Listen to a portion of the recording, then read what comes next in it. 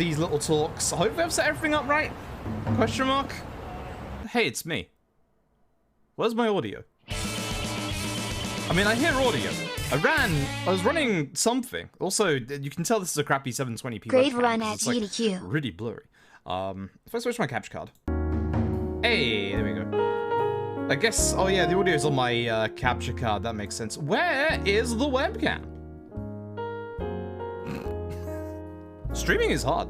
I literally got home yesterday and I jumped on my PCs to like start like getting things sorted and like uploading 15 more Persona VODs to YouTube, and oh my god, it feels so weird. Like, it feels genuinely so weird. Like, it's so weird and alien to me to use my keyboards again. It's been that long. I've not been away from my PC for that long in like years.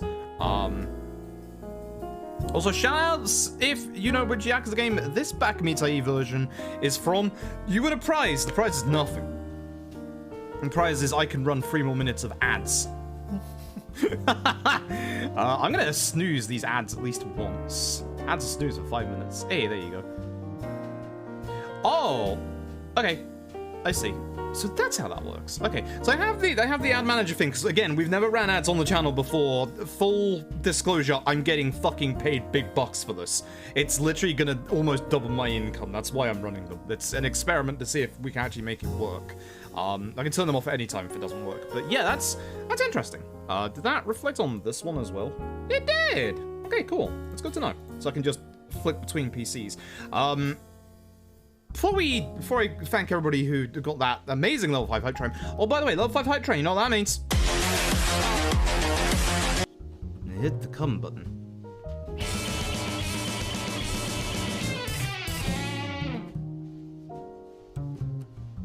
$226. Every time we hit level 5, I either flash leg, which my legs aren't doing good, as you can probably guess, or I hit the come button. What's the come button? You just saw it. I don't know. I put that on ages ago. It's now a tradition. If we hit level 5 hype train to hit the come button. Yeah. We do have the bot command for the ads is on every hour, which unfortunately is a pain because these ads played 40 minutes past the hour. So I'm gonna have to start my streams on the hour in the future, or at the very least make sure that things work properly. But full disclosure, that's why we have the channel point reward of get ad block. It's so everyone can meme. I know it's annoying. I know it's very fucking annoying. I don't like ads that are that long, and I don't like ads that resize the player, and I can't fucking opt out of those, and that really fucking annoys me. But as you can see on the bot command there, it does link to the tweet that shows you how much I am getting, because again, I've never run ads on my stream, because you'll see in that tweet, that whole like subset of tweets, that usually I only get $1 from ads a stream. Like, usually I get fuck all. This is literally going to almost double my income. So please consider either subscribing, or if the ads are really nasty, get ad block, because it doesn't matter the amount of people who watch the ads, it matters the amount of hours I run the ads. Hence why the channel point reward, get ad block. Hey. I do not care if you want to keep running ad block. Please, keep running ad block. So, yeah, that's why we're memeing it up with the channel point reward. I'm genuinely terrified of it, because again, this is also the first stream back from GDQ. So, obviously I'm worried about it because I've never run ads before, and I know ads like this, yeah, everyone gets ad block and run constant ads, exactly. I'm very worried because obviously they're very disruptive, and they are. Chat said to do one big block of 3 minutes per hour, that way we get pre-roll for the hour, so everybody else coming in from this point on shouldn't get any ads until obviously the next ad period, which apparently is in 56 minutes and 20 seconds. We're on a time limit here, folks. Speed running. But with the 3 minutes in one block, I have a bit more control over it. And I know it's a big block as well. If it doesn't work, I can change it up. The way that they were saying, the way that they were detailing it before sounded like we wouldn't be able to change up like when the ads are run, but actually it seems to be okay. We can change it up whenever. So if 3 minutes is terrible, we can split it up into like 1 minute 30 chunks or something like that. If you are subbed, you do not get ads, correct. If you have Twitch Turbo, you also do not get ads. And if you have Adblock, you also don't get ads, you get Adblock. Although not every Adblock works, unfortunately. Anyway, holy hell, we already had a level 5 hype train. I'm gonna have to go through and look and thank everybody real quick. So, Morgana, thank you for the resub with Prime for a year. It's actually been a year, wow. Holiday Hippo, thank you for the 7 months. Thank you for the welcome back, I appreciate it. David Robots, thank you for the welcome back and the congratulations with the tier 1 that's 15, 7 months, actually, 7 months, heck. Real Ali Cat, thank you for the 15 months and thanks for the congrats. Iron Mouse, let's go. Baby Bat, thank you for the 7 months too, and yes, we have a new emote. Folks in the chat, please post through Y because that's my face on seeing all of these new ads in our new corporate Overlord stream. The stream has come very sellout. We've got announcements, baby. Oh, we've got some big announcements. Repeat. Look at that emote. I hate this. I hate my face. That emote is a good fucking emote. I will put on the Christmas tree lights. Excuse my language. I set this up in the wrong way. Now I remember.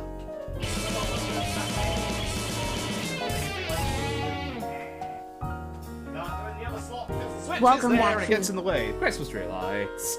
For those that are wondering, for those new to the stream from GDQ, I put my Christmas tree lights up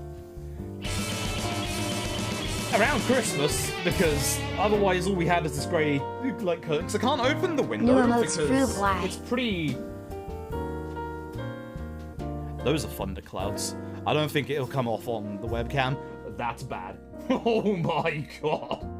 That sky is so dark. Oh my god. If the stream goes down, there's actually a couple of reasons, and that's one of them. I can't have with the position of the webcam, it can't go over any more further, which is a pain in the ass. So, to kind of brighten the place up a bit with Christmas, I was like, I'm going to put my Christmas tree lights up. Took a lot of effort just to do this. The Christmas tree lights are somehow wrapped around the curtain rail and also inside the curtains themselves, so, they're not moving, but they are on. They have many different functions. The reason why I don't have it on the random lights option is one of them is literally like strobe lighting. It is really bad. So I don't want that option on. Instead, you just get Christmas tree lights that look kind of nice, not gonna lie. They just glow in, glow out. Yeah, they're alright. They're alright. They're alright. I did sell out on the Discord. It's been so long since I've streamed, it's ridiculous. But yes, again, Fruit Y, that is our new emote. I still have 9 emote slots. I just need ideas. They can either be with this bloody thing, apparently, or I can obviously buy actual emotes because I have a emote artist that I can commission. I just need ideas. That's it. I just need ideas. Anyway, back to thanking everybody. Tony T. Trouble, thank you for the resub for 22 months. Dynamic Type, thank you for the resub for 7 months. I just had curry. The curry is now having me. I am Sparta, thank you for the 10 gifted subs. Thank you so very much. Yuna, thank you for the 15 months and the welcome back. Bobby Blackwolf, ladies and gentlemen, can I get a round of applause? Any clap emotes? I should get a clap emote. Any clap emotes in chat, please, because Bobby was the absolutely wonderful and fantastic host for Yaks Like a Dragon at GDQ. You'd probably tell I'm a lot more energetic now than I was during the run because I had more sleep. I've had a lot of sleep. So that's jet lag, eh? Oh boy. But Bobby's done the last three, yeah, the last three GDQ runs, for me, which has been K2, no, Bobby wasn't. Love the run through. Bobby was Glad 6, to have your Lost streams Judgment, back, though, and, smile. Like a Dragon. It was Muffins who was K2, the GDQ Muffins who was K2. But yeah, Welcome Bobby back, is dude. the absolutely fantastic host. Again, I don't think that we would raise as much money as we do at GDQ if it wasn't for the hosts, and Bobby has been absolutely fantastic. One of the things I never told Bobby about this ahead of time, that Chapter 7 one with the 20-second break, I literally did not tell Bobby I was going to throw it over to that, and that's how you can tell how keyed in Bobby was during that run, because the second I said, you got a 20-second break, Bobby, go, Bobby just went. Immediately, like completely on the ball. That's how you can tell your host is paying attention and has done obviously a little bit of little bit of work beforehand in seeing what the run's about. So again, Bobby has been fantastic. It's actually genuinely great to have met Bobby as well. Also some great stories of meeting people we'll go through, obviously, in a bit. Again, I want to have my webcam full screened, but unfortunately the audio is not working on that scene. Can I be bothered to fix that tonight? No. I'll fix it again another night. Also, yeah, for those who were wondering, this is the jazz version of Bakamitai from Yakuza 5. There you go. Speaking of, we'll talk about that later. But thank you, Bobby, for the tier 1 for half a year. I appreciate it. Milgrips, thank you very much for gifting a tier 1 sub. Big Darren, thank you for gifting a tier 1 sub. Epic Ranger, thank you for resubbing for 10 months. KTF1996, thank you for resubbing for 9 months. Nardico, thank you for resubbing for 25. Completely Natural, thank you for using a Prime, I appreciate it. Enjoy through why. You can question exactly why I have made all these life decisions, why we're now a corporate sellout on the stream. Cubs Rule, I saw your Discord message, by the way. I haven't had a chance to read it. I've been very busy the last hour. By very busy, I mean eating dinner and prepping for stream. It takes a long time to sort a drink out like this. Ooh. Needs a bit of ice, but that is pretty good. Dragon mango. Ooh, very nice. But Cubs Rule, thank you very much for the 3 months. And yes, I got a story. Cubs Rule knows the story because they saw me. Oh, the morning of my run was, we'll get into that when we get to it. Lord Mass, thank you very much for the 26 months. 226, yes. Nayu, thank you. You changed your name on Twitch again. Thank you for the 58 months. I appreciate it. Nayu's one of my, Nayu's a sub and is also one of my longest, sub. Is actually one of my, mods and is also one of my longest subs. I think Nayu and Seraph are my longest. I think Seraph is at, like, at this point, either 63 or 64 months. I was very lucky when Twitch announced the affiliate program. I got the invite 5 minutes after the actual announcement. Mostly because I was, and I kid you not, I was streaming like 200 hours a month back then. Yikes. Mookie, thank you very much for the tier 1 for 3 months. Nancy Drew, thank you for the welcome back and the tier 1 for 5 months. Shiva24, thank you for the tier 1 for 2 months. And again, obviously new, the emotes, Fruit Boy. Once again, chat, Fruit Boy. 3 minutes of ads every hour, Fruit Boy. Clive1, thank you for the Prime for half a year. Thank you for the comment on the run as well. We'll talk about that in a second. Omar, thank you for the tier 1 for 34. I appreciate it. I started watching you. I did. We'll get into it in a bit. I had much more fun in the later half of the week rather than the early half of the week for obviously reasons that you'll hear in a second. Sub-Zero, thank you very much for using your Prime as well. I appreciate it. I hope you're having a good evening. Biola69, thank you for gifting a tier 1 sub. I appreciate it. And Dull, once again, thank you very much for 23 months. And yes, I did enjoy myself and had a good time. And hell yeah, we're all caught up. Thank you all very much. You know what? I'll give you another come button for that. You got me to a very, very big level 5 hype train. Usually something would be in the middle of the screen if someone was playing, but it's currently a black screen, so, you know. Yeah, welcome to the new Corporate Overlord Chilling stream. I've sold out multiple times. We now run 3 minutes of ads every hour so that I get money. Twitch is actually paying me, so thumbs up on that. But also, I am not sure if I can fully announce this. I may have kind of slightly very heavily hinted at this in the Discord and might be very heavily hinting at this right now. I am going to be sponsored real soon. I was hoping to announce, oh, that's good. I was hoping to announce something a little closer to the time, but we all agreed to hold off on moving forward until I got back from GDQ because I wouldn't have been able to do anything whilst I was at GDQ in terms of like social media wise or anything like that. Because obviously, what was I gonna say? Obviously, I was very, very busy while I was over in America. Ironically enough, this has been something that's been in the works for about, I think, 2 months at this point. If you were watching the Persona 5 streams, when you named the Phantom Thieves and I did Code Froob, that was the hint. That was the first big hint. That was actually genuinely the first big hint. All I will say is that Code Froob is going to be a thing within the week. Don't worry, it's not fucking crypto, it's not NFT, fuck all of that shit. It is going to be, again, it's not something that you have to interact with. It's not raid. I've already turned them down 3 times. Turn them down by running ads on my channel. Yeah, great. I have a real fucked up sense of priorities, apparently. It's not G Fuel. After they did NFTs, fuck G Fuel. But G Fuel is kind of close. Let's just put it that way. But it's better than G Fuel. So, I mean, the Raid Shadow Legends, their offer was less than this ad incentive offer from Twitch. It would have been probably less. It probably would have been less intrusive as well, but at the same time, whoops-a-daisy. Can't go back on our decisions now. I've kept at least some of my integrity, I suppose. I always did say that, you know, I always did say that it would be, I would play ads if Twitch actually paid me, or, you know, force it into my contract.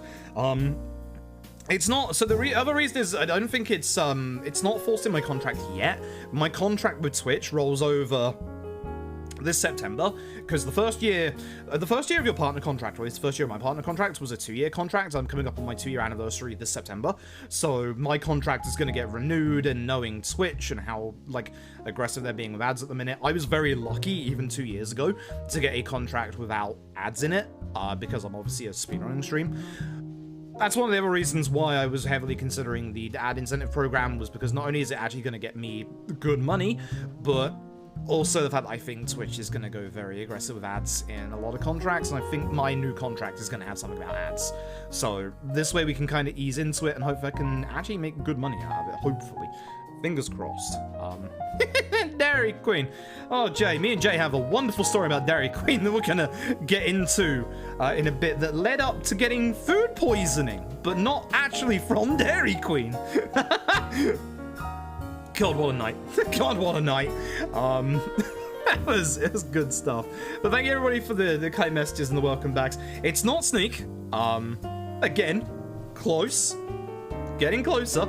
I won't confirm just in case, you know, I'm not allowed to just yet. But all I'll say is, god damn, this dragon fruit mango, it do be fucking good. Excuse my language. You tips for that tea I'm having. I actually haven't had tea since I haven't had tea since I went away to GDQ. Also, as you can probably guess, I'm tired. I've never experienced jet lag before. My god, I'm tired. I basically traveled for about, this is including the 5-hour jump forward from America to the UK. I think I was traveling for about 28 to 30 hours without sleep. We had a situation on the plane with crying babies, as you normally do. Again, I'll get into that in a minute, because actually, despite that, the flights actually weren't that bad. So the flight there was bad, but that was my fault, and you'll see why in a minute. And then, yeah, as soon as I got home, I passed out in my bed for about 4 hours, woke up at 10 p.m. and was like, if I keep sleeping, I'm going to be in trouble. So I forced myself to stay awake from 10 p.m. till 7 a.m. Which, again, many thanks to Nayu in the chat. We played a bunch of Apex last night. That helped a lot. I haven't played Apex in so long. I was terrible. And then after that, I slept from, like, 8 a.m. till 5 p.m. So I'm still reasonably tired. I'm still getting my energy back and trying to figure out, you know, what I'm doing in terms of sleep pattern-wise. It's not gamer subs. It's not gamer subs. Someone has said it in chat, but I won't confirm what that is. Just in case. But yeah, it's gonna be a thing. I've been essentially on stream and off stream. I've been not so subtly. Anytime you see me with one of these, not so subtly hinting at it, and also trying out their flavors and very, very good. Dude, congrats on the GDQ run. Was Robin just the Cowardly excellent all Merchant, round. thank you for the resub at Tier 1 for 8 months. I appreciate it. Thank you for the welcome back. And Endergrim, thank you for the resub at Tier 1 for 22 months. Thank you for the congrats on the GDQ run as well. We'll get into that when we get there. Day -1. Might as well bring up my my Twitter, I guess. Actually, I can't actually see my actual thing because I need to switch over to thingy. Alright, so fuck me. This is a very fed up and impatient Froob. So this was the night before we flew out. This was the night before we flew out. This is when the train strikes were going on in the UK. And this was a Premier Inn in between Terminals 2 and 3. This was actually pretty good. In some ways, aka the bathroom, this was actually better than the hotel we were staying at in America, if I'm being honest. This place actually was pretty good. For 60 quid a night, you can see the size of the bed behind me. Bloody great. Genuinely. So, the first night getting down here, absolutely fun, absolutely brilliant. They had a really lovely restaurant bar area as well that I just stayed in and had a burger overnight. It was really good. I was expecting to not have good options here, but no, genuinely. When you realize how you have to sing karaoke at SGDQ Froob, why? That's a good use of the emote. Slipper Baron making the 17 months of pro gaming, I appreciate it. Yeah, Premier Inns are based. I'm kind of surprised it was actually that good. It was genuinely for 60 quid, that Premier Inn was solid. Obviously the food and drinks overpriced because that's how they get the money out of you, but my god, they even had a shuttle running from the Premier Inn to the airport, which is fantastic. Now, my flight was at 20 to 10 in the morning. So you think to yourself, plenty of time. Take my time to get over there. I had a thought the night before that just in case, I didn't want to wait just in case, because I've obviously seen all the stories about luggage building up and flights being cancelled, all that shit. So I said to myself, all right, I'm gonna get up at 5 a.m. I'm gonna head over to the airport. I got to the airport at 5:30. At this point, I was already talking to Nico, whose eyebrow daddy is getting spammed in chat right now. And Nico, who had the flight before mine, said that there was already a queue that had formed 4:35 a.m.-ish. So it takes me a while to get to the actual place. The nice thing is the Delta Virgin part is very easily signposted. There's a big giant sign for Virgin and Delta right next to each other, which is great. I got in there, there's literally 300 people in front of me waiting in the queue. Not a single person is masked up. So at this point, I'm already immediately thinking, fuck me, I'm gonna get COVID before I get to America, aren't I? Fun fact, didn't get COVID once. Got home, taken test, no COVID either. Thumbs up. I was very surprised. But yeah, when I got there, massive line. And the thing is, I tried to do the online check-in the night before, and the problem with the online check-in is it said to me, oh, oi, you need to see a Delta agent immediately. And I'm just like, what? What have I done? The thing that I forgot to do was tell them that I'd had my booster shot for COVID. Whoops. Whoops. So literally absolutely brilliant flight attendant for Virgin in the actual airport just took me aside to one of the check-in stations and just said, yeah, you didn't fill in this form, here, fill this in. There we go. So my flight was at, as I said, just before 10 a.m. We got to baggage at 5:30. I didn't get through baggage to security until 8 in the morning. That's how busy it was. So all of a sudden, I'm starting to run late because boarding starts at 9 and I've only got an hour to get through security. An hour and a half. A full 90 goddamn minutes. Everything, I'm glad, obviously, because I've traveled before to ES8, I already know exactly what's going to happen. I already know to have all of my, medicine in a clear see-through bag. I already know that when I get to security to get out all the electronics, I'm already on the ball in terms of everything, to do with this, thank God, because it took an hour and a half. So, literally, I get out of security, I think it's 9:20? I should be able to find out on my phone, actually. I texted my old man just to say that I've gotten through security. Where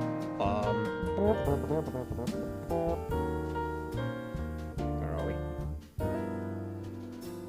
9:08. So it's probably not going to be It's probably not gonna be visible on stream, but essentially you can see security passed. I gotta walk 20 minutes to get to my gate. So that's the next problem. I had 30 minutes till takeoff. Webcam, please. I had 30 minutes till takeoff, and unfortunately, when I got to the sign, right? I'm in Terminal 3, and there's a big sign in front of you, and there's like a W.H. Smith to the right, and like all the duty-free shops ahead of you, and like the restaurants and stuff. And I already knew I was running a bit late, so I was like, all right, I'll see where I have to go on the map, and then I'll probably go grab a drink or something and just, you know, chill for a little bit. So I had 30 minutes until my flight left. I looked at the map, and my place that I was supposed to go wasn't even on the map. It was like up and then to the left a little bit.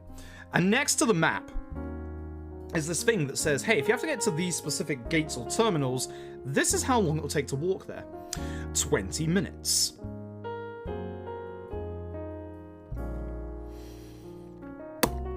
Fuck. Yikes. I felt fear. That one specific instance, I felt fear. Like, it was just, I gotta go. I gotta go. Thankfully, I got there with like 15 minutes left, because reminder for those who don't know, for the past year, I've had a problem with a certain little thing. I mentioned it briefly at the end of my GDQ run. These fuckers. Notice how thick these boys are. Ugh. So essentially, my legs have been... Congrats on the regulars run. to the stream know my legs have been massively swollen up for the past, like, year now, at this point. We don't know what it is. It's not my veins or my arteries. We think it's a skin thing. Hopefully I can get the ball rolling on that now that I'm back. But essentially, these things don't like running. So... yeah, I had to move pretty sharpish to be able to get there in time. Thankfully, I did. Had an aisle seat. Thankfully, the person next to me was also wearing a mask, thank God. And yeah, the flight started. No crying babies on flight number 1. Very good. Flight number 1 should have been the best flight. But boy, did I mess up. So, picture this. There I am. On the flight. I've only ever taken a 1-hour flight before to Sweden for ESA. So, I've never been on a long-haul flight before. I didn't realize, oh man, this flight does movies. So I'm going and having a look through the movies, and there's actually some pretty legit good recent movies on there. We're talking Spider-Verse, No Way Home. We are talking the new James Bond, which is 4 hours long, as I found out yesterday. We're talking, the new Matrix movie. We're talking some good, like, new movies. We're also talking some good old classics like Godfather and stuff. So, of course, I decided to watch the live-action Monster Hunter movie. The live-action Monster Hunter movie. Fuck me. That's a bad movie. That's a bad movie. I love Monster Hunter. I haven't even started Rise yet, the expansion's out, but that's a bad movie. And then when I was done with the Monster Hunter movie, decided to play the new Resident Evil movie. Now that movie was so bad, it put me to sleep. Oh my god. I picked 2 of the worst movies that I could have wanted to watch on the way there. Thankfully, I washed that palette down with Spider-Man No Way Home. Very good movie. A very, very popcorn movie. Helped ease that palette. You say Morbius. Morbius was not available on the flight there, but it was available on the flight back.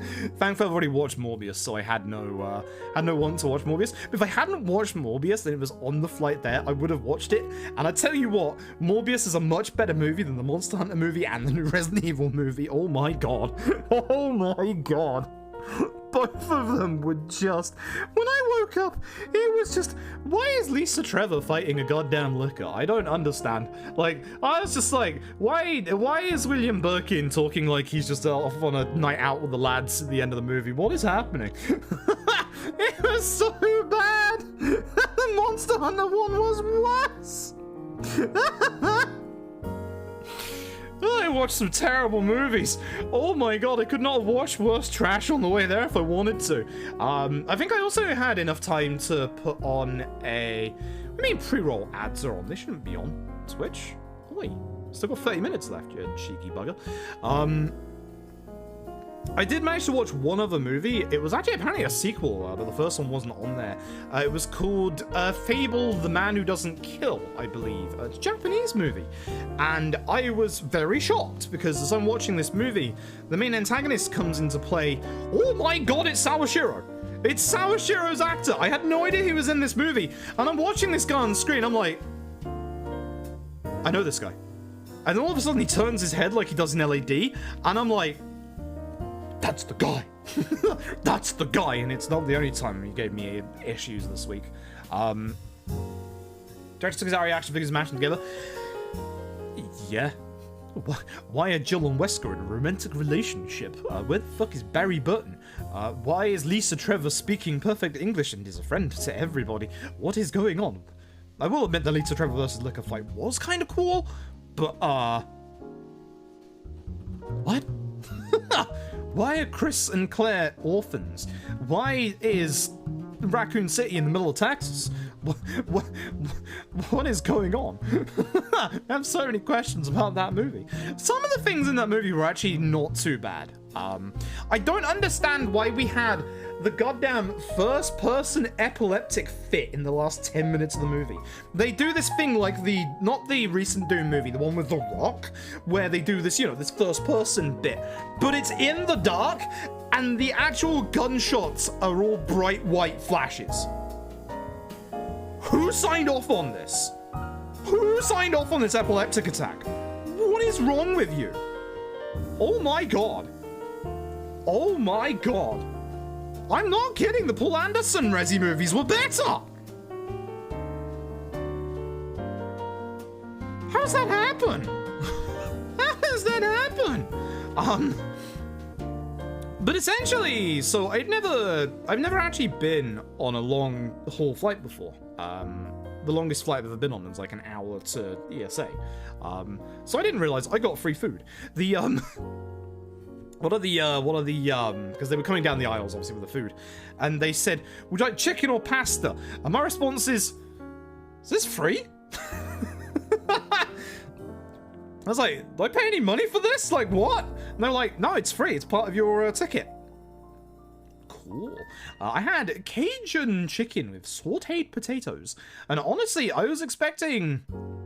And also some ice cream afterwards. Some caramel ice cream is very, very nice. I was expecting the air flight food, when I got it put in front of me, to be really bad. Actually, no, it was really good. It's actually really, really good. I was really surprised. I can't remember what my second meal was on that flight, but I do remember liking it. I think I might be able to tell from one of my texts again. Let me have a look.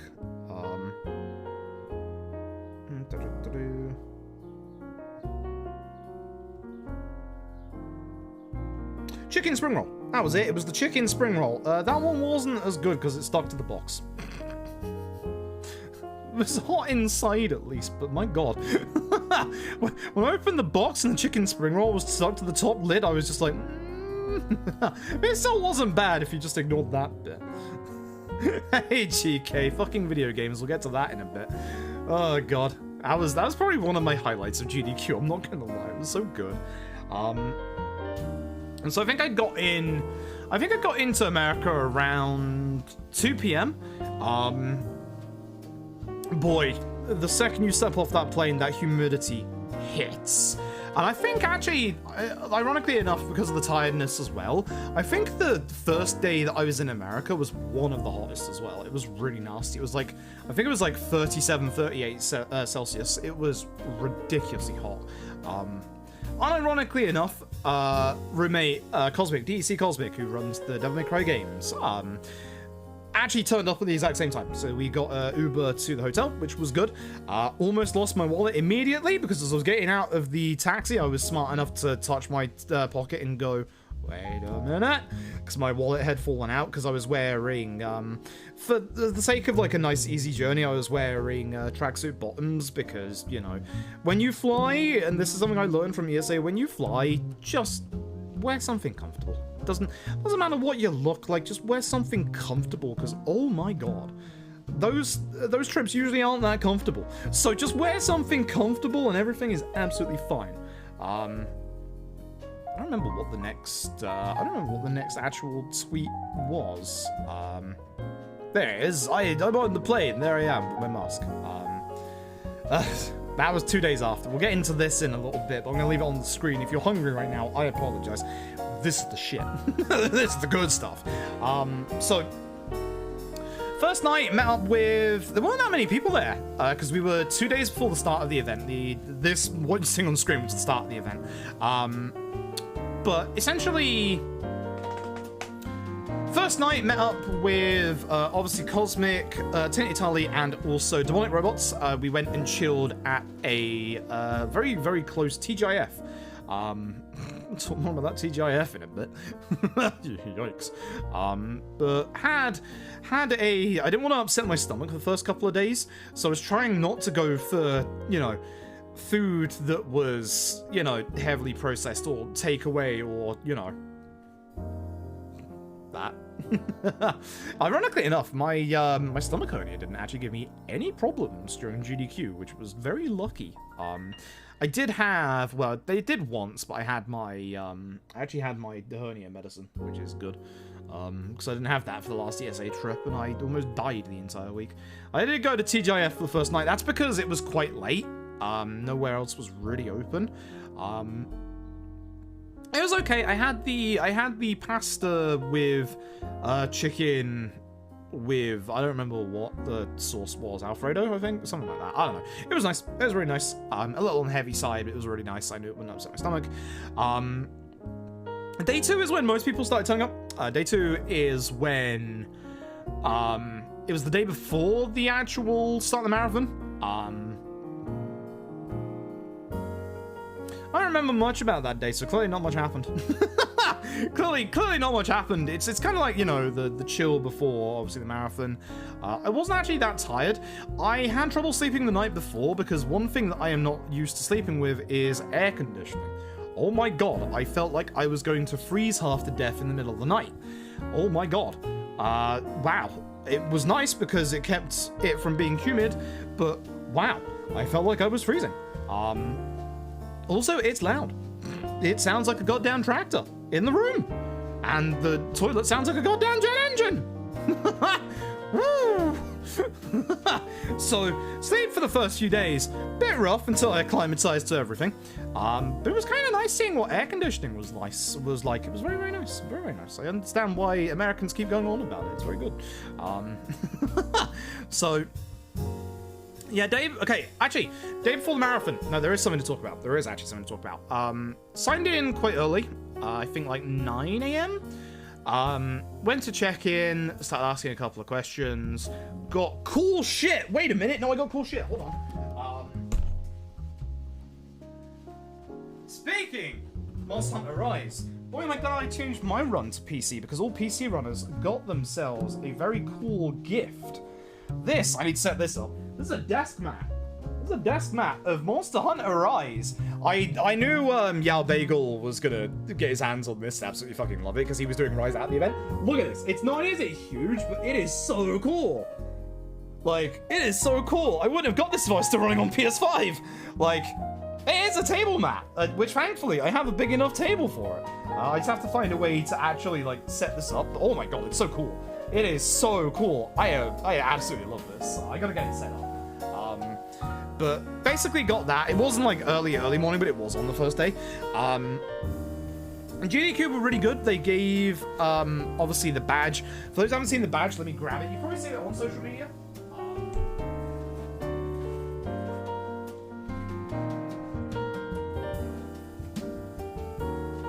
Here it is somewhere, bud. Hey. You've probably seen it on social media and stuff, but if you haven't, this is the badge. Yeah, that's itchy. Here's Itchy doing karaoke. Literally, so when I picked this up, it's Spike Vegeta. The amount of times I heard that so often and saw it on Twitter. Like, when I picked this up, I didn't actually look at it properly for like a good 10-15 minutes. And like, because like you have to manually like put this bit on yourself. I still didn't look at it properly then. I think it was just after that. I was like, I had a look at it. I glanced at it and I glanced away and I was like, wait a minute. Oh my god. Oh my god. So that's the runner badge design. They had some really amazing designs. Actually, fun fact, I did actually get to speak to LOK, I believe, who designed that badge, because they were wondering if I was in person or not, and obviously I was, and like, yeah, it was really cool to talk to them, and like, that's such a cool badge. That is such a cool badge. And it's kind of like, you know, unique, legit GDQ runner merch. I get to keep that. It's mine. So yeah, I was really over the moon about that. But as I signed in, essentially, I asked about, because obviously I was running on PC now, I had LED on a USB stick, and I asked about setting stuff up. And they, at the time, said, actually, I think we have a slot open right now, if you want to do it. And I was like, sure. I left my USB stick back in my room, so I went and grabbed that, and only that for some reason. I should have brought my controller as well.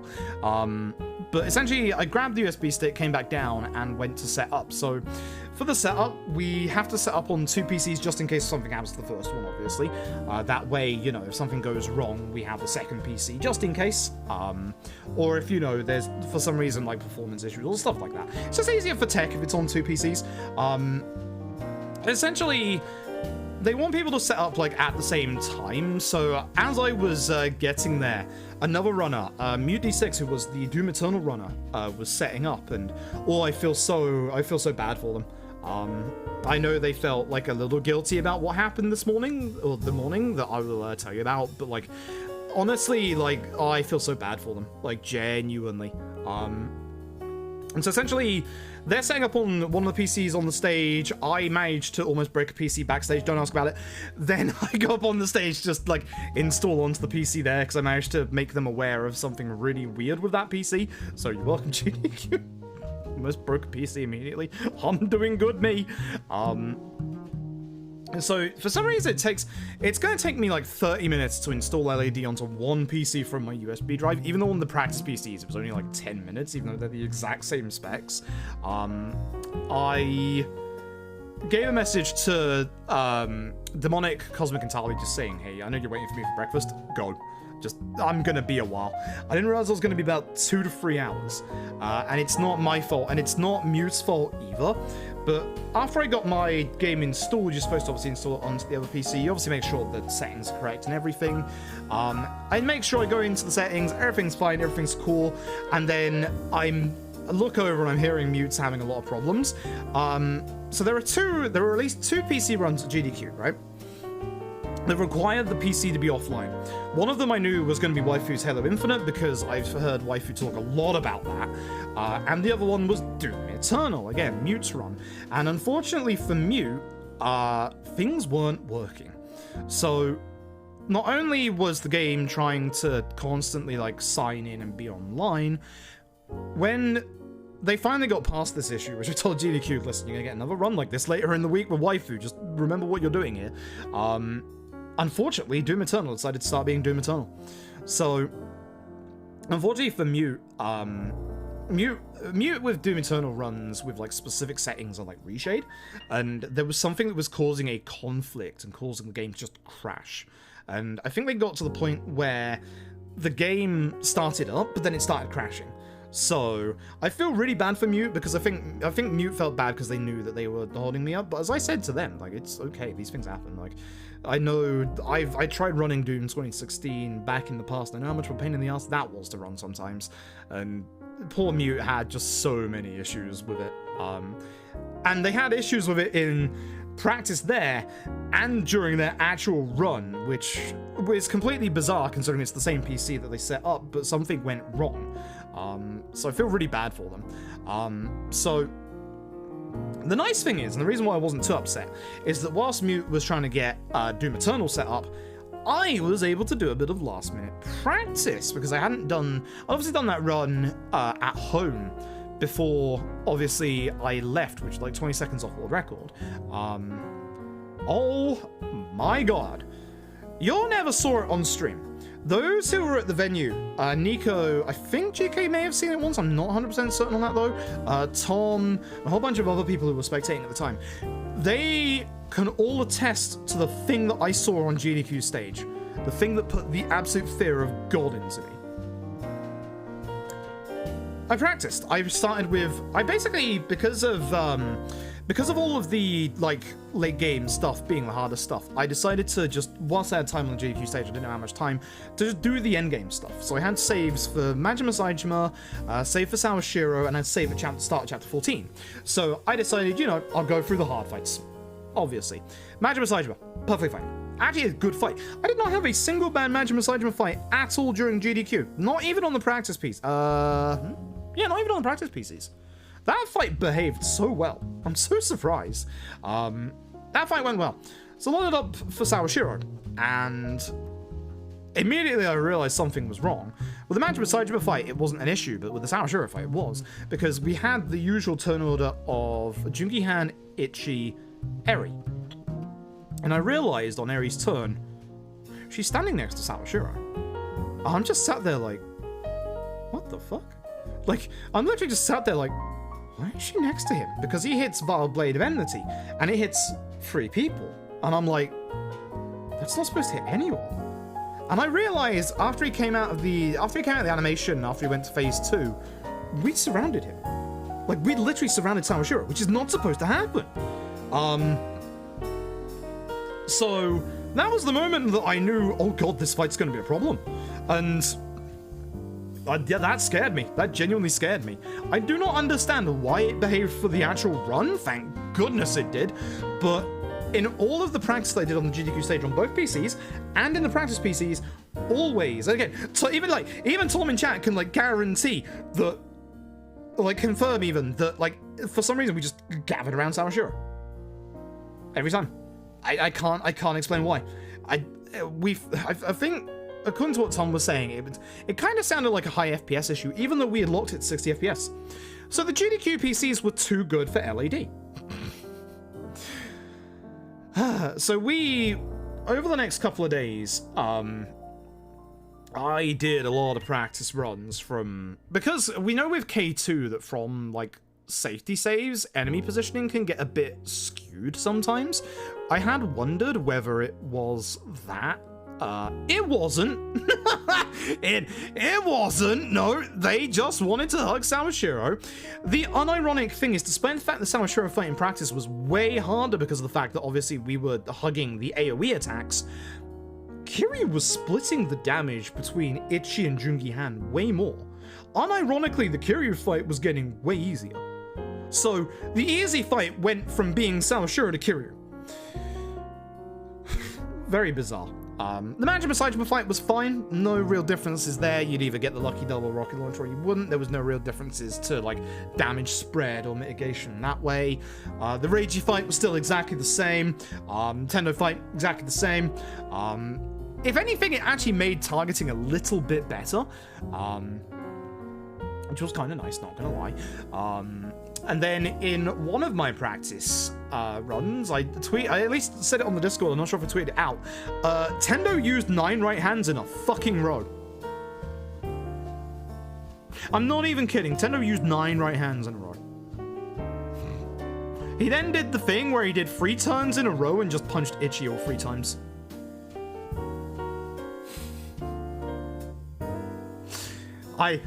I've not felt that much fear ever since I saw us walking towards Sawashiro and Tendo doing that many right hands.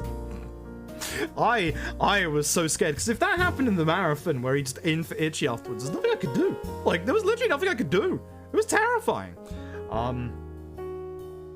But this right here, over here, this is Taco Libre. As you can see via the tweet, Taco Libre fucks. I don't get Mexican food here. In the UK where I live, because I live in the arse end of nowhere. Get fish and chips, and I hope you like it, 'cause it's subpar. this was my first Taco Libre. Now, I was told the tacos are really, really small. So I was like, I'll buy 2 tacos and a quesadilla. That was a lot of food. Oh my god. Oh my god, Taco Libre fucks. I think we went to Taco Libre like 4 or 5 times throughout the week. Oh my god, it's so good. It is genuinely so good. Now, yes, they are soft shell. I've heard all about hard shell versus soft shell. Don't. I'm not here for it. This is my first experience of Mexican food. I don't know any better. Taco Libre Fox. It is really good. Holy crap, it's really good. Went back there like 4 or 5 times a week, and I'm so stunned that this didn't upset my stomach once in the week. I'm so stunned. Really good. Really, really good. Didn't upset my stomach. Really, really fantastic. Really, really fantastic. So, yeah. Taco Libre, very, very good. Actually, the state of food around GDQ is actually really good for the most part. I'm just gonna say one name, and the people that have been to GDQ in chat will, they'll either sigh or they'll laugh right now. Cheetah Pizza!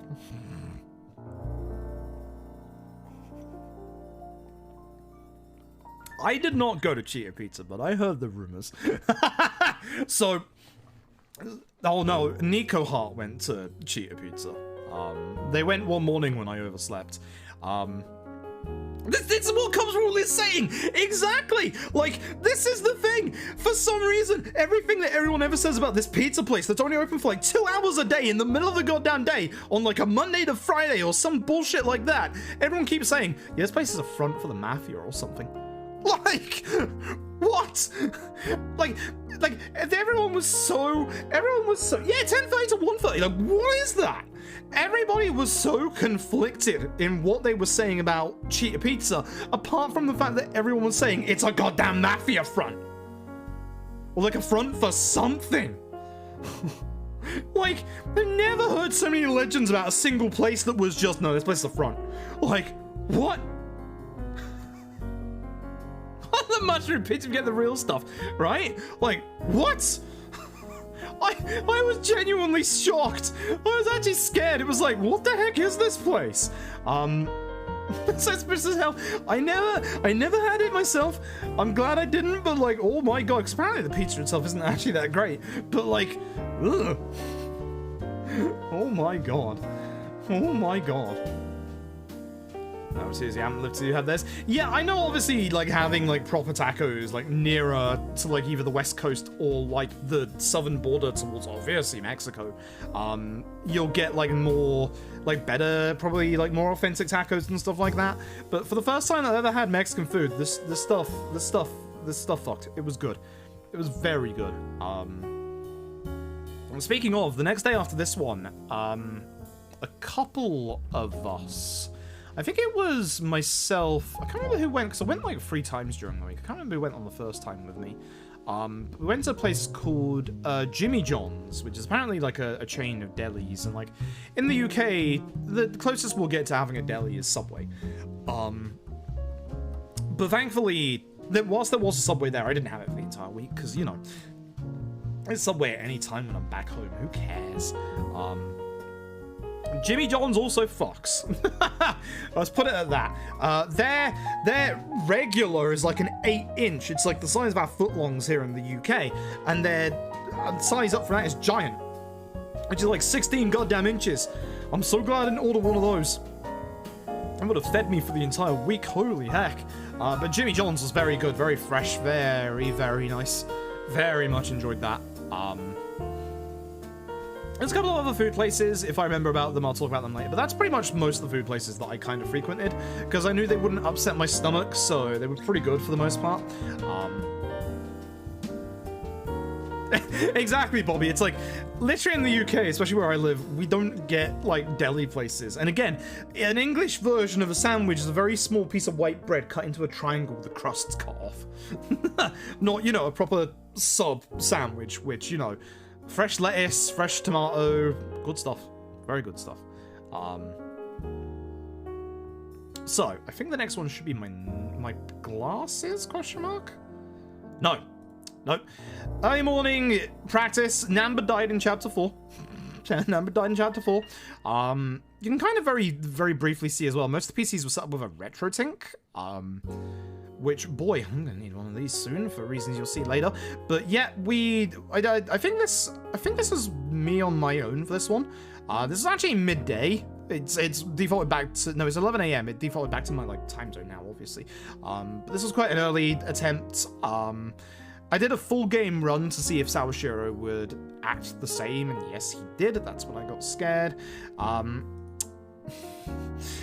yeah, of course this happens when I'm not recording or away the exceptionally rare Jungi-Han drunk.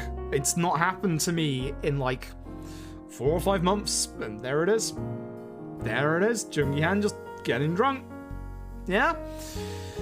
Yeah? Thanks, Jungi-Han. Massive shame I can't get that in runs, I'm telling you. So, there's me with the runner badge. Now, this was the night. Was it this night or was it the night before? It was the night before.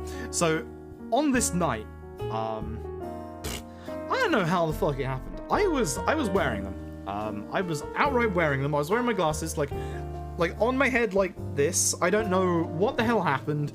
I went to the toilet, and I looked down, and I kind of closed my eyes because I was tired, and all I heard was sploosh. And I opened my eyes, and all of a sudden, these were in the toilet. And I had that very brief moment of, hey, my glasses are in the toilet. They're going towards the bend. Oh no. So I had to grab my glasses out of the toilet and immediately put them in the sink and basically put a bunch of cleaner in the sink and dry clean my glasses, or like heavy clean my glasses for like 24 hours. Great. Great. Great. So that night then I took a picture of the badge you can see there, and then this happened. I am stunned. They are still in one piece. It was the lens on this side. This is jutting out, like, right here. The lens fell on my glasses, and I couldn't repair them.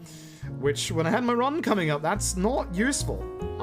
These glasses are very broken anyway. You can see one of the cushion pieces is missing, and the other one is completely flat because it exploded. So they didn't sit on my face properly anyway for the entire week when we had the masks anyway, so yeah. I need new glasses. Simple as that. Ads start in 3 minutes, by the way, folks. Get those ad blocks ready. But yeah, my glasses broke, and that wasn't good. Because it was the night before my run. Speaking of the night before my run, I didn't sleep. I don't know why. I just did not sleep. Because it's going to be talking about my run next. I think what I'll do now is I'm going to run a manual 3-minute ad now for the ad thing. I won't go forward with any conversation about what happened until the ads are done. So again, full disclosure, they are getting me a lot of money. A lot of money. They will help me live comfortably this month. Either spam, get adblock, or get yourself adblock. It doesn't matter. It literally doesn't matter the amount of people who watch the ads. It matters the amount of hours I play the ads. Once the 109 hours are over, I'm turning them the fuck off. But I'm going to play those 3 minutes of ads now. It's 3 minutes of ads every hour. They'll be over soon, I promise. Consider summing or getting Twitch Turbo as well. Maybe. I don't know. Shrug emoji. I won't carry on for 3 minutes. I'll probably just drink a bit and say hello to chat. Goodbye. This is going to be so weird. I have hit run 3-minute ad and it's throwing up errors. Oh, that's interesting. Okay, so that... okay, I see. So it's reduced the time of the next ad by 3 minutes because I played it 3 minutes early. Okay. Okay, that's good. Anyway, I'm not going on with the story until everyone's back. Yeah, no, this is... How do I say this? If I had a favorite class in Final Fantasy XIV, it would definitely be Rogue.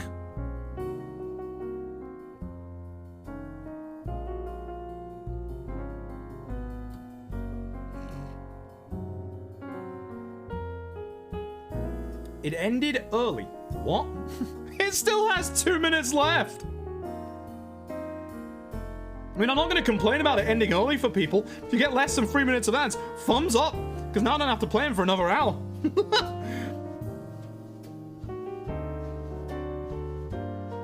When you fought the tiger in the park? I mean, I've had the human tiger. I've never had the tiger just do that before. Clear? Yeah, it's weird. There's still supposed to be 2 minutes of ads left. Wow. Okay. Listen, I can confirm. I can show you that. I can't because my thing won't go over. It still says 1 minute and 30 seconds left. I ain't gonna complain. Actually, I can show you if I bring over the thing. We're just still 1 minute of ads left. All right, I'm not gonna complain. I'm not gonna complain. Nice. But yeah, I don't think I'm allowed to officially. I don't think I'm allowed to officially announce the sponsorship yet. But Code Fruit coming soon. Very soon.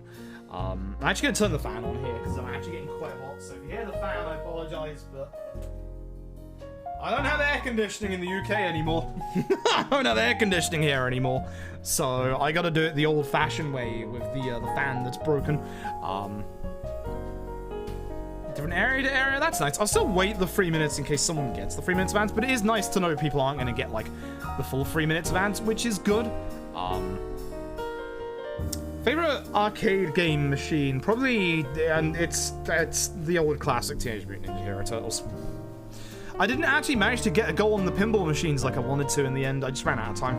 I just ran out of time because I got really busy or, you know, slightly drunk. Let's talk about that in a minute. Because I tried not to drink before my run because I haven't had alcohol in like I hadn't had alcohol in like 8 years, so I didn't want to go like too heavy. Ad progress 2, 1, done. Alright, ad start in 59 minutes. Alright, I think we're good. Hopefully everybody should be back. Again, for those, I'll put the thing in chat again for those who are new from GDQ. I don't like ads, if I'm being honest, and I don't want to run too many ads, but full transparency with that tweet there, I'm showing you how much money I'm earning from this. You can also see in that tweet, that list of tweets there, how little money I used to get from ads, and that's the reason why I never used to run ads before. But I've also always said that if Twitch wants to pay me to run ads, because I'm lucky in that my partner contract doesn't have a stipulation for ads, but if Twitch wanted to pay me for running ads, I would run ads and I would be fully upfront and honest about it. We spent 3 hours on a stream before I left for GDQ talking about it. Like, I'm so scared because I know there's a lot of people who are obviously watching for the first time since GDQ, which we will do at GDQ. We will do an LAD run tonight. I have to stream for 109 hours this month. So we'll get talking about it. We're about halfway through the week at this point. Almost halfway through the week. My late half of the week was a lot quieter than my earlier part of the week, don't worry. So we'll fire up LAD soon. We're gonna go over as well, real quick, the plans for this month. Because we've got, it is a bag and a half. Like, it's not half of what I earn per month, but it's close to it.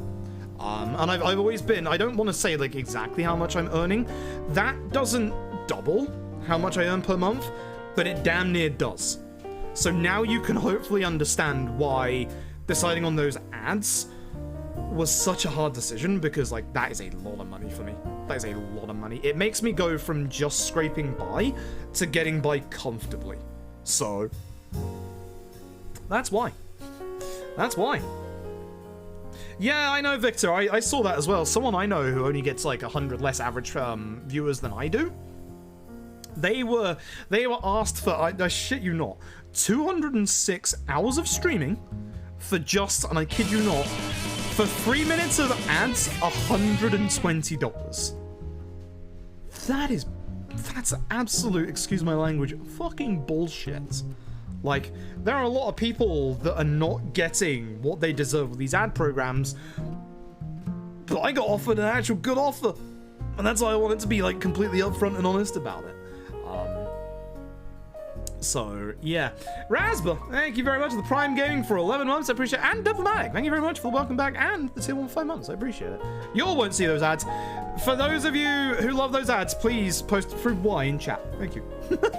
New emote. For those who haven't seen, new emote through Y. It's me. We'll get to that story after I finish this. So yeah, that was the night before. My glasses went broke. It was great. It's wonderful. You can tell here as well that the middle pieces are already Well broke. done. Not Hope great. you enjoyed your time. I asked chat which one to do. You all said the red one. We did the red one. I do like the red one. This is the second of the red ones that I own because I think the other one actually shrunk in the wash. But yeah, you can see from here, 7 a.m. This is what my eyes basically saw with the list without my glasses. It was really hard to see. Yeah, exactly, and I appreciate everybody. Oh god, if we get to level 5, we get the come button again. Thumbs up. Didn't realize we were back on the hype train levels again. I appreciate people like telling me as well to get that bag because I know, especially with a speedrun stream, 3 minutes of ads is a lot, and it is a lot. It's going to be disruptive, and I apologize because it's gonna be disruptive. There's nothing I can do about it. I can delay it, which is what I'm going to try and do as much as I possibly can. But there is not much I can do about it, unfortunately. Yo, I am Sparta. Thank you again for the 10 gifted subs. Is that a level 4 hype train? I think we are close. We are close to the come button. Bohemian, thank you very much for the 5 gifted subs. I think that might actually be it. We'll do it after the hype train is done, when I have a better picture to the come button instead of my notes. Thank you all so very much. I appreciate it. And everybody who's getting a sub, congrats. You won't find those ads for the next month. There you go. Also, this is the downside as well, and we'll talk about this in a bit once I've gone through the GDQ recap, is that I have to do 108 hours of streams, and as you can see, it's the 6th of July already. I've already lost a week of July due to being in America. That's level 5 hype train. We'll do the come button once I'm done with this bit. Revhang, thank you very much for the 100 bits. I appreciate it. Thank you all. You're showing me, so much generosity tonight. Thank you all so very much. I appreciate it. In fact, if Twitch doesn't give me an error, I might even throw a couple my way myself. I have a little bit of, I have a tiny bit of spare cash after America, not a massive amount. I may have made a very expensive impulse purchase that you'll see real soon. Last time I tried this, the PayPal threw me an error and was like, don't you do it. Hey, it did it. I can gift subs again. Look at that shit. Yo, Banyega, thank you very much for the tier 1. I appreciate it. Hopefully I pronounced your name correctly. If I didn't, let me know. There you go. Look at that. Look at that. There you go. Anyway. Back to talking about jazz. So, this was my last minute 7 a.m. practice. Things were going wrong again. And then came breakfast. My god. This looks like an okay breakfast. Oh, the story behind this breakfast. I am Sparta. Thank you so very much for the 10 gifted subs. Perocious, thank you for the Prime for 4 months. QC2, thank you for the tier 1. We're coming the Cheerios. I never thought I would say that in my life. We're coming the Cheerios. Monkey Boy 18, thank you for the tier 1 for 6 months. I Sparta, thank you for the 5 gifted subs. Shagman, thank you for the 8 months of the Prime and the GG. Hey, anybody got your Prime in chat? I actually do. I haven't spent my Prime. It rolled over when I was at GDQ. I gotta use it. Shagman, thank you again for the 8 months. Death Noise, thank you for the 5 gifted subs. That's another over 500% hype train. I'm gonna have to hit the come button on the Cheerios. It has to happen. Would have at least made them a little less dry than they actually were.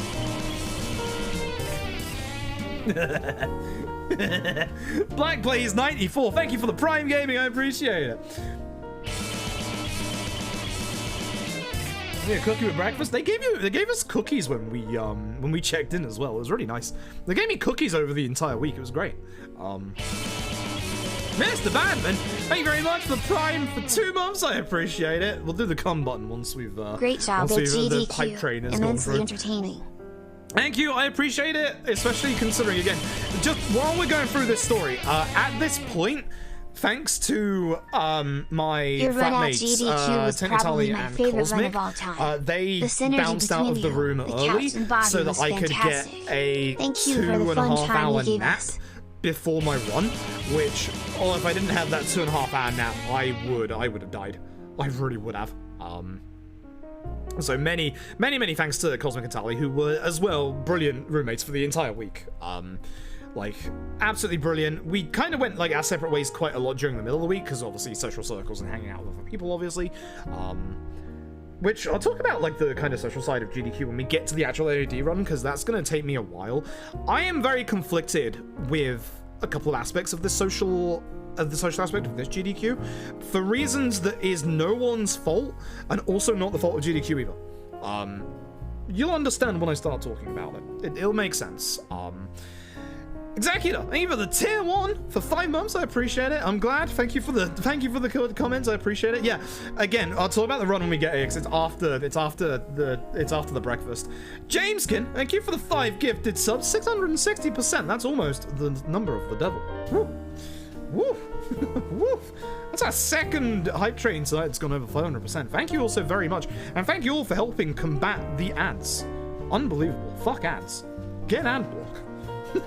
As I said, we are memeing about the ads. Like, it's the way it's like. Normally, I don't like massive spam like that, but with these ads, spam away. Fuck the ads. Get ad block. Fuck the ads. They make me money. Fuck these ads. Here's You're the come back. button. You will miss me. Oh my. Oh my, we got the cookies in there as well. Thank you all so very much for the level 5 hype train. Again, we get another one in an hour, you'll get another come button. Oh my god. Pesby, thank you for the 7 months. I am back. I am alive. I don't have COVID somehow. It's a miracle. Raspa, thank you for the 5 bits. I appreciate it. Hopefully I didn't miss anybody there. I may have missed somebody. Let me check. If I missed you, I apologize. Let me know, and I will thank you appropriately. Because I can't see that many. I can't see that many alerts right now, because all I can see is get ad block. Hey, chat, get ad block. I still get paid even if you get ad block. That's the slogan of the stream. I still get paid if you get ad block. We've gone full sellout. Code through coming this week. That's not a joke. I'm not sure if I'm actually allowed to say it or not. Yes, I won't. So, breakfast. So this is about like 45 minutes before my run, right? Now, I wake up from the nap and I'm like, I need food. Too late to go to Taco Libre. Too late to go to Jimmy John's. Too late to go to Subway. Too food poisoning to go to TGIF. We'll talk about that in a bit. So I go down because I know there's a little shop at the lobby of the hotel. And I have a look there and I see, oh, hell yeah, it's a box of Cheerios. So I get a box of Cheerios, I see a cheese string. I know what a cheese string is, it's pretty good. And when I buy them, the front desk gives me cookies as well. Good. Now, here's the problem. America. I'm gonna have a real talk here, because here's the weird thing, right? America, I got told a lot that your food is a lot more unhealthier. Your Cheerios are way healthier. Because in the UK, your bog-ass standard Cheerios, like the ones you're seeing on the screen right here, they have a... You know how you have honey nut Cheerios, or you like have like the honey-covered Cheerios? Our normal Cheerios in the UK have a little bit of a glaze of honey to them that gives them a tiny little bit of a sweet taste. Now, because of my sliding gate hiatus hernia, I don't have milk with my cereal. Not that I had a choice here either. Actually, no, I did. I think the front desk did give me a choice. But essentially, your Cheerios are dry as fuck. I've never had dry Cheerios in my life. Now, here's the other problem.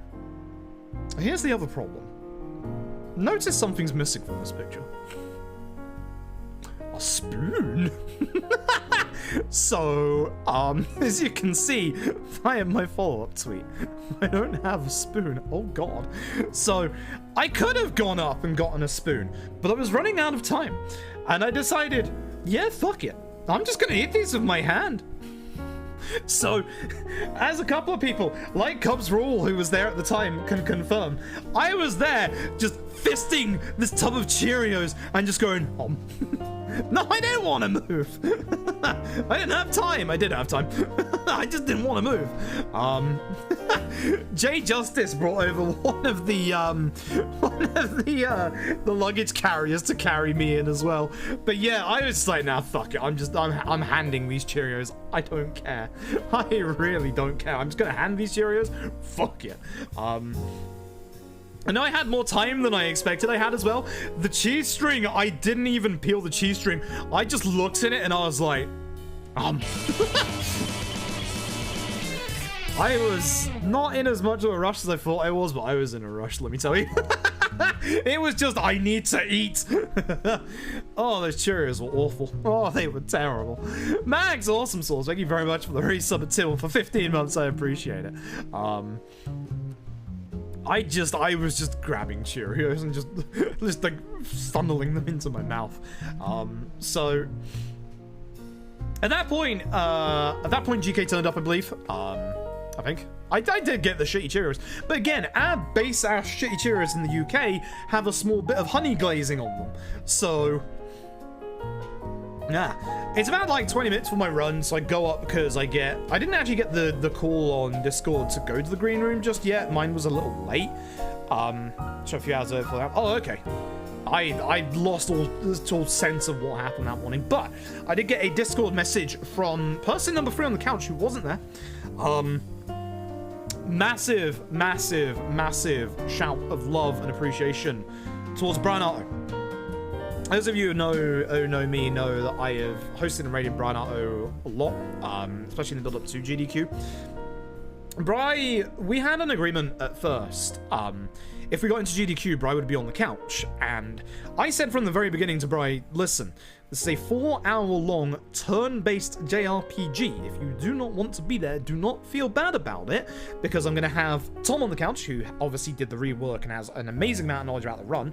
We have GK, who has played through all of the Yakuza games in preparation for coming up to this, so can help with obviously having good color commentary in terms of like comedic stuff about the actual games as well. So we had every aspect sorted between the three of us, and I absolutely love Bri. I absolutely love Bri to bits. I had a message from Bri saying that he wanted to meet me before my run, and I went upstairs and Bri was like, I'm so sorry, because of the schedule changes, because Halo Infinite that he was also commentating for, which was 2 runs after mine, got pushed to bonus. The run after mine that got added to the schedule was the amazing Covert Muffins Jedi Outcast. Jedi Knight 2? One of the two. Amazing run. I can't remember, there's so many Star Wars games I get confused in my head. But Bri was also commentating for that as well. So Bri obviously had a lot of commentation to do coming up, and I just said, listen, I told you before, like, I'm okay with you not, I'm okay with you not couching for this. Like, it's a 4-hour-long turn-based JRPG. I know this isn't your forte. Don't worry, we got this. In fact, we did have it. But I love Bri. I know Bri felt really, really bad about having to drop. Like, not essentially last minute, but like near enough last minute. I have nothing but love and respect for Bri. I wish I could have hung out with Bri more during the week. We actually, fun fact, first night we were there, a bunch of us were actually just in Bri's room, just shooting the shit and chilling. It's really cool. I've had so many just like go to people's rooms and just chill and shoot the shit during the week that was fantastic. Like, genuinely just fantastic. Those were the real highlights of GDQ. I'm going to be getting into one of them in a couple of minutes, actually, because most of the chill moments happened after my run, thankfully, because I was very goddamn stressed for my run with everything that was going wrong in practice with the Tendos and the Sawashiros, and then as you saw when we got to Sawashiro in the run, he behaved. The first time the entire week, and I'd done, I kid you not, like 9 runs before my run actually happened in those 2 fucking days. He behaved. I can't explain it, because the rest of the time he hadn't behaved. I hadn't changed any settings. The one time he needed to behave, he behaved. It's fantastic. Yeah, Bri is on the games committee, yes. There's a lot of people on the games committee. There's Bri, I think there's Mike Uyama, Liz Star. I think there's like 9 people. You can find them in the credits for GDQ. So, I kind of want to talk about the run, but I also want to leave it a little bit so we don't take too long to get into an actual LAD run tonight, and then we can talk about it during the run. So we'll come back and talk about the run in a little bit. All I'll say for now, before we actually talk about the run, it went way better than I was expecting it to. Especially on no sleep. Also, for those of you who know, this wasn't intentional. I put it to the side so that I wouldn't accidentally knock it over and spill water everywhere. The frame rate merch bottle was on the desk. I didn't do that on purpose. I just wanted it away from, obviously, the electronics. And for those of you who know, you will have noticed that I didn't take a drink out of this until the karaoke. And you know how many times I drink from this during a normal run. On 2.5 hours of sleep as well. The only reason I could do that was thanks to GK and Tom being there. But we'll talk about the run in a bit, because I want to thank, like, I thank Bri for obviously everything. I want to thank Tom, GK, and Bobby like more intimately when I have a chance to do that. And whilst talking about Cheerios and fucking nomming on cheese strings, that ain't the time. All right. So this is the point. Where's my mentions? This is the point. This is the point. Where are we? It'll be in here somewhere. There's a lot of mentions. Oh god, there's the gay pride. It's been a great year. Thanks for getting me into a great game series. All right, here we go. Love the GDQ run as well for your Here we vibe. go. So that night, we. Danai Gonzo, thank you very much for the Prime for 12 months. That's a year, yo. Thank you so very much. And it has been a great year. Thank you. There's been some ups. There's been some downs. I'm very re-energized after GDQ. We're gonna get into this. So this is a room party that happened the night after my run.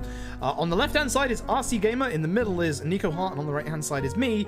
And you might recognize with the last picture. Yep. Fruit Y, ladies and gentlemen.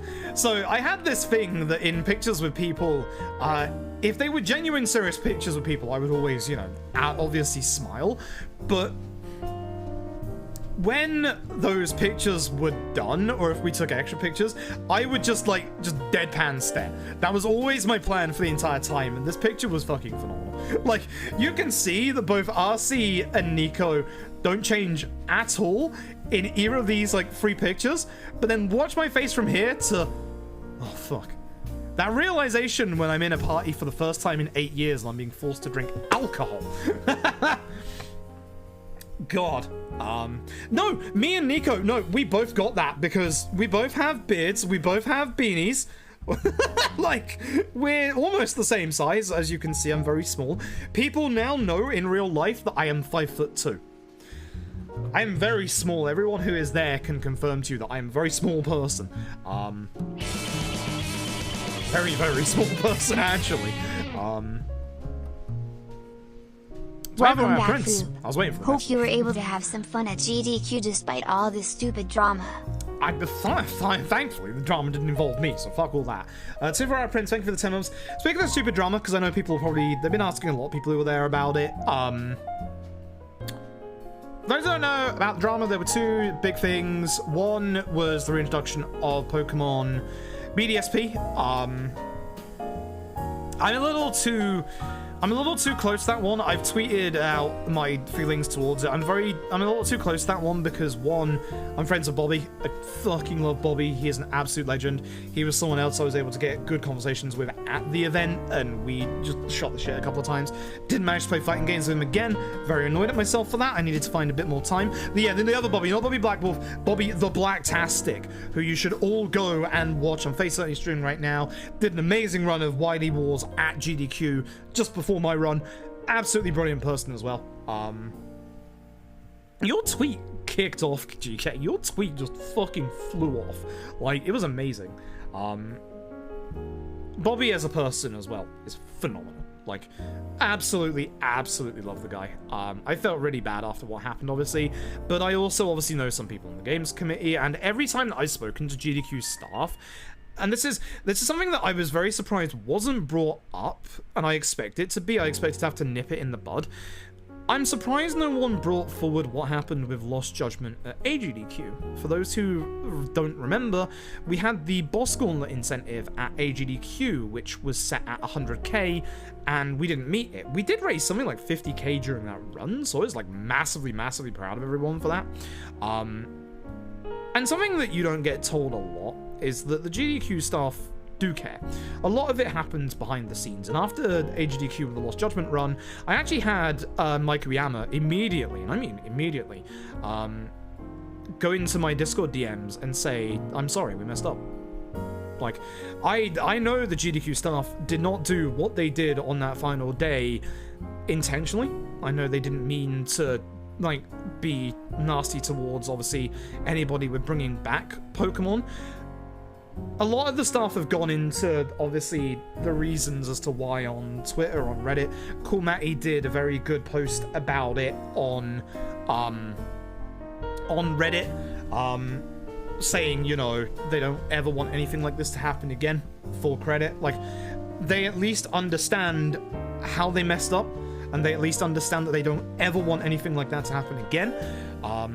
And from the sounds of it, and I'm very happy because I think this is what everybody wanted, Bobby Blacktastic is a lock with Bloodstained for the next event or two. And I hope he either gets to start the event or end the event, because that will be the absolute hype. Because Bobby and David TKI, they basically sacrificed their runs. For those who don't know, the quick TLDR, they sacrificed their runs themselves to be able to get the schedule a bit back on track, and the Pokemon Brilliant Diamond, Shining Pearl, any percent didn't get met because it was a get to this amount of money overall donation during the event. It's only like a 20-minute run, which is the same as Blacktastic, and also obviously same as David TKI's Super Hot VR. Now, the Super Hot VR one wouldn't have been able probably to get back in the schedule because it's VR and the setup would have been a lot harder. There's also another VR run that didn't happen at the GDQ, which we'll touch on very shortly in a second because I'm upset about it. The Bobbies, as many people are saying, could easily have been thrown back in, but GDQ have fully acknowledged that they made a big mistake, and I don't want to harp on too much about it because I think everything that needs to be said has been said. I did leave the room. It was, when we found out, it was just as the Mario stuff was starting, and I wasn't going to sit in the room when everyone else was having a good time, and I was feeling real shitty about it, so I left. Like, full disclosure, I left. So, that's that. I've got nothing really more to say on that piece of drama. The other piece of drama, fucking hell. This also slightly affects me. Jesus Christ. For those who don't know, the DLC for Metal Gear Rising was a spliced run. It was pre-recorded. It was a spliced run, which you don't fucking do in a live marathon. Jesus Christ. Especially not for a donation incentive, and especially not in general. It was one of the hybrid runs, and... Christ. The downside is the person who did it is somebody that I know from my days from running DMC5. And apart from having a couple of colossal stupid moments, I thought they were a cool person until all this stuff came out. And then I've learned from people like Waifu, who, again, Waifu did some amazing runs at GDQ, go follow Waifu as well. I've learned from that GDQ and people talking about it that actually they're not as cool as they used to seem. Yeah, I am really not happy about Mech. He fucked up. And it's funny because at the event, we'd heard rumblings that it was a splice run, but no one confirmed that it was or not because no one really knew, even though the Discord post was just coming out at that time. And then obviously everyone knew afterwards. Oh, the thing is, he said that, this is the thing that makes you understand how stupid and immature he was, in that he said something like, he doesn't think that GDQ are gonna do anything. How can you think that? Like, holy shit.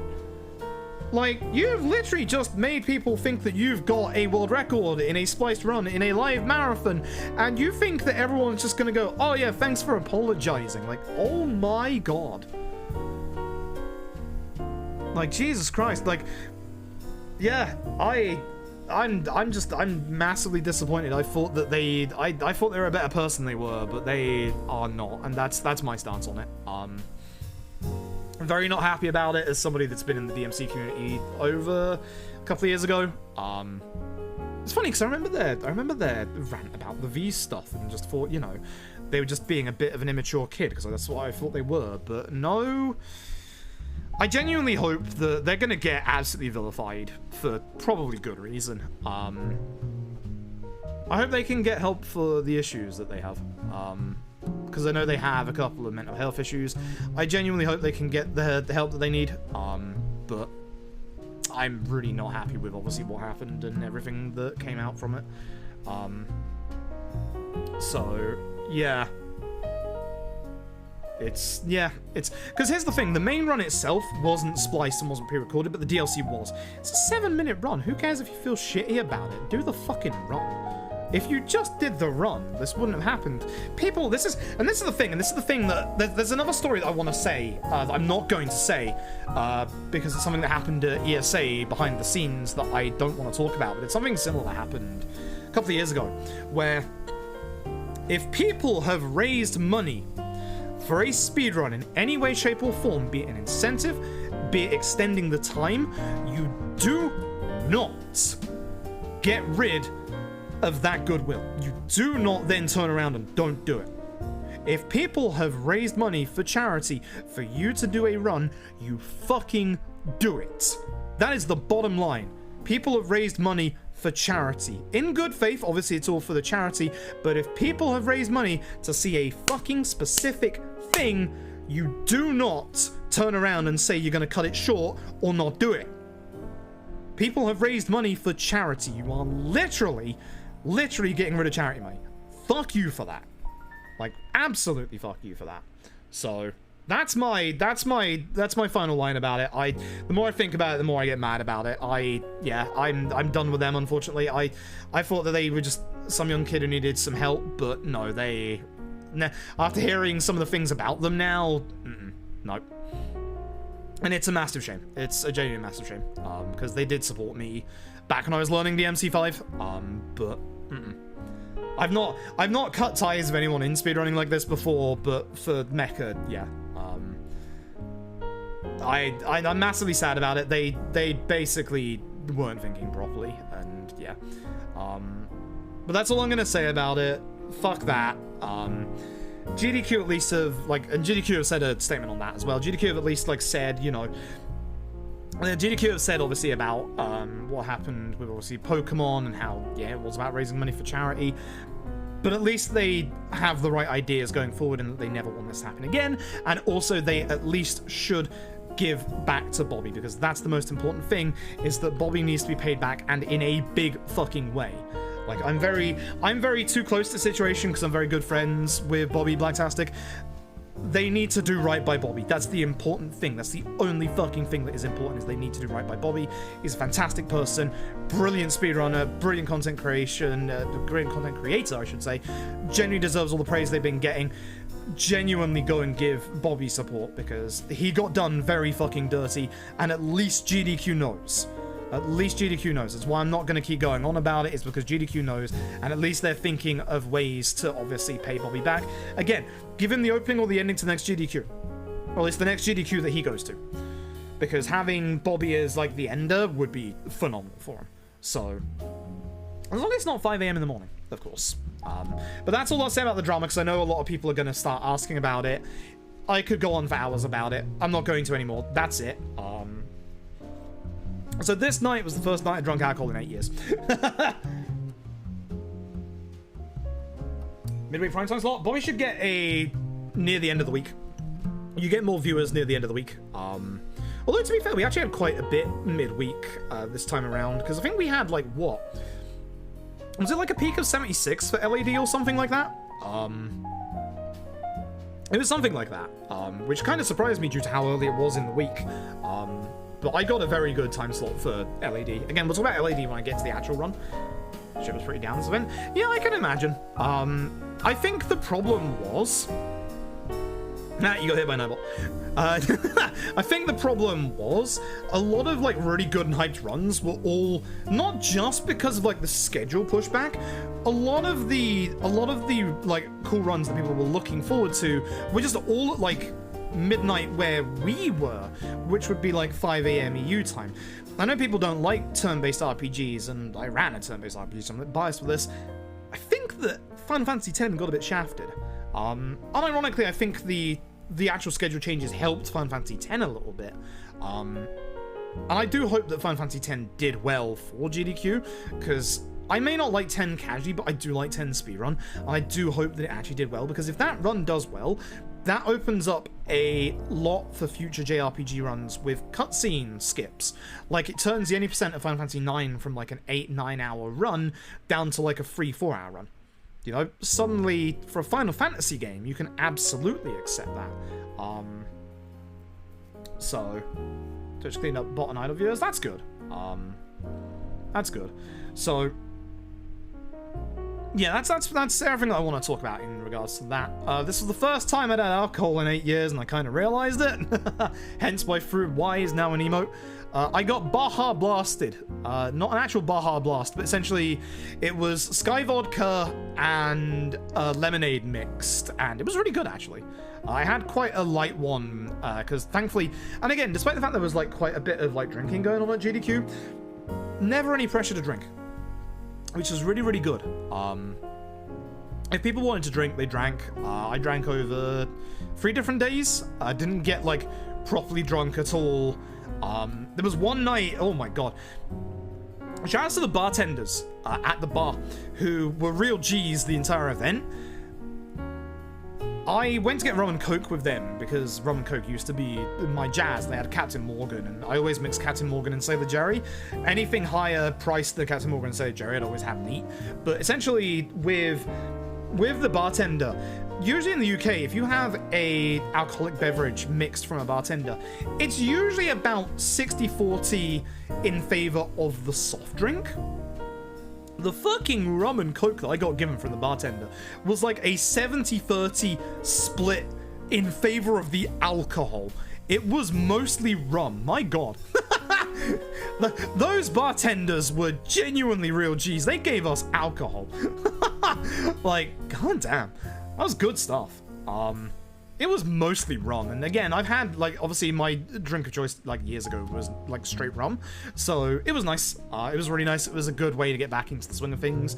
And speaking of drinks and stuff, there was I think it was the night after this one, actually. I'll start with the day after this one, because the day after this one, I woke up around, I think it was like midday, and I got like a Discord message from Ghost Kumo, who was like, "You want to play Mahjong?" And in my like slightly, not hungover, in my slightly like very tired state after finally getting sleep, I was like, hell yeah, I do! So, I went to meet up with Ghost Kumo and a bunch of others. I think it was Alta and... was it Tudos? Or was Tudos just in the room? And we played like real-life Mahjong, which is the first time I ever played real-life Mahjong. And it was probably one of the best interactions I've had the entire event. It was really chill. It was really, really genuinely really cool. And gave birth to a phrase that I've used on stream in the past, but timed it so fucking well in the Mahjong game. We were playing IRL Mahjong, so with actual tiles and everything, and I had discarded 2 of the 2-pin already, and the third one came up, and we were all laughing because all our discards were terrible. We hadn't shuffled the tiles very well, and as soon as I put down like the third 2-pin, I just said, "Fucking video games." And everybody cracked up with that one. Like, literally, that was the thing that made everybody laugh. That was the thing that everybody remembered from that game, was fucking video games. I could probably say that was the theme of the entire GDQ. Barbarous Frog, thank you very much for the resub for 7 months. I appreciate it. Hope you're having a good evening tonight. But yeah, we played Mahjong. I was winning up until the last hand, and I dealt into GK. I knew it was going to be a terrible tile to discard, but unfortunately it was the only way I could like have a chance of winning, even though I probably should have just played it safe, to be honest. That's Mahjong for you. fuck Mahjong. The event did fly by. My end of week after my run was a lot more chill because I didn't have anything to worry about anymore. Especially with, like, obviously the run obviously going really weird in practice and then not during the actual event somehow. But that night, there was a fireside meet arranged by Igdices. Igdices invited a whole bunch of just anybody and everybody.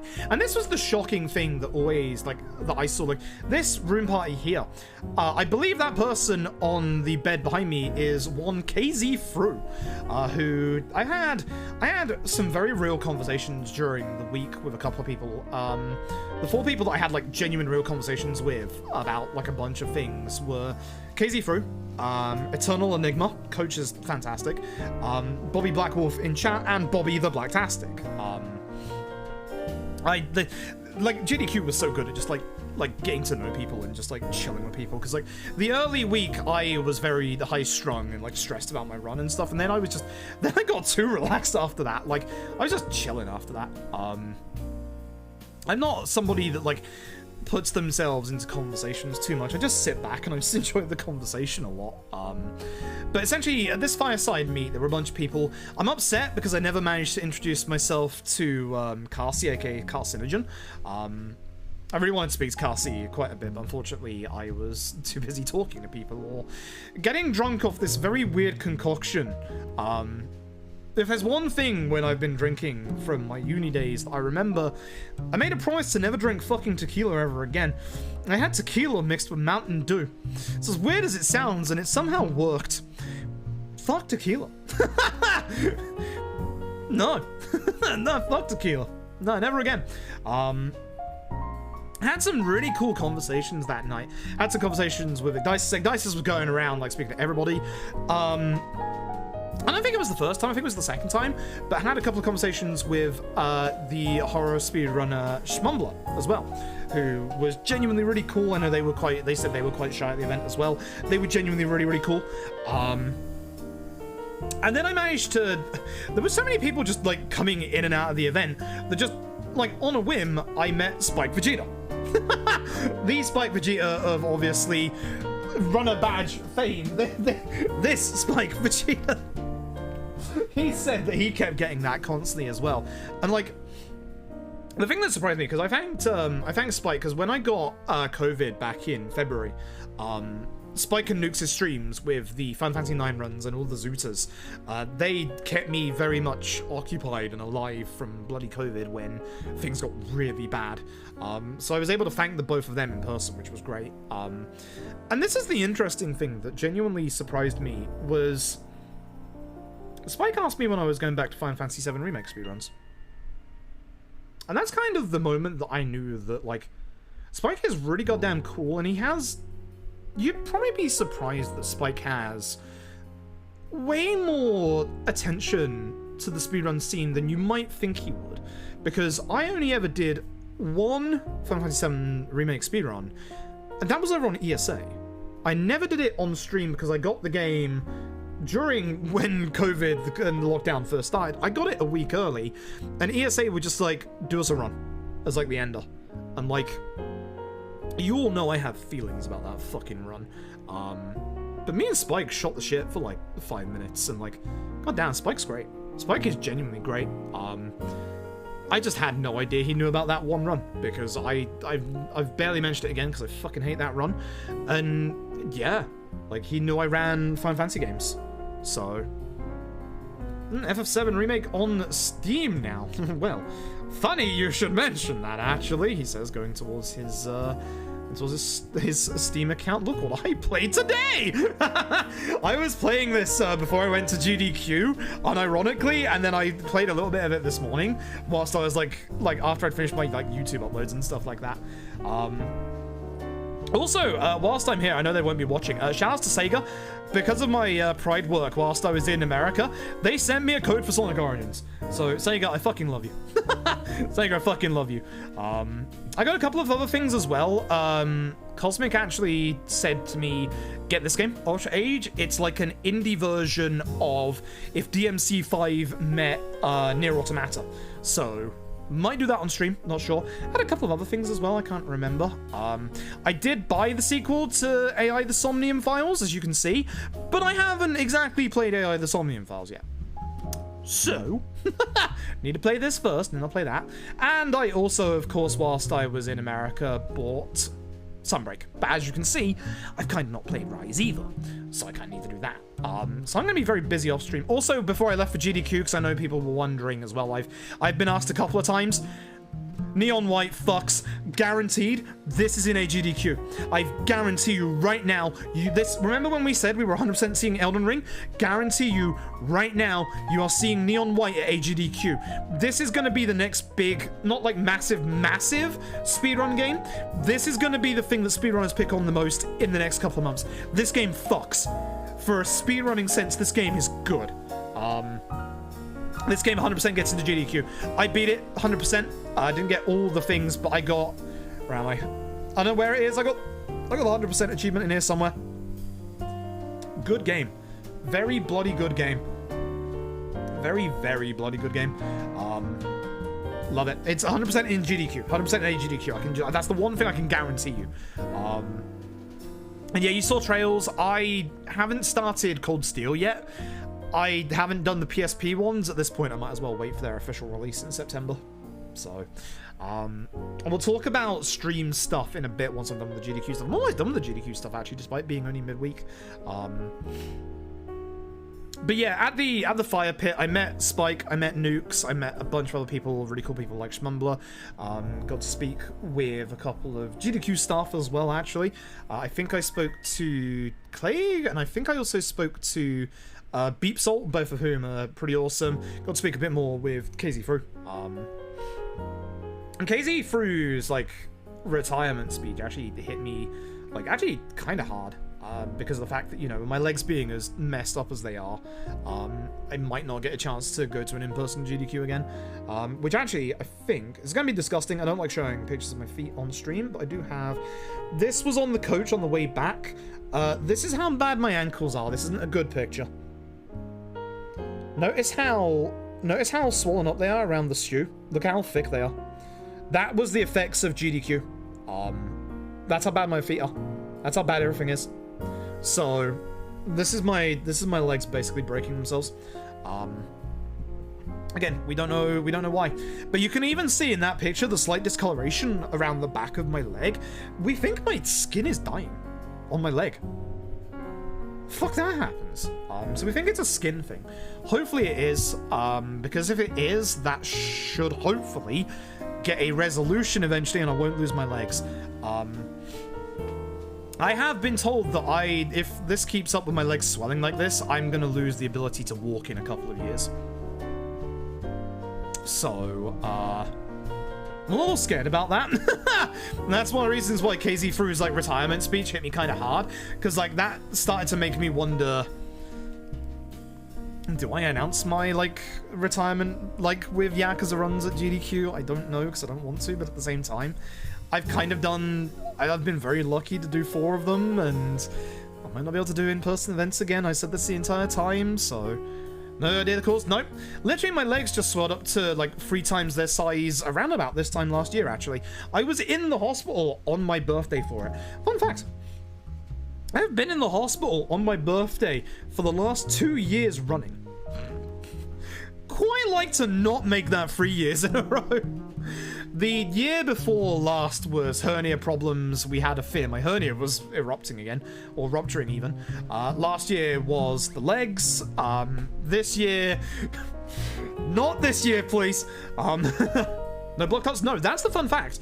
Because I was going to GDQ and because I had to get a few things sorted, I phoned the hospital and they fast-tracked me to getting a Doppler scan. A Doppler scan, for the uninitiated, is essentially, it's ultrasounds. The fun fact is, they showed me with the ultrasounds, they showed me my veins and my arteries, and he said, look at that, you see those like little black circles and those like black lines? Those are your veins and arteries, tell me what you see. And I said, nothing. And he said, yeah, exactly. Your veins and arteries are perfectly fine. You've got no blood clots. And that was one of the things. We thought it was, we're going through a couple of things, we thought it was lymphedema, which would have potentially led to permanent physical disability. It might not be that. he thinks, and I should have had the results back by now, so I'm going to chase them up probably tomorrow when I've actually slept. He thinks it's the skin issue. He thinks that there is a build-up, because my skin is like dead in certain areas, like around my knees, around the bottom parts of my calves and my ankles. He thinks that there is a build-up of excess fluid in my legs, and because my legs are dead, you know how the body sweats and excretes, there's no way for that fluid to kind of move about the body properly. So essentially, it's kind of like edema. EDEMA, where there is a big build-up of fluid in the legs, and it's got nowhere to go. So that's what he thinks. I have tried dieting, exercising. Actually, fun fact, it's not going to show off very well on stream, despite all, like, the actual... You might look at me here and say, I look like I've lost a little weight since GDQ. See that there's a little dip happening, like, right here? Like, I've actually lost half a stone at GDQ. I kid you not. Despite the fact that I had a whole shit ton of Taco Libre, a little bit of Dairy Queen, and TGIFs, I've lost half a stone. Thanks, GDQ. Need to go back to GDQ for the GDQ diet. So yeah, I've changed up my diet like last year quite heavily, which has helped a lot. Like, I have lost about 2-3 stone in the last year. For those who don't know, one single stone is 16 kilograms. So I've lost, it's them Cheerios, yeah it is. So I've lost a lot of weight over the last year, but again, legs haven't. The legs have just been bad. Drain the fluid, that's true. Hopefully, because I know that I know they drain fluid like elsewhere in the body, so I can't see the legs being a problem. But I've done a lot of 6 kilograms. Wow, I'm wrong. Never mind. 16 in total then. It's about 16 in total. Essentially, I've been doing a lot more exercise. I think all the walking around GDQ obviously helps as well. But I've had a bunch of tests. I've had blood tests. I've had the saline scan. I had that twice, actually. For those who don't know, saline is essentially salt water. They pop it in your arm. You have to hold your arm up here like you're posing for like a French photo. And then they do an MRI on you, or like an actual like UV scan on you whilst you're just sitting there like posing. And because it's like salt water going through your body, you feel it. Like, you feel it. It feels like a giant lead bit of water just goes all the way up your arm, and then as soon as it hits like the shoulder, you feel it dissipate over your body. But the worst part of it is your face, because essentially what it feels like is fluid goes up under your skin surrounding your face, and it burns. It really burns. Only for a little bit, but you get really, really hot while it happens. I actually didn't get hot for too long, but I had the weirdest side effect that I don't think I've heard many other people have with the saline scan. For an hour after the scan, my left nutsack burnt like hell. Like, we are talking the entire inside of just my left nutsack felt like it was going to rupture. Don't want to do that again.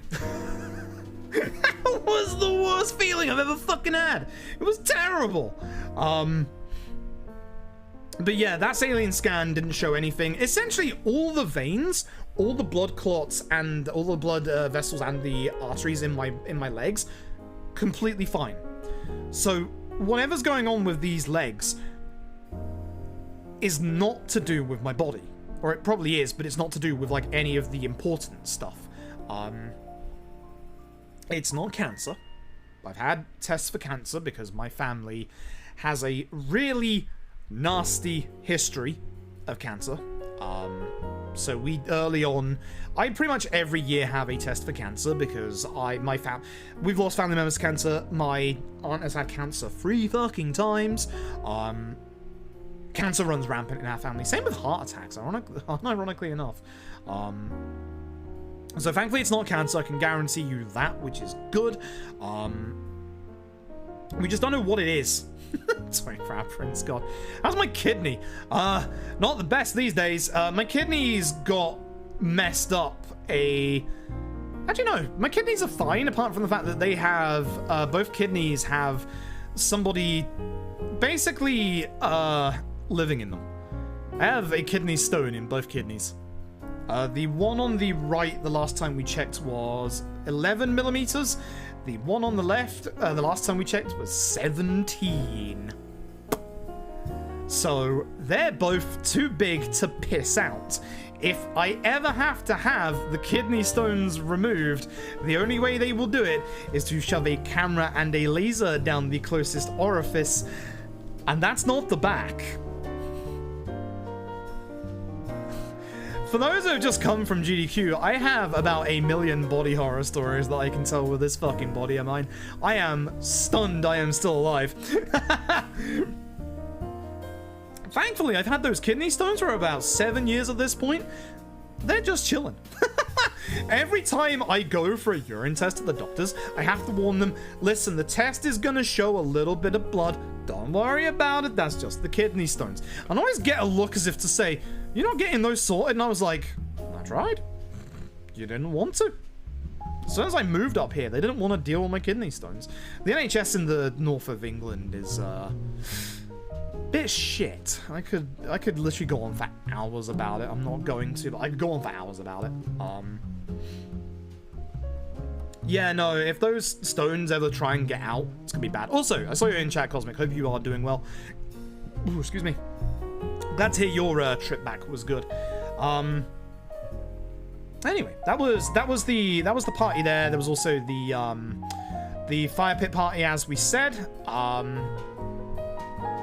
think mostly everything. All right, let's get to this. Let's get to this. So,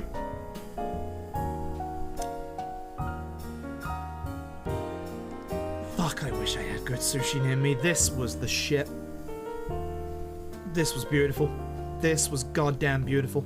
Holy hell. This is some of the best sushi I've ever had in my life. This was from a place called, I think it was Kyoto Sushi? Or Kyoto Takeaway or something like that. We Ubered it in. It's brilliant. You can see it's got the staples of everything. That is a giant spicy tuna roll on the right next to all like the smaller California rolls. Oh my god. The entire thing was gorgeous. We also got some ramen from there. The ramen wasn't that great. The ramen felt a bit store-bought, to be honest. So the real kicker of this one was the sushi. The sushi was just so good. So goddamn good. I don't think I'll ever have sushi like that again in my life. It was genuinely amazing. I don't think much else happened that day. Oh, wait, no, it did. It was the Dairy Queen day. Okay, so that night, because we don't get Dairy Queen, because I don't think so, in the UK, it might just be a London thing if it is here. A couple of people from America were like, you gotta try Dairy Queen, let's go to Dairy Queen. We got to Dairy Queen at 7:09, loads of cars in the drive-thru. Get to the restaurant, try and open the door. Dairy Queen shuts its doors at 7 p.m, but keeps the drive-thru open till 10 p.m. Huh. And there's some stupid law that says that we can't go through the drive-thru on our feet. So we didn't want to call anybody to go and get us goddamn Dairy Queen, because that would be really stupid. So we had one other option, which was roadside pickup, where you order on the website, they tell you what time it will be ready, at which point you have to phone them for them to bring it out. So we had two groups. First group, which I was a part of, we ordered food, and when the time came, we phoned them to ask about the food, and they said it'd be ready in 10 minutes. Okay, they're obviously running a bit behind because there's so many cars. The other group decides not to phone up. Turns out, their website lies. That is not the time to phone up to go and get your food, it is the time to phone up for them to start making your food. So, yeah. Group 1, my group, managed to get their food nice and early. Group 2, who were also picking up food for somebody else doing a volunteer shift, got their food nice and late.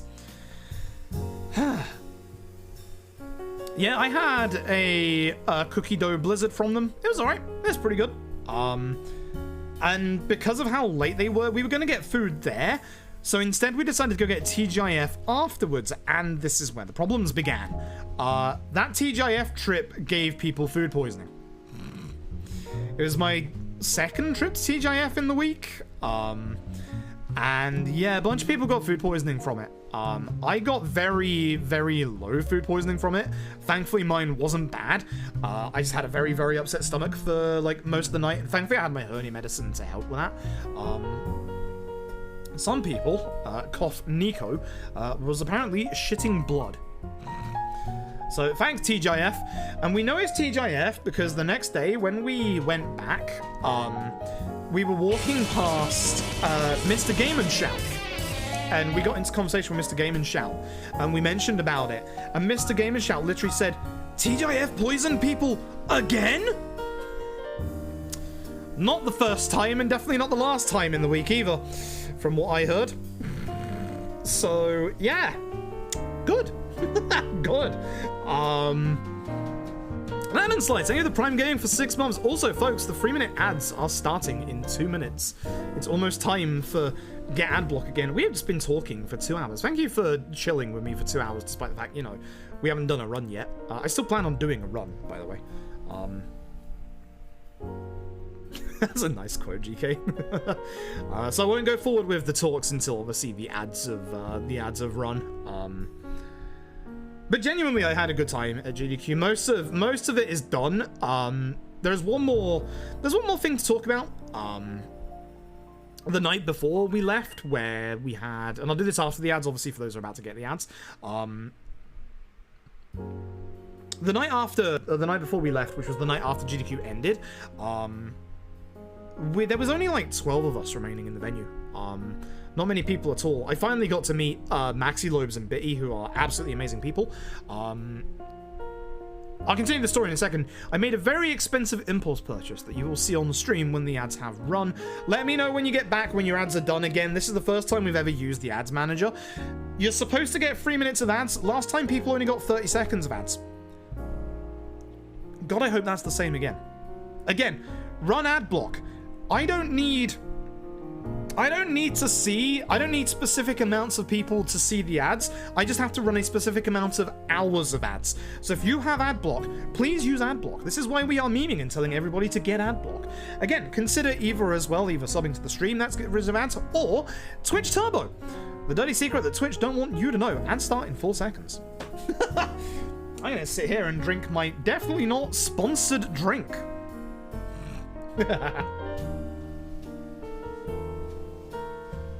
I like Twitch Turbo, but Twitch really don't want you to learn about Twitch Turbo. I have Twitch Turbo myself as well. Twitch do not want you to know about Twitch Turbo. It's not Sneak, no. It's not carbonated either. Is the only other thing I'll say, because I'm not sure if I'm allowed to announce it just yet. But this has been in the, as I said earlier, this has been in the works for 2 months-ish at this point. Yeah, they do get more money individually than on Turbo, so they don't want people to get Turbo. Oh right, I have this again. Still Morrigan, thank you for the Prime Game for 4 months. I appreciate it. Thank you very much. 5 seconds of ads, good stuff. See, that's what I like to see. Free ads still adding. Again, I'm not gonna keep going until like the ad thing says it's done, but at least it doesn't sound like people are getting the full 3 minutes. The ads are gonna be on the 5 minutes past the hour after I started the stream. So I'm gonna have to try starting the stream at the hour from now on. We'll talk about my plans for the streams for this month coming up as well. There's a lot of things that I need to do, and you are going to see me one last time on GDQ this month. I did get the go-ahead to announce that today.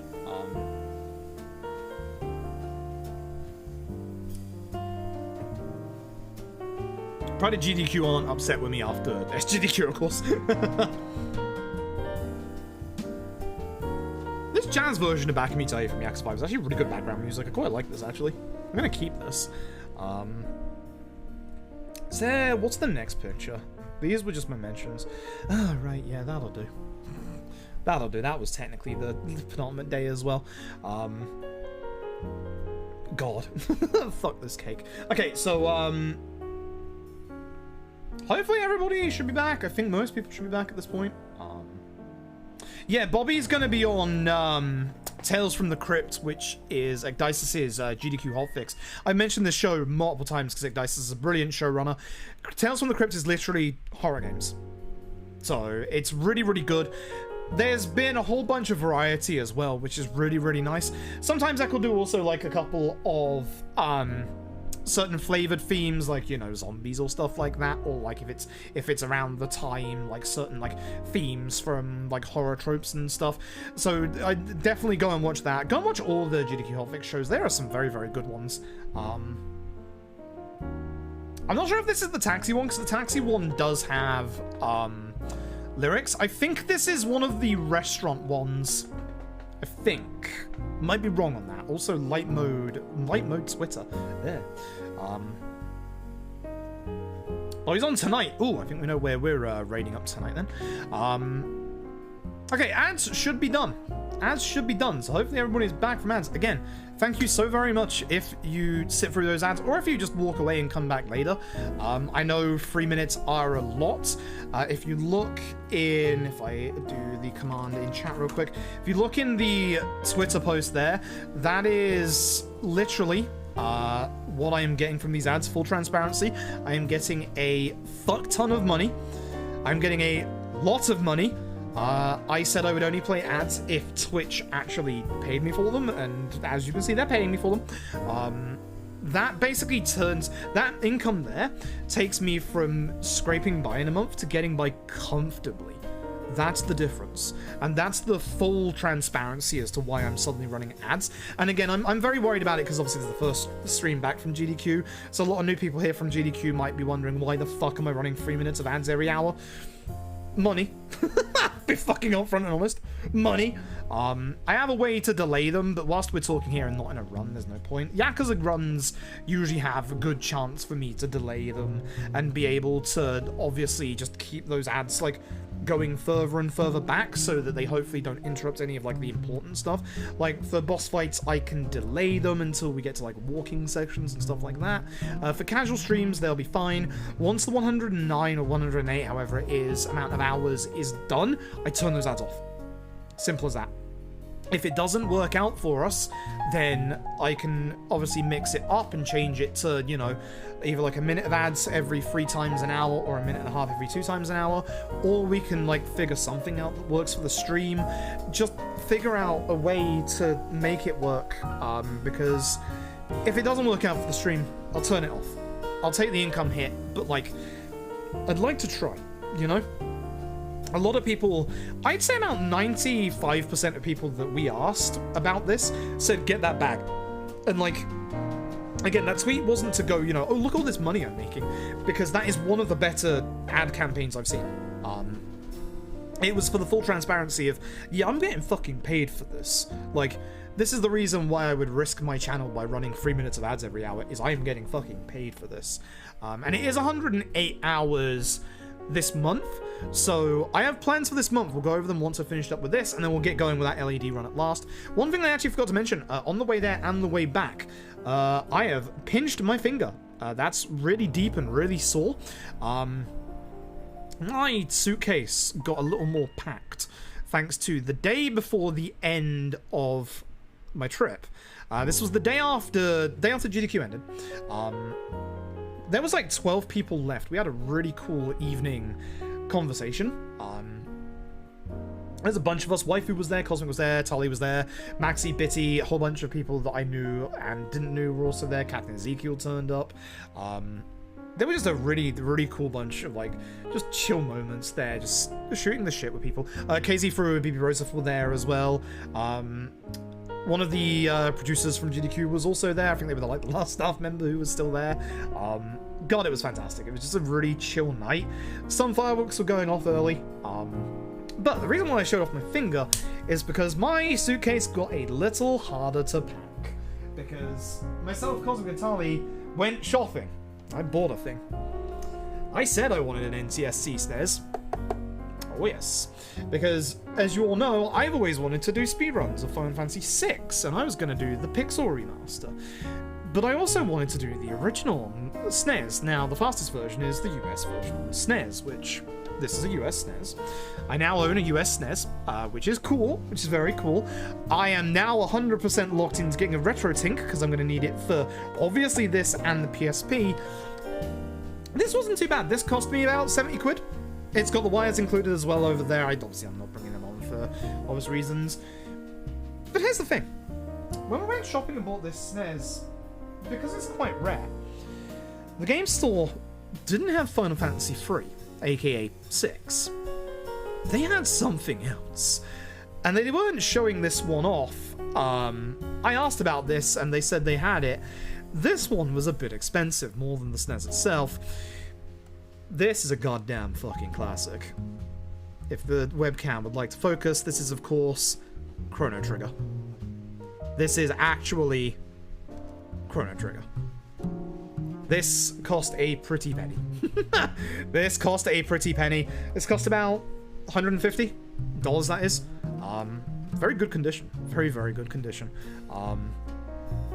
So here's the thing. I bought that SNES thinking that I would only do, I do get to write off as a business expense, yes. I do actually. I get to write off the entire trip as a business expense, that's the best part. So, not only am I now locked into hopefully doing Final Fantasy VI runs at some point, I didn't buy this just to show it off. I think this locks me in the future doing Chrono Trigger runs.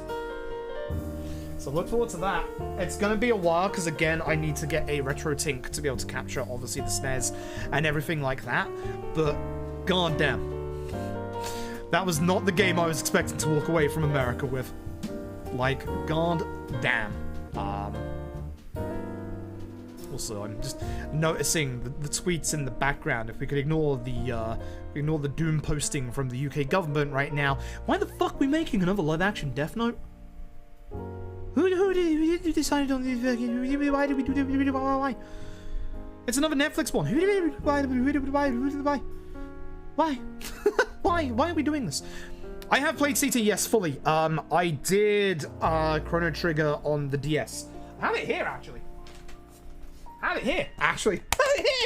here. So I do actually own the DS version of Chrono Trigger. I obviously have no way of capturing this. But yes, I own DS Chrono Trigger, so I know how good this fucking game is. So it's kind of half collector's piece and half also, you know, I get to do a run of Chrono Trigger on the SNES. Like, I'm actually genuinely excited about that, I'm not gonna lie. I love Chrono Trigger, I love it a lot, so I'm hoping it is. Yeah, I should probably get that, because I want to stop hearing about Boris Johnson and his fucking tirade of absolute bullshit. I go to America and two of our highest ranking politicians fucking resign. I'm going back to America. Right fucking now. Fuck off, Boris. Jesus. Fuck off, Boris. Okay, so let's talk about the end of the night and this fucking abomination in my hands right now. The night that we went to TGIF and we got food poisoning, I noticed on the menu this fucking cake. This fucking cake! Jesus Christ, this cake. So I was warned ahead of time that America loves rich, sugary food. The thing that you can't really tell from this picture, that cake, in between every slice there, that is hard icing. That is pure and absolute icing.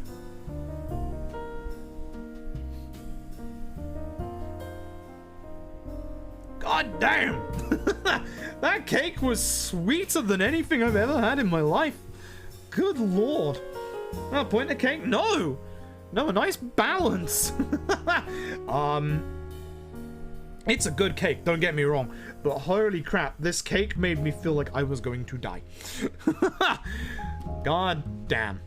That cake was so much. And we called it the gay pride cake, because obviously it had, you know, rainbow colors. But yeah, god damn that cake. That cake was, yikes. It was a good time though, it was a very good time. And as I said, there was about 12 of us. We all shot the shit at night. It was good fun. myself, Cosmic, Tali, and What can I say? Us Americans have Bitty and had Maxi, we went diabetes. to Taco Libre one last time. We came back, a bunch of people were going to TGIF. Good luck with that. And then we just shot the shit outside. A bunch of people had just left. I think Dices had just left. But a bunch of people were still there. Waifu was still there, as I said. Captain Ziku was still there. Cosmic Tali, me, KZ Fru, Brozif, one of the GDQ producers. A bunch of other people were still there. Like, it was just really cool. We just shot the shit for about 2-3 hours, and like those were my favorite parts of GDQ by far.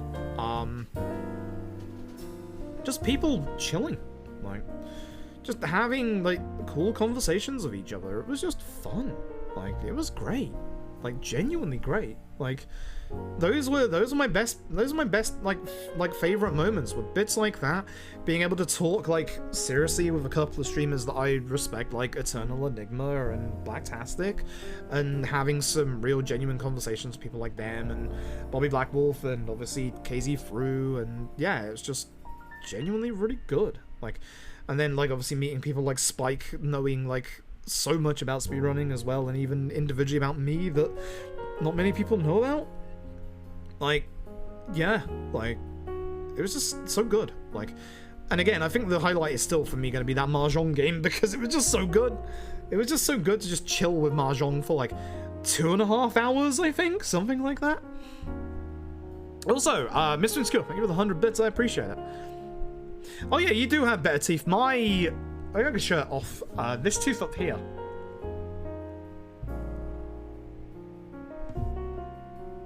This one right here. It was growing upwards my entire life. I was told it was going to puncture through to my nose at one point. It stopped, thankfully. It was supposed to cause me massive pain because the actual top part of the root of that tooth actually comes up through the top part of the gum. It's fine. It's literally never given me a problem, which is weird. It's just there. And also the weird thing is, the reason why that one is up there, this is the most bizarre thing. For like 10 years now, I have had wisdom teeth. I have a wisdom tooth here, and here, and here, and here. All of them, all corners. I can feel them. Like, I can feel them with my tongue, with my fingers. I can feel them. They stop growing in. They're just there. They never give me any problems, but they're just there. I'm lucky. This is not something I should ever probably admit, but I have not been to the dentist in 30 years. No, 20 years. Not 30, 20 years. I've not needed to. I've been lucky. And very lucky. I've never had to have any fillings or anything like that. If there's one thing, apart from the rest of my body going to shit, if there's one thing that I've looked after all these years, it's my teeth. So, yeah, kind of lucky in that regards. Very, very lucky in that regards, actually. If I ever have a problem with my teeth, I will go to the dentist. I'm not even registered with a dentist where I live. I should probably get on that. But I'm gonna just dentist around here anymore. Yeah, that's the problem. I'm not even sure if I could. Considering where I live is like really small. Also, hey Demonic, folks, if you would like to go follow Demonic, they had a fantastic run of Control at GDQ. I woke up for that run because I wanted to be awake that run. I wanted to like try and stay awake for the run, but I fell asleep and I woke up just as the run was starting, and it was like, oh, perfect. So go follow Demonic. They are fantastic. Again, we met like the day that I got to America, and they are super chill as well. Absolutely awesome. Demonic, did you actually see the PSP version of Zetai 3 is getting translated? It's being released, I think, next week. I saw that whilst at GDQ, but obviously I was too busy to be able to tell you. Looking forward to that. You didn't? No. God, I wish I kept that tweet. Yeah, the fan translation of it is coming out, I think, next week. But it's the PSP version of 3, so good stuff. Very good stuff. But yeah, I think that's pretty much the week. There's not much else other than the return. Obviously, as I said, I got to meet Maxi and Bitty on the last day. We hung out for a couple of hours. Really, really genuinely great people. Like, actually really chill, really awesome. And yeah, the flight back was eventful. The You remember how it took 4 hours to get through bag drop and security at Heathrow? Security and bag drop at Minneapolis International St. Paul, 45 minutes. I will give you this, America. You are on top of your shit, and I very much appreciate it. I don't think... Did I tweet about it? I don't know if I tweeted about it.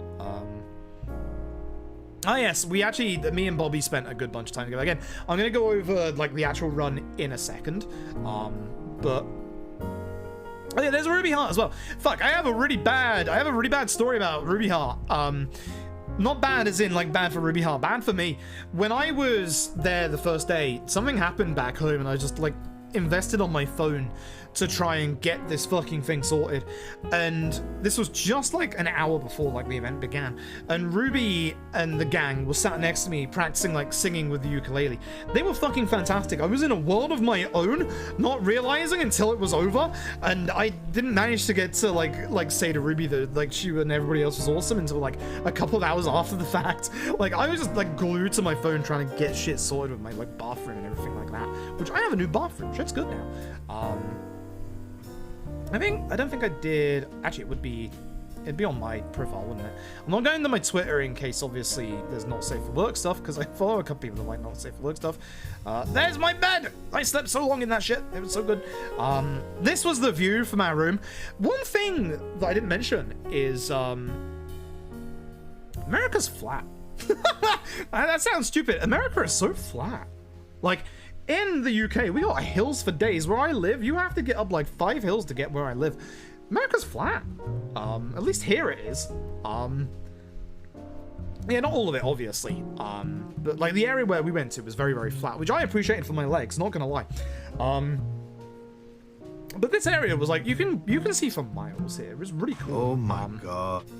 Yo, Argic, thank you for the raid. Hopefully you had a good stream. Welcome everybody coming from Argix. I just got back from SGDQ yesterday. West Coast is super hilly. I can imagine, yeah.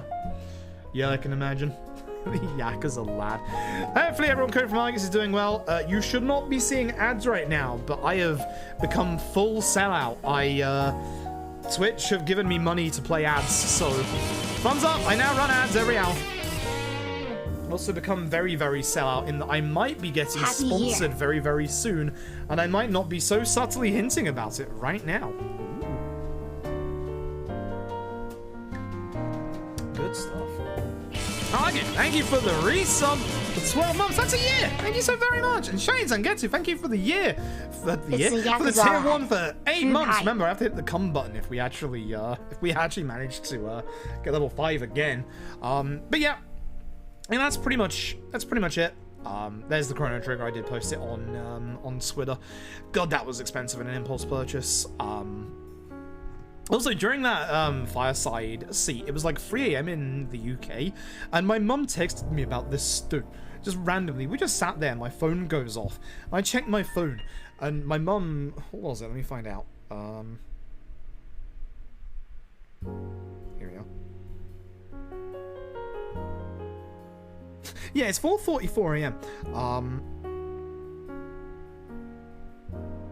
My flight tomorrow is still fine, but pilots are on strike this weekend, so I'll keep an eye out, let you know. And she says, I'm making stew.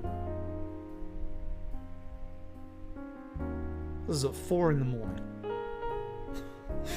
We were all just sat around having this conversation, and it's just like, my mum's just texted me to tell me she's making stew. 4 in the morning.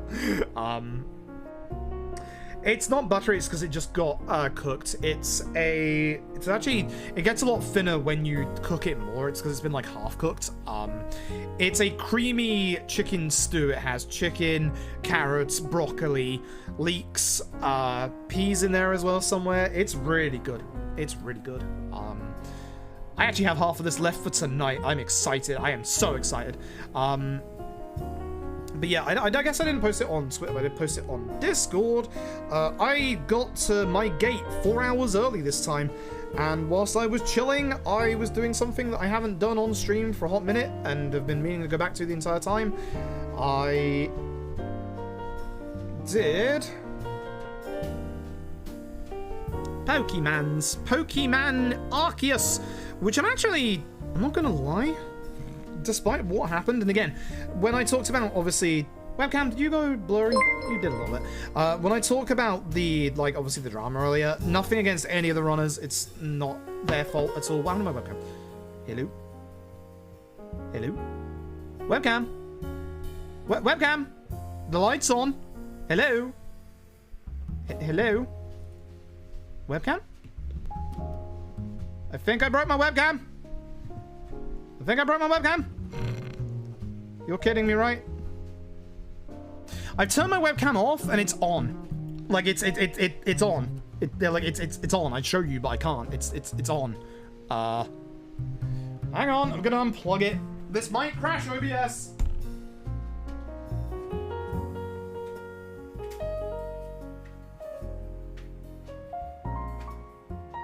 Am I alive? Am I still good? Right, let's try it again. Webcam. Hey! That's unplugged. That's the first time I've ever had to do that. I'd like a better webcam. There's a couple of things that I would actually like to do for the stream. I'd like a better webcam. I would like, I'd like to get like a proper mixer, proper microphone, because I'm still on a good old Blue Yeti. Babies first. You can do a lot of things with a good microphone. I need to do proper padding in this room for audio, but like, we are supposed to be moving soon, so I don't know if that's even worth it. So yeah, we'll find out. Anyway, before we carry on with the video game, let me fire the video game up, because we are actually doing a run tonight, I promise. We're going to do that in a minute. Let's go over the plan for this month, because obviously I've missed a week of streaming, and I have to do 108 hours of streams for the ad incentive, otherwise I don't get the money, so we're obviously going to be, you know, doing a lot of streams this month. Mr. Insecure, thank you for the 5 gifted subs. I love the irony of Mr. Insecure gifting a sub to Mr. Ineptitude. I like that. I like that a lot. Congrats to everybody who got subs. You won't be getting the ads in 35 minutes time. So, once again, Argik, thank you very much for the welcome back. I see you've been playing, Argik, if you're still here, I see you've been playing Sonic Origins. How is it? Because whilst I was in America, Sega gifted me a copy. Sega gifted me a copy. I'm excited. I'm excited I got Sonic Origins. I'm excited. I'm looking forward to it. So hopefully it's good. Hopefully it is very good. Sorry. Jazz version of Back and Me Tai, you're gonna have to disappear for a while, I'm afraid. I'm gonna have this as my background music for like starting up streams, I think, in the future, because this works really well. This works really, really well. Oh, I do have to close Chrome so that my game doesn't lag, and I do need to bring up, you know, my splits. That would be important. Oh, Windows. Why did you go to large icons? I can't find anything with large icons. They're too big. Where are we? K2.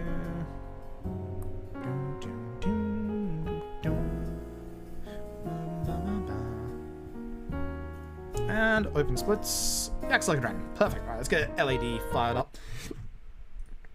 Everything's synced. Yep, cool. Okay, cool. Right. It's been a long time since I streamed. I don't know how to do this. Right, my controller is already plugged in. Good. Loud Sega music. Here we go.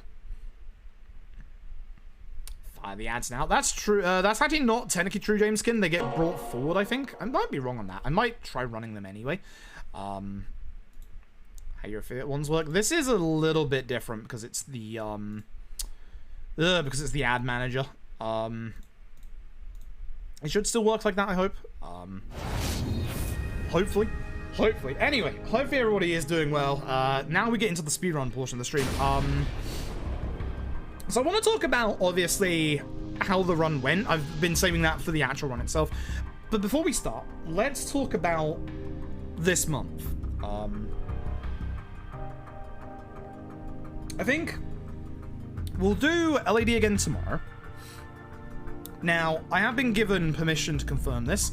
I will be on GDQ this month, because if you remember, it wasn't technically just LED that got into GDQ.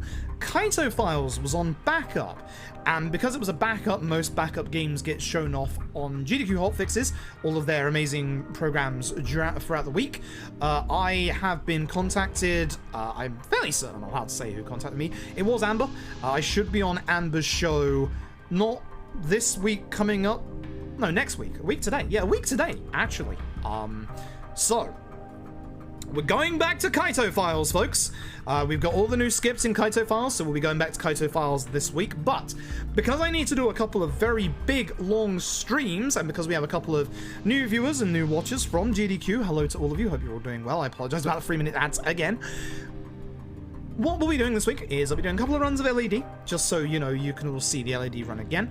We're doing a couple of the other Yakuza runs, because obviously the Yakuza runs, my wheelhouse. I currently do, for those who don't know, every single Yakuza run that isn't Black Panther 1 and 2, and that's not because I can't, no, that's not because I don't have Black Panther 1 and 2, I do own them physically.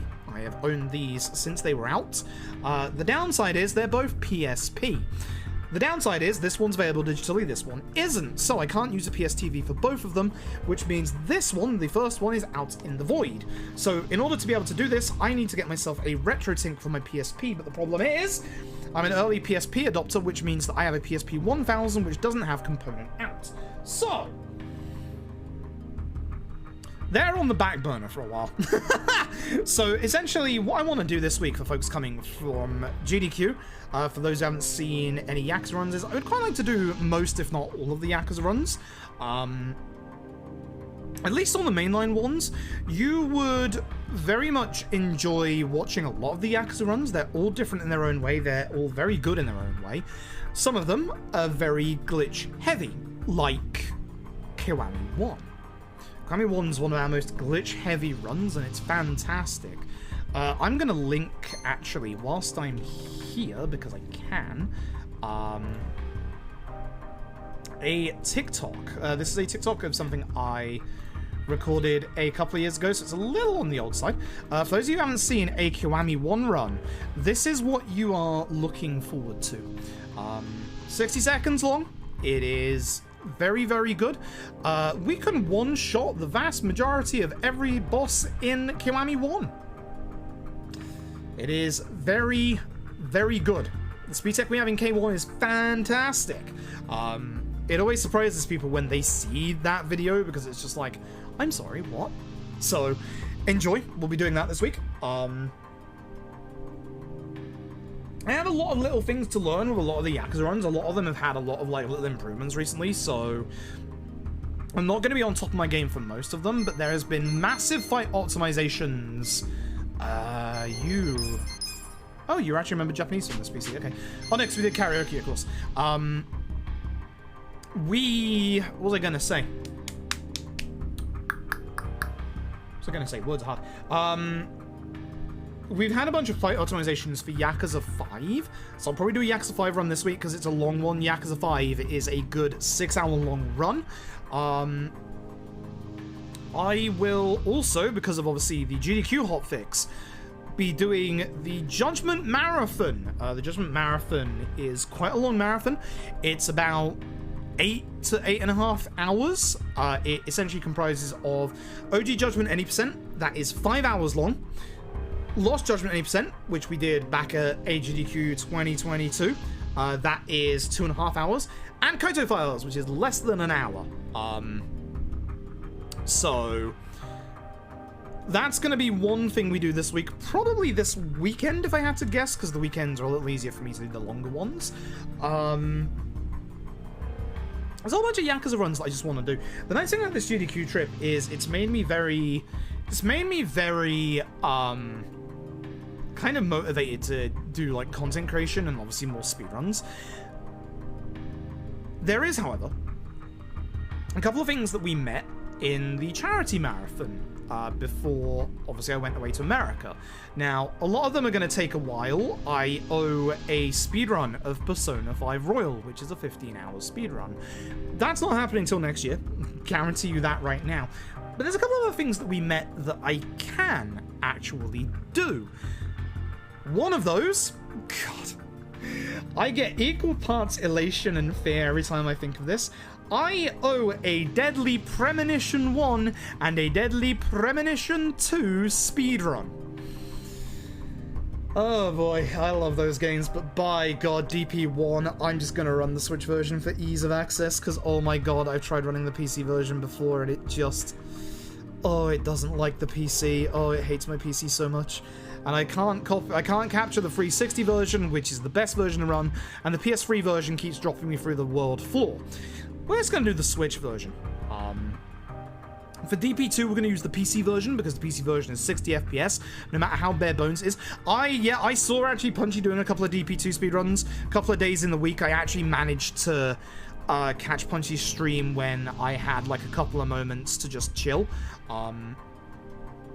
So I'm going to be using Punchy's runs as obviously the baseline and just use that as the notes. So look forward to those in the next probably 2 weeks.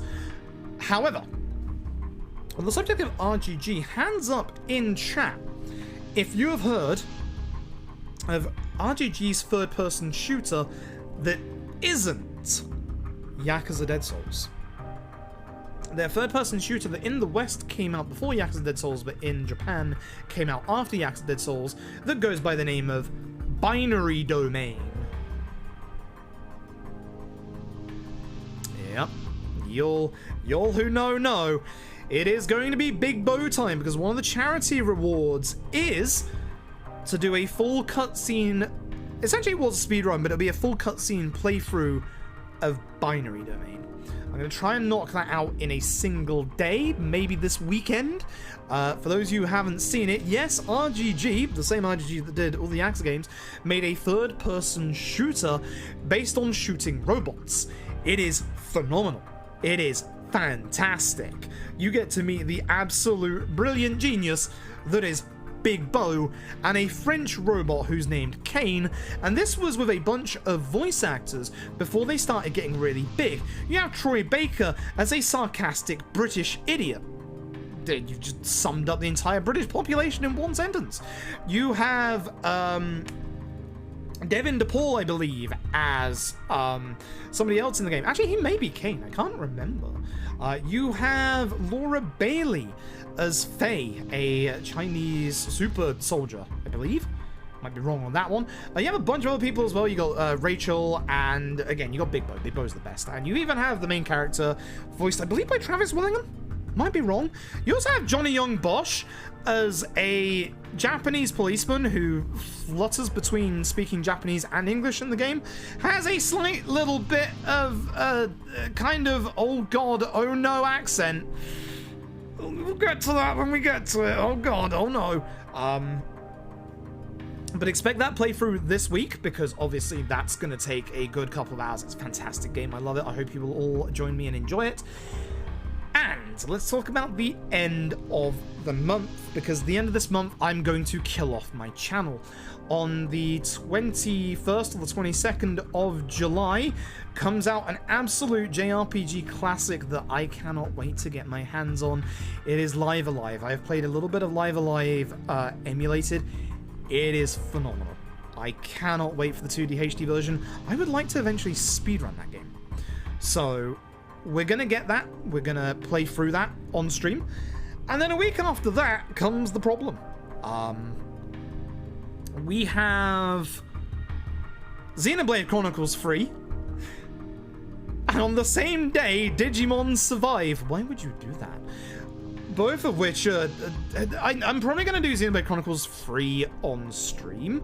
But the problem is I really want to do Digimon Survive, because we know barely bugger all about Digimon Survive, and the premise is so good. Digimon Survive is either going to be amazing or terrible, and I hope it's great. But the same day as Xenoblade Chronicles 3?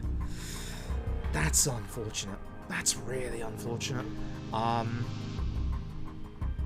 So at the end of the month, we're going to be doing a lot of JRPGs. So we'll be shelving the speedruns for a tiny bit, and August, Soul Hackers 2. This is the year of JRPGs, folks. The One Piece game, which is a turn-based game, got confirmed for this year. Valkyrie Profile. Lenif is coming to PS4! I love Lenif! I'm so happy! But the new Valkyrie Profile is coming out in September. Wasn't there something else in November that they just announced as well? I can't remember. It's on the tip of my tongue. I can't remember what it was. There's a lot of JRPGs coming this year. So Harvestella, I think that might be it. God of War just got announced for November as well.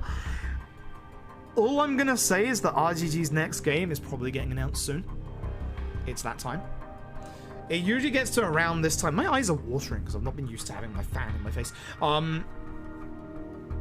Usually, RGG only announce their next game within a couple of months of release, and with the extra importance on the Western market, guaranteed it's going to be an announcement for the West and the East at the same time, kind of like Lost Judgment.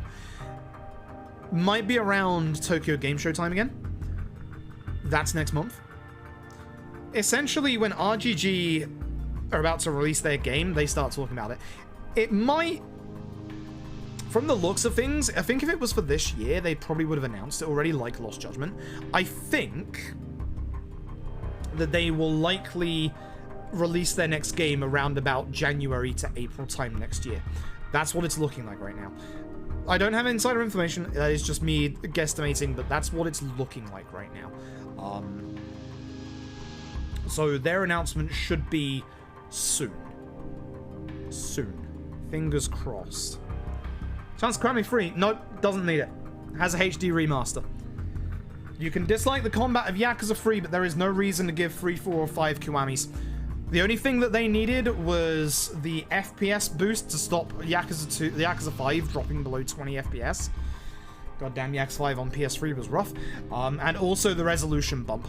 There is literally no point in Kiwamiing 3 to 5. No point at all. Like, people just dislike the combat because Yakuza 3's combat, it's not aged well. It's aged better than Ken's Anzan, ironically enough. But people just dislike the combat. Just, it's weird. Yakuza 3's combat wants you to do more counter stuff. It wants you to let the enemy attack first. It also wants you to do more bounding stuff, like bouncing enemies off walls and stuff. Let's get going with this run, shall we? Am I gonna do the new route? Me and Tom did some potential routing ideas at GDQ, which are kind of scary. But anyway, let's get going. 3, 2, 1. Hopefully the load remover is working. Please tell me if it's not. Me and Tom did a whole bunch of labbing for this. We're removing the Gallon Blinding for the Majima and Saejima fight and going with 7 superpower rings instead, because that guarantees the doppelgangers die. Which is very bloody terrifying because we carry that into Sawashiro as well. So, I wanted to do it at GDQ, but I was so tired that I was like, no. I've barely practiced this. I'm not risking this. I did it in practice like a couple of times, and it's actually really good. Much more dangerous, but... yeah, I'm scared. I'm scared of it. I'm very scared of it. Hey, Kayla, hope you're doing well. Thank you again for the cake. I showed off the cake on stream earlier. Oh yeah, folks, the Yakuza games are all on sale on Steam right now as part of the Steam Summer Sale. If you want to jump into the Yakuza series, you can start with 0 or LAD.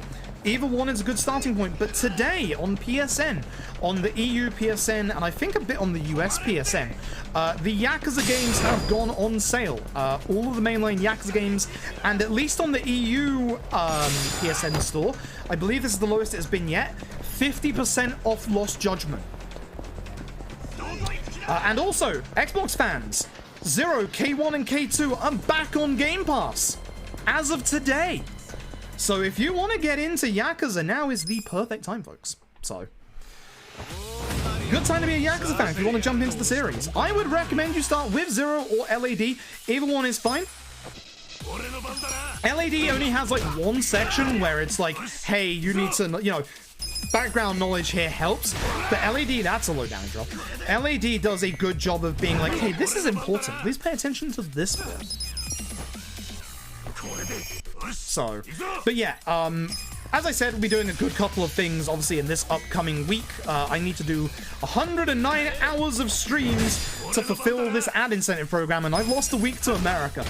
With the Live Alive streams and the Xenoblade Chronicles free streams at the end of the month, expect long streams for those, because when I get stuck into casual stuff, cough Persona 5 Royal, I go for a long time. We were doing 10-hour streams for Persona 5 Royal at one point. Those VODs are going up on YouTube, by the way. The first 5 have been scheduled for a released. The next one is coming out tomorrow? Tomorrow? Question mark?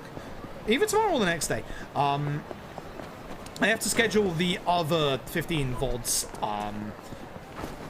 But yeah, we go hard when we do games on the stream. And now we also go hard on adverts. So yeah, good stuff, I guess. I'm getting that bag, I guess. Serious for a big release? I mean, it could be a thing. So it's not bad you miss Persona streams. I actually really appreciate people who like stuck around for the Persona streams, because like the big thing when you're speedrunning, like when you're speedrunning, people know you for speedrun content, and obviously people know me for Yakuza runs for years. It's all I've done on this channel for like 4 or 5 years. So it's obvious that a lot of people don't want to watch that stuff, and they want to... It's the way that Twitch works, you know. I've been a partner for 2 years. I'm not stupid. I've known how Twitch works for years. People like seeing you do, obviously, your wheelhouse of stuff. People like watching me do Yakuza stuff, and people who are only here for the Yakuza stuff, I fully understand. And I will keep doing Yakuza runs. I love doing Yakuza runs. I've got a whole bunch of runs that I need to, like, learn, like, new intricacies for and new, like, actual strats for. See how that guy died in GDQ and survived here, despite the fact he took more damage? He's one of, like, only a couple of enemies out of variable HP buff. I hate this man. This is probably a reset. If Knife Guy doesn't go down with this hit, it's probably a reset. Oh, you are there. That's a reset. My time is very tight in the first 2 chapters. I can't take this fight going wrong if something else goes really wrong. But that went really wrong because I got knocked down by the motorbike. Okay, folks, before we start the next run, the ad break is in 16 minutes, which will be during this hour show fight. I'm gonna run those 3 minutes of ads now, then we don't have to worry about them for an hour. So I'm not gonna start the run until the ad break is over. Let me know again. This is the first day we've used the ad manager. Let me know again when your ads are done, how many ads you get, because it sounds like people aren't getting the full amount of ads, which is a very good thing. Once again, folks in chat, do me a hot solid, spam the command, get ad block. Get ad block. Please get ad block. It doesn't matter the amount of people that watch these ads, it matters the amount of hours that I stream. So either get yourself a sub to the channel, Twitch Turbo, which Twitch really don't want you to know about, or ad block. Don't care. You want to walk away and grab a cup of tea? I'm not starting the next run until these ads are done. So, see you in 3 minutes, folks. Oh, this is very annoying. This is very annoying to try and work around, that's for sure. But hey, it does disable my... It disables my pre-rolls for 45 minutes, which is kind of nice, not gonna lie. Because then that way we don't have to worry about... Yeah, I don't have to worry about ads for another 1 hour and 20 minutes now. That's really nice. That's really nice. That's chapter 5. That, if this run gets going, that's chapter 5 with the business minigame. I tell you what, let's try and do a no reset run up until like the run becomes completely impossible to carry on. I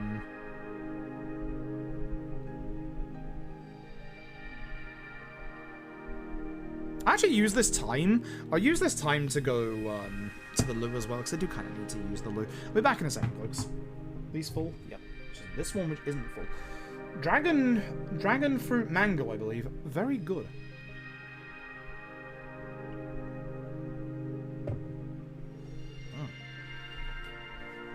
Code for in like a week's time.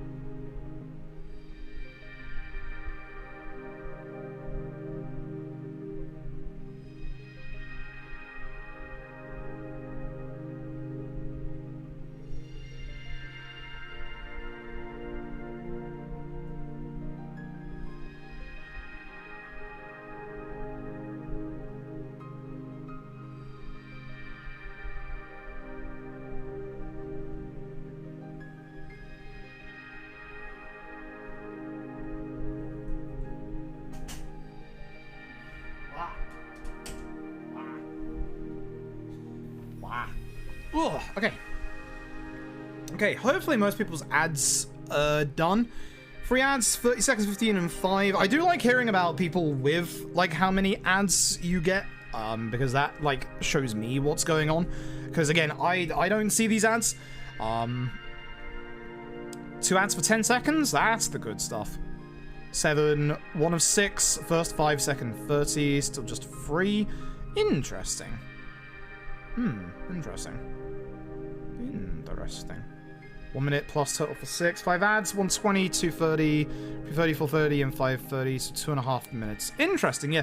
Some people seem to be getting, like, the full 3 minutes. Some people seem to be getting the full 3 minutes, whereas other people seem to be getting, like, 20 seconds. If you're getting 20 seconds, you are lucky. Yeah, playing like ass. Thank you for your 11 months. Again, for those who haven't seen it as well, that should be all the ads. 7 ads, 30, 30, 30, 15, 30, 15, 10. Okay, cool. Because all of this is actually useful. All of this is actually useful for me as well. I got 30 seconds, 4, 15, 30, 30, 30. Okay. All of this is very useful for me as well. Again, if this doesn't work out for the channel, I will disable them. But it is a pain in the ass that my first stream back from GDQ is the first time that I'm actually running ads to get that bag. But now we don't have to worry about ads again for like an hour and a half. So that should be chapter 5. I think I'm just gonna keep going. I think we're just gonna go. Like, we're just gonna do a run and just go. Everyone should be back now. So 3, 2, 1, go. Oh, mention this briefly earlier, for those who are late, my internet might cut out at certain points. 1, there are thunderclouds outside. My internet doesn't do well when the when rain and thunder is happening. 2, there is, and this is going to be a problem for the entire month, there are roadworks going on down the end of my road. I was really hoping they would have reached here before I got back. They are relaying all of the internet pipe down, like, our road and subsequently, like, the roads next to us. It is a big pain in the ass because they are literally blocking off people's houses and we need to get permission to leave. So, no doubt at some point that might cause some problems for my internet. So we will see. I'm prepared and braced for it. If it happens, might have to try mobile tethering again, which is not good. But yeah, I am prepared for that to happen, so we'll see. Last time 145, this time 250. Okay, cool. I do appreciate everyone saying, and again, I know it's a massive inconvenience. That's why I want to be like, the tweet there and the bot command there. That's the full transparency of why I'm doing it. It's 100% for the money. I go from scraping by barely to being able to live comfortably. That's the difference. It is a big difference. And again, as I say, we're memeing it up with the whole, you know, get adblock command. Not every streamer is going to be like that. Some streamers, I guess I'm now in that bracket, need those ads to be able to make a good living and, you know, to be able to eat. So essentially, don't go into everyone's, like, channel with the ads and go, oh, you know, I'm using adblock, fuck your ads. Because some people rely on that ad revenue. The ad manager, in the way that we do it, I don't need you to watch the ads. They just need me to play the ads. So essentially, use adblock. Please, absolutely. If you have a way to get rid of those ads, please do so. Like, I don't need you to sit through the ads. I just have to play the ads. You gotta play the system. But I'm very paranoid about it because, again, I would have loved to have had this as a running thing last month pre-GDQ so people would have gotten used to it and I would have gotten used to it. The nice thing about the axe runs, as you've seen, there's plenty of spaces where we can run those ads and it won't be that big a deal. With the timing of this run, if we just keep going with this run, we should get the next ad placement around the time we get to the business minigame. Which is perfect. Because at that point, like, you know, if you need a drink, you can go and grab a drink, you can go and chill, you can go and jump into another stream and see what that stream is doing, etc. So, and the nice thing about running these ads as well, I'm getting a good amount of pre-roll out of this as well, so people joining the stream hopefully won't get ads until those ads are played. So, it took a lot of talking to get me to actually do this. Put it this way, I've turned down Raid Shadow Legends. I've turned down some very generous Raid Shadow Legends offers, but this, we talked about this on stream for about 3 hours at one point. It took a lot of convincing me to be able to take this offer. But when I saw how much they were offering me, like, me putting that out publicly is not supposed to be like a humble brag of, you know, well, look how much money I'm getting. It's supposed to be full transparency of me from previously saying, you know, I'll never play ads, to, oh hey, I'm actually playing ads. Really? You're in a mood today? We're gonna carry on anyway. Oh, my perfect guard timing is terrible. Please go down anyway. That'd be great.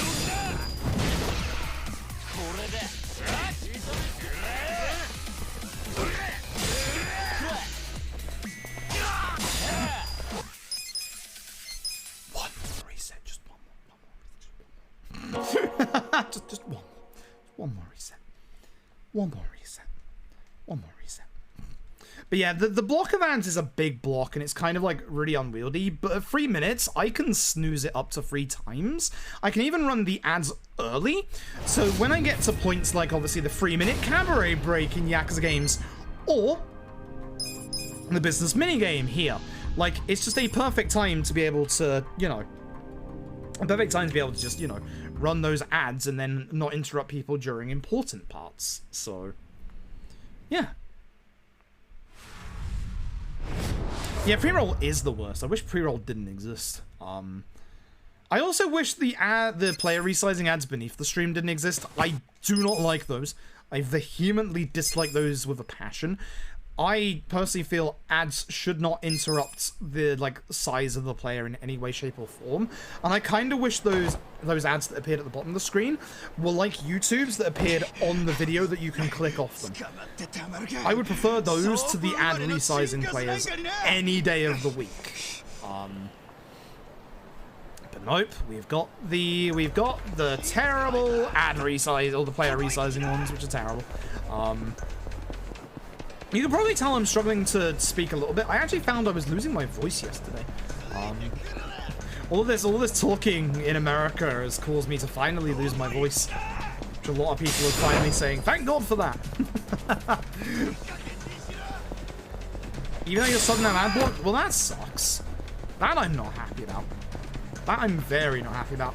But yeah, I think when my partner contract rolls over in September, I'm fairly certain I'm probably going to have ads baked into my contract going forward. Because I'm fairly certain that's what they're doing with everybody now. I've just been very lucky to not have ads in my contract as a speedrunner for quite a while. So...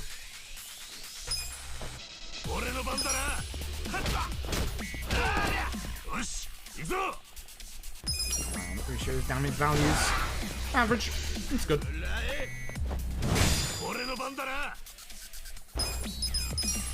But yeah, I'm very, very tired today, obviously. Like, I'm still getting over the jet lag, so... Might not be as long a stream today. We'll do another run of this tomorrow, absolutely, 100%. We'll definitely do the new ramp as well. Nice crit, wrong attack for it, because that's the one that doesn't do that much damage. That's low damage. That's good. That's very low damage as well. That's very lucky. I'm surprised we actually made it through that fight. If you do too little damage, Ushio gets an extra turn there, and you lose like a good 10 seconds. I mentioned it during GDQ. God damn it. I hate messing with that menu. We only use Tenacious Fist because it's obviously our most damaging attack, as you saw. All of our stat increases for level ups are exactly the same every single run. So, despite the fact we know what stats we're going to get, there's just some weird oddities at times. So, it's one of those things. It is what it is.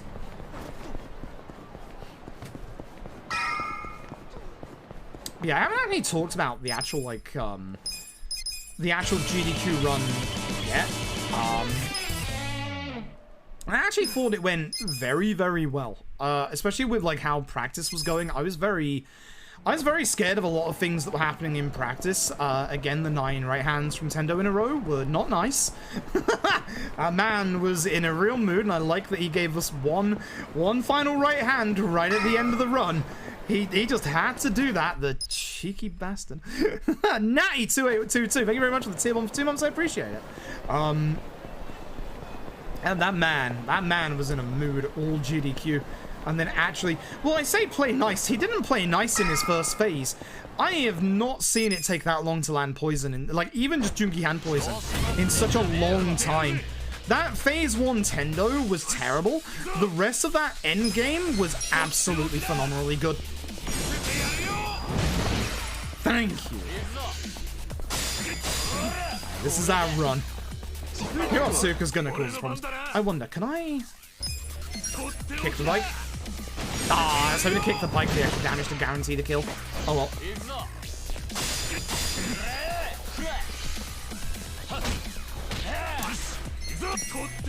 My perfect guns are not good.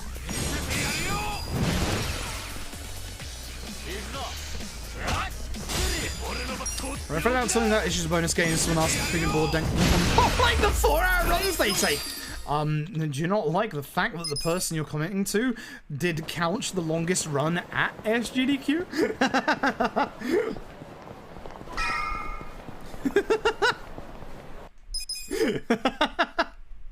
God.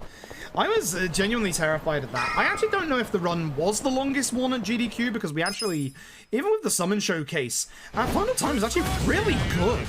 Like, if it wasn't for a couple of the weird things that happened with, like, the fight spawns and the cars early on, honestly, that end game was probably PB pace, to be honest. That end game was genuinely really, really good. Nice Hirotsuka, god damn. Not often you get 37 in that fight. Good lord. Was the longest? Yeah, I'm not surprised. Yeah, no. The run went way better than I was expecting it to.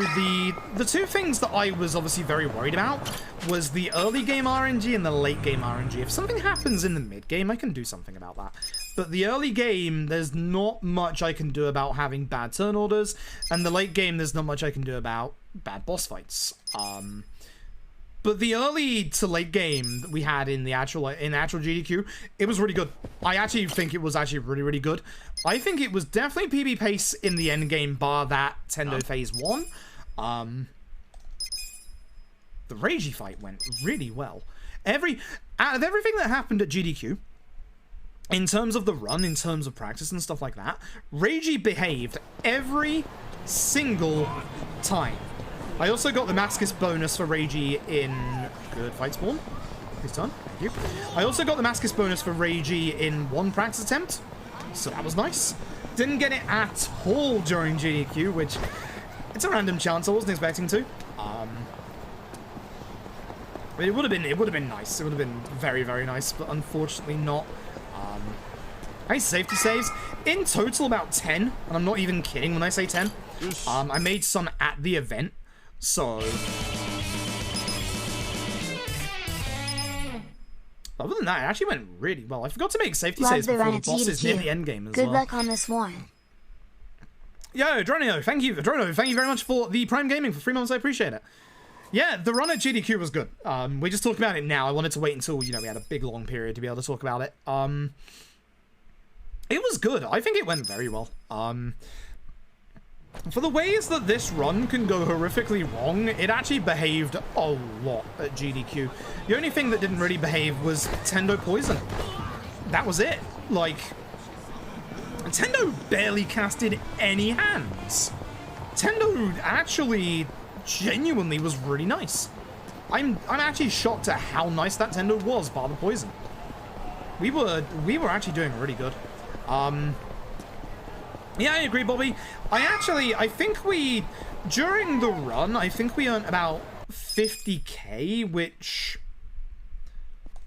I mean, that's still a success, but like, considering we did that during Lost Judgment at 2.5 compared to 4 hours, I think we did a bit less performance with LAD, but I'm still very, very happy with what we did for LAD. Being able to walk away and say that we raised $50,000 for charity, that's phenomenal.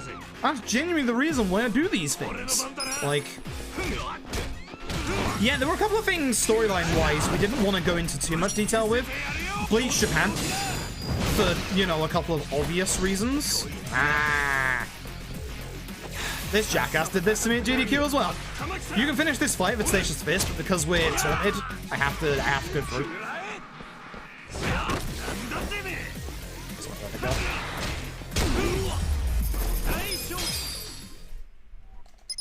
Shame. Shame, but well.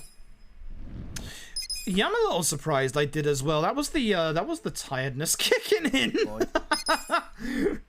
that was the 2 hours of sleep before my run kicking in. I was so tired during that run. I can't describe how tired I was during that run. I was just gone. That last hour, I barely commentated, and I'm so glad that GK and Tom were there because I was just done. Like, I've had issues, and I've come away from this GDQ also having issues with my commentary in the second half of the run. But this one was mainly more down to tiredness. And at least for this run, I had some amazing commentators to help me out. I was so done. I'm glad GDQ were okay with calling him Mr. Maxkist, because I would have slipped up with that tiredness. I would have absolutely slipped up. Stun? Anyone matters? Stun? Nope. Yeah, as GK says, yeah, with the mask on, you can still hear yourself. Which is what I hated about Bakamitai. Was I could hear myself, and it was just like, fuck. Fuck. I don't like this. I don't like this. I don't like this at all. Track stage during the game, just rage 45. Wait, we raised actually more than Lost Judgment? Okay, that was good. I didn't actually realize we raised more than Lost Judgment. And of course, if you count our incentives, we started raising more money beforehand as well. So I'm really happy about that. I was hoping for a bit more considering, you know, the run was a bit longer. But considering that this is a turn-based RPG, and not everybody likes turn-based RPGs, I can't be upset with that. And again, much like the other Yakuza runs, every single time we've done a Yakuza run at GDQ, it's surpassed the previous run that we've done. Every single time. I cannot be upset with that in any way, shape, or form. So, I'm very happy with that. So, yeah, as GK says, I was too tired to be afraid of it by the end of that run. So, I wasn't too bad, actually. But yeah, every time, like so far, every time we've done a Yakuza run, because I think K2 was only 15k, I think 6 was about 20 to 30k, and then obviously LJ was 45. I've said this multiple times. We may not have met the boss rush incentive for LJ, but I could not be prouder of the amount of money we raised for LJ. Considering that was, oh, you didn't crit this guy, itchy. Considering that is not a mainline Yakuza game and doesn't have the recognition that the other Yakuza games do, I couldn't be more proud of what we did with that Lost Judgment run. Don't taunt. Jackass. Well, I get to have a drink and place my throat. That's why I wanted the crit on this.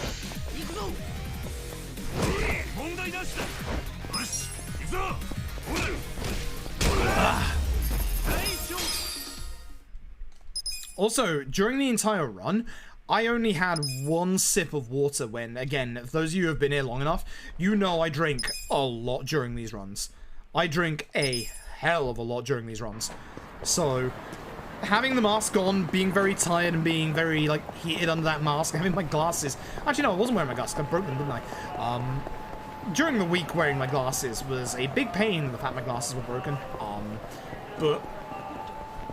yeah, I was running on fumes after that run. I was, literally just out of it at that point. I was very out of it at that point. But again, now that I actually have the time to be able to say it, again, much love to Brian Arto. I know Bri was very exceptionally worried about having to drop last minute.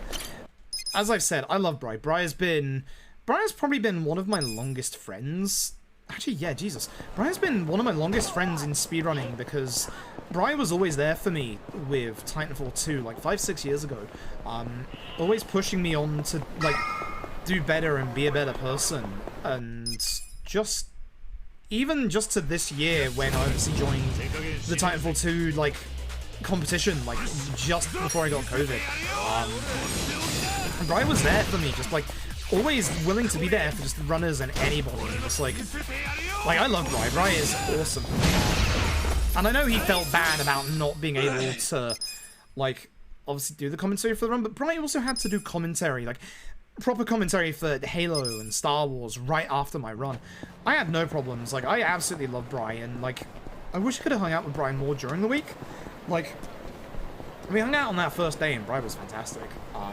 But even without Bri, obviously, Tom's game knowledge and obviously humor was fantastic. GK coming in with the good humor as well as obviously the actual series knowledge. Absolutely brilliant, the both of them. Absolutely brilliant.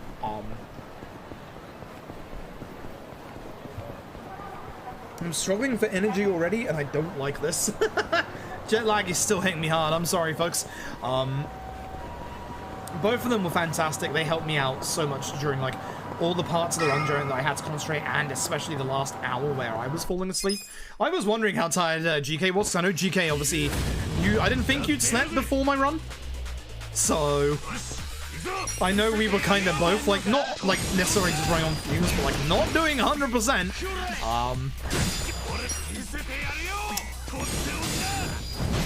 Nice stun. There we go. That's a bit of time save right there. So I imagine that, yeah. Fucking same. Fucking same. Could it be on the stage? Yeah, the only reason why I knew it would be cold was because of me doing the practice for my run when I had to wait for Mute to get Doom to stop fucking about.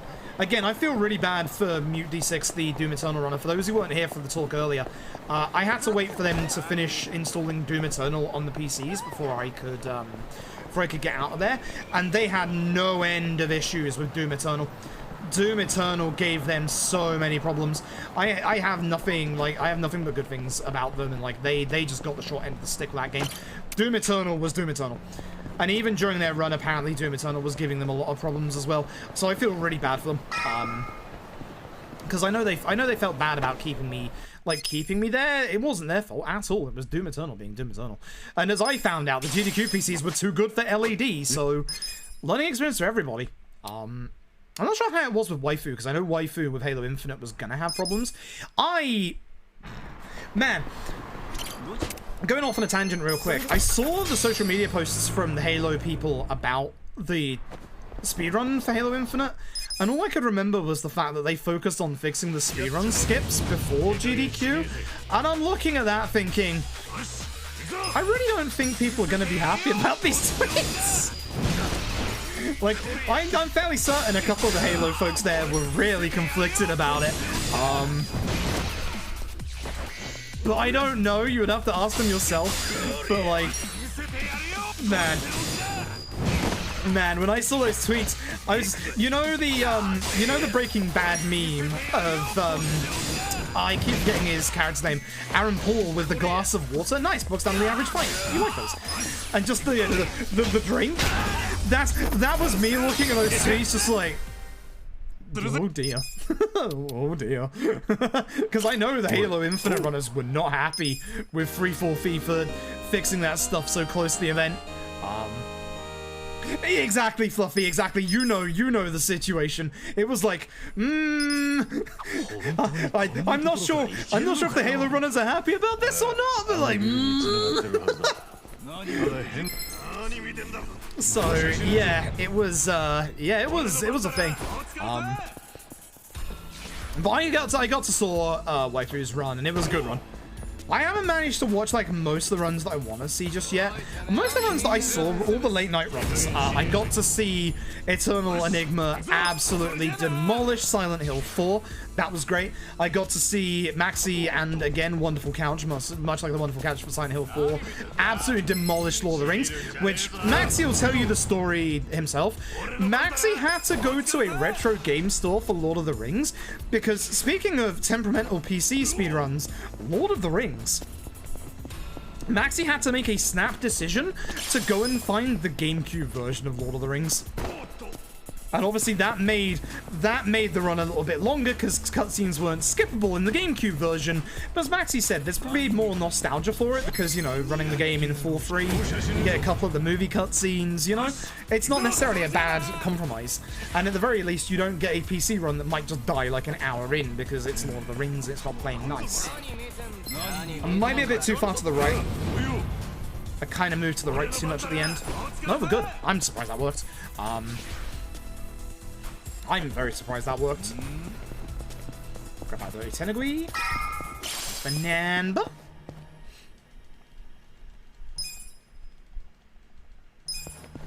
They were sponsored by Nisa 3 times a block command that said play Yeast 9, it's great. Oh.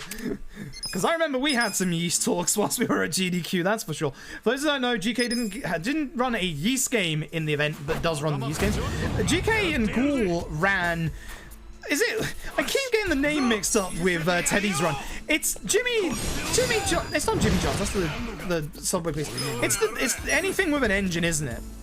That was. I watched that run on VOD, and I was just like, I'm not sure what I'm watching, but this is fantastic.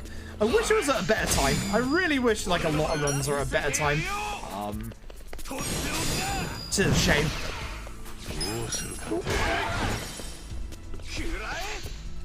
Thanks for at least doing the flying chop cross, which was nice and quick. Get stunned. Ooh, shame.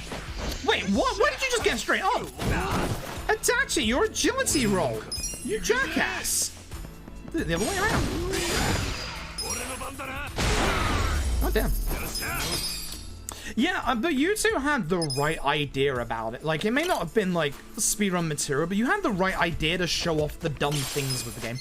Like, that is absolutely the right thing to do with a game like that. I did see the OOT task, yes. As somebody that obviously was a kid in that time and heard about all the rumors, it was quite mind-blowing, although... I'm gonna be honest, despite the magic, there were parts of me that were a little miffed at some of their wording, like, you know, we're turning it into, you know, our story and stuff like that near the end. I don't know. Wow, I low damage roll. It's nothing super serious. There's just a bit of wording that just rubbed me a little bit the wrong way, but it was fantastic to see everything come out. Okay, so the Destiny thing was AGDQ. Destiny was in AGDQ. Bungie patched out specific speedrun strats like 2 days before the event. That's why people were mad about Bungie there. They specifically did the patch 2 days before the event. Like, literally.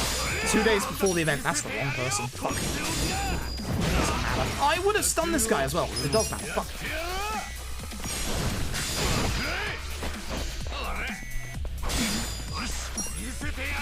So, yeah, it's... Bungie got a lot of flack, but Halo Infinite is 343. It's just, after seeing that, I was... Does this do enough damage now? Yeah, it does. That's crit. It was definitely, when I saw that tweet by 343, I was definitely like, eee. They never read the room, that's for sure. People were not happy with Bungie, so...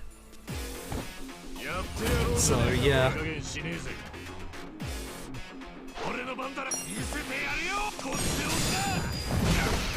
One stun. Do it.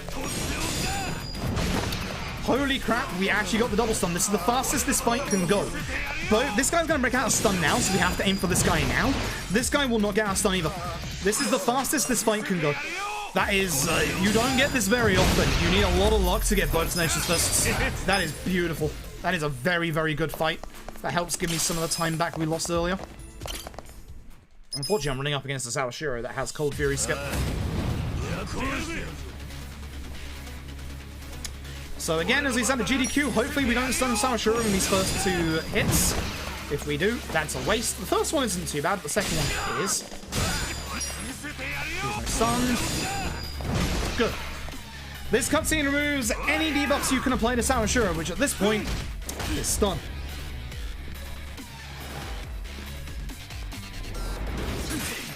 Yeah, sorry if I'm low-key on the commentary tonight. This jet lag is actually hitting me way harder than I expected it to. Holy hell.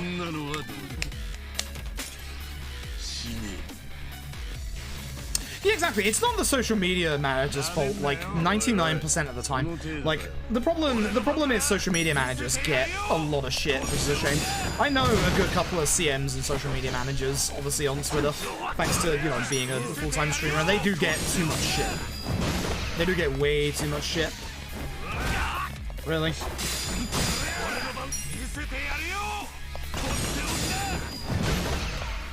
No, we're getting Cold Fury. I have to use Hardware here. Cold Fury.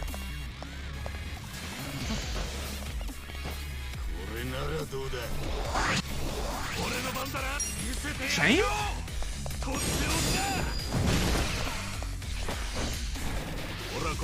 Again, the damage doesn't matter here, which is nice. Being bled does, because that takes longer to get back to my turn. Oops.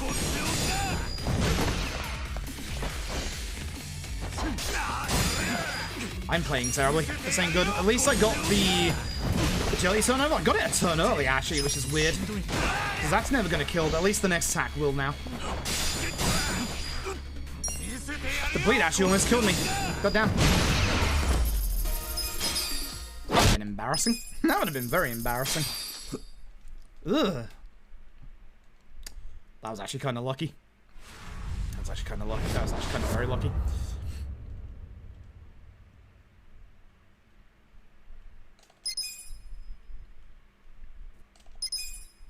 My eye is just, like, liquid right now because of my fan, but I need my fan on so I don't die from this heat. I miss the air conditioning already. The air conditioning was so good. But yeah, like, the actual run, like, I wanted to say more, but the jet lag is hitting me real hard, like, right at this point. Like, both GK and Tom were absolutely fantastic on the couch, and Bobby, again... Bobby does amazing work for GDQ, and I think Bobby, like, I'm a little biased. I think Bobby is one of the best donation readers at GDQ. I've been very lucky to have Bobby 3 times in a row. Very, very lucky. Very exceptionally lucky. Plus, we have a good rapport with one another, which is great. It was also very, very nice to finally actually meet people. Like, getting to actually meet, like, the folks that I just mentioned, and just... shoot the shit and hang out with people is just so good. Like, so good. Yeah, we have a Bobby Black Wolf, a Bobby Blacktastic, and both of them are fantastic. Yeah.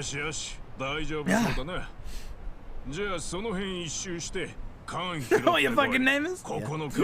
Yeah, and the Bobby Bun. And the Bobby Bun. And you're Robert.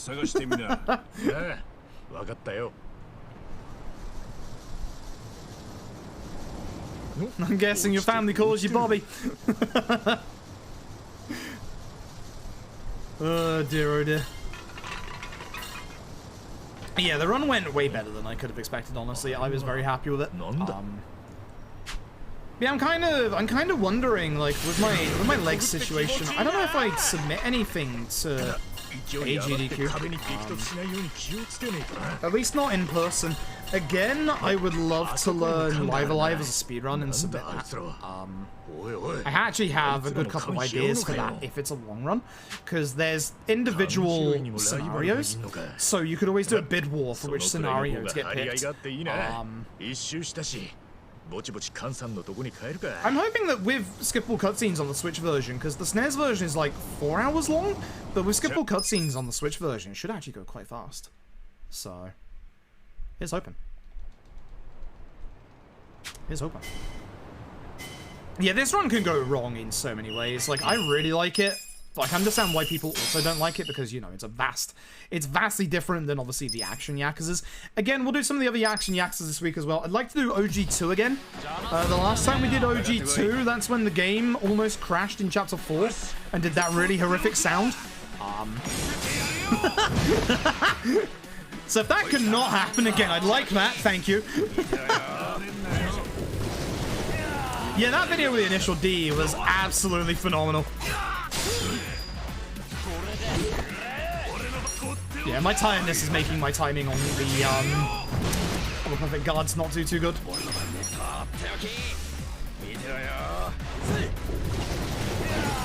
And for those wondering as well, I am not playing the demo for Live Alive, because obviously if I'm going to play the game, I don't want to see anything ahead of time, you know? That's what I do with everything. Ah, Zang! Good.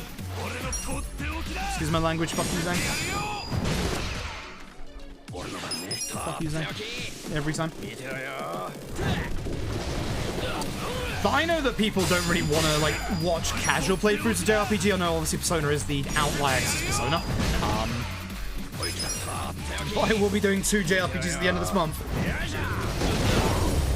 You can transfer the progress to the main game, but I don't like starting a playthrough like that and going to people, hey, go watch this, like, previous VOD. But for casual players, absolutely, that's a good thing. For me, no, I want to do it all, you know, in a block, in a go, you know?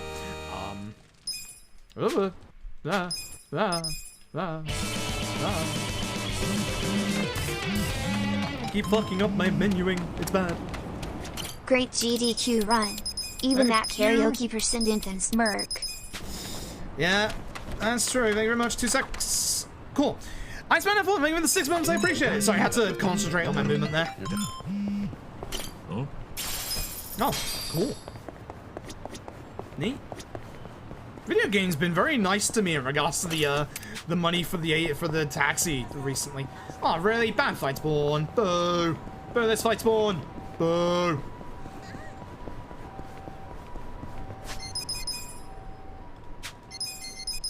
Also, folks, don't forget, we have a new emote, Fruit Y. Does exactly what it says on the tin. Fruit Y.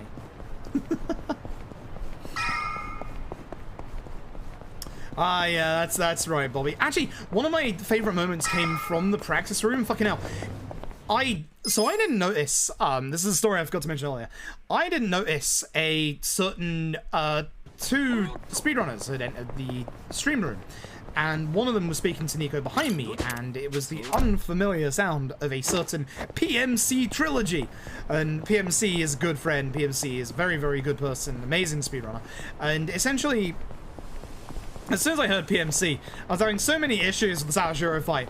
I turned around to have a conversation with PMC, and PMC started talking because PMC was going to be couching for KZ Fru's GTA run.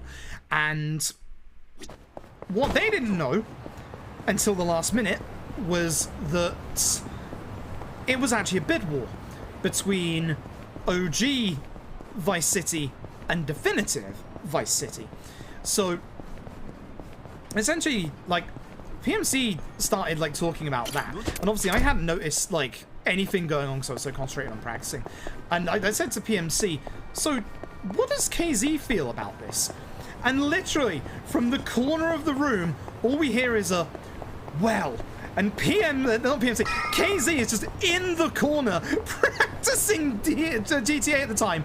No one knew that KZ was in the room until KZ just got up and walked over to us. It was goddamn fantastic. It was absolutely fantastic. It was one of my favorite moments.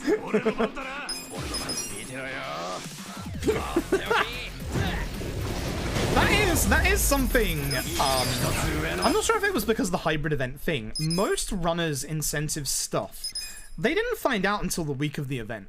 The only reason that I knew all of mine were accepted was because Bri told me literally like a couple of weeks before the event. Like, if Bri hadn't told me a couple of weeks before the event, I wouldn't have known whether karaoke was in or not. They didn't update the website until the week of the event. I don't know if there were problems or what. GDQ is usually very on the ball when it comes to the incentive stuff, but this time around, it felt like they weren't. I don't know why. It was just weird. Like, I was fine because I knew about mine because I got told about it. But if I wasn't told about it, there were certain runners, like, again, KZ Fruit didn't know if it was going to be normal or definitive until, you know, it was actually the week of the run, which... that's not ideal when you have to practice 2 wildly different games. And there were a bunch of other runners who were all just like, yeah, same, I don't know about my incentive either in, like, the Discord. I don't know if there were just issues with updating it because of the hybrid runs or whatever, but they just felt a little off the ball for once, which is really weird. Every online run I've done for them, they've had the incentive start up within like a week or two. So it was just really weird this time. Why were you running? I was holding walk. Bizarre. Tag team, Molly, Pigeon. Bad menu. Oh, the tiredness is hitting hard. Oh my god, the tiredness is hitting hard. Please. Holy shit. It sucks. I can feel my menus being really slow as well. This sucks. Jet lag. Jet lag fucks, but in the bad way. But yeah, I'm kind of thinking ahead to future GDQs. I think the only Yakuzas at the moment that probably have a chance of getting into GDQ are probably either OG1, OG2, or K1. I'm not good at any of them, so I don't feel like I want to throw my hat into the ring with any of them. I could potentially get good at OG2, but OG2 is fucking evil. I'm not sure I want to run OG2 in a live marathon, if I'm being brutally honest with you. So I might not submit any Yakuza for AGDQ. I'm not sure. It also depends on my legs and whether in person or hybrid. Good grenade. I was thinking that some people were going to be a bit too far away there, but that's not too bad. So I don't know what I'm doing for AGDQ submissions right now. Again, I'd like to do Live Alive, and that might just be it. Maybe I can try Lost Judgment with Kite Files again, because it's a nice short 1 hour run. And it'll have been like 2 events since, obviously, we did LJ. RGG's new game won't be out in time at this point. So, I don't know. I don't know. I submit AOT, but the trouble is then I'm associated with Attack on Titan. Which, with the way the source material went, I'm not sure if I want to be attached to Attack on Titan anymore. I don't think, when the moral of your story is maybe genocide was the right answer, I'm not sure I want to be attached to that. Attack on Titan can go fuck right off.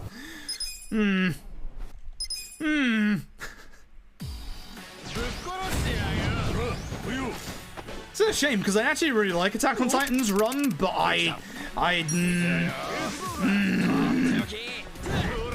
Attack on Titan's run has some, like, really good, like, move tech and actual, like, good time to it, but... Damn, I'm gonna have to do the... I didn't want to have to do the Reckless, but I'm gonna have to because he stood up. So yeah, no Attack on Titan for me, thanks. Which is a shame, because I would probably be Power Submitter, because the previous Power Submitter, the one who was like world record holder, they were the one that played the very, very illegal rhythm game on Juneteenth and has subsequently been banned from GDQ. Whoops. Massive whoops. Massive, massive whoops there. Hopefully they will learn for the future. I did a good menu for once! Ah! Shall I be damned? They lost their shirt us singing Japanese song? Good. Yeah, I don't think they do realize how much of a meme it is for us. So.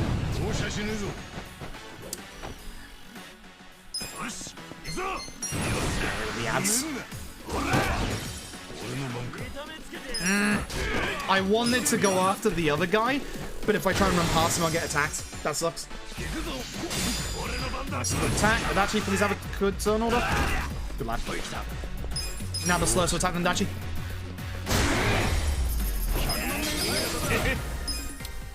I wonder, yeah, again, I wonder if there's any good, like, memes from the Japanese restream for this one, because, like, again, they birthed us with good old diabetic Kiryu with his soda addiction. And the Japanese restream has always been absolutely fantastic every time we've done, obviously, Yakuza on stream. Good turn order, please! It's not a good turn order. I'm upset.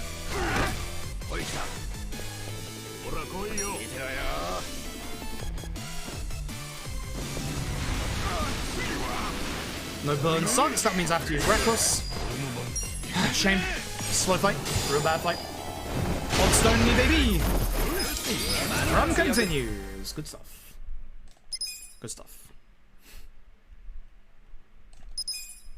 Yeah, game's not banned, but the thing is, you can't legally get your hands on a cabinet of the game right now. That's the problem. And they literally just showed off that it was an illegal version as well. Like, they just got their webcam and pointed it at the actual like laptop, which it's down to being, you know, a little silly, a little young, but like, yes. But it is a colossal fuck up. It is a very big colossal fuck up. It should be faster to do this into a battery. Actually, I wonder. It might actually be faster just to Pyro though. I think Pyro kills. It might not. He's not weak to it. He might not. No, actually, I don't think he would. That is faster. Yeah, that absolutely is faster. I'm losing it. Yeah, the main rule, like the main rule is that, you know, you don't fucking show off the fact that you don't show it off. Like, that's the main rule, is you don't show it off. Like, rhythm game players have a very, very big understanding of what they should be doing and what they shouldn't be doing. And that runner absolutely did a very goddamn stupid thing. Like, absolutely goddamn stupid thing. And here's the problem, right? That is something that GDQ had to get rid of immediately, because that can end up getting GDQ into legal trouble. That's how bad it was. Like, genuinely. We're not talking Final Fantasy XIV ERP on a billboard. We are talking that could genuinely get GDQ into legal trouble.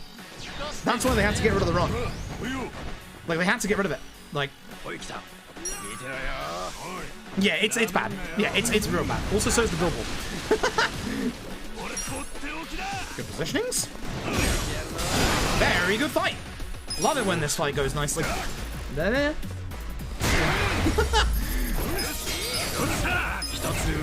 Love when that fight goes right. No, I remind you that billboard. I've been thriving on the memes all night. It's fucking hilarious. It's absolutely hilarious. It's so good.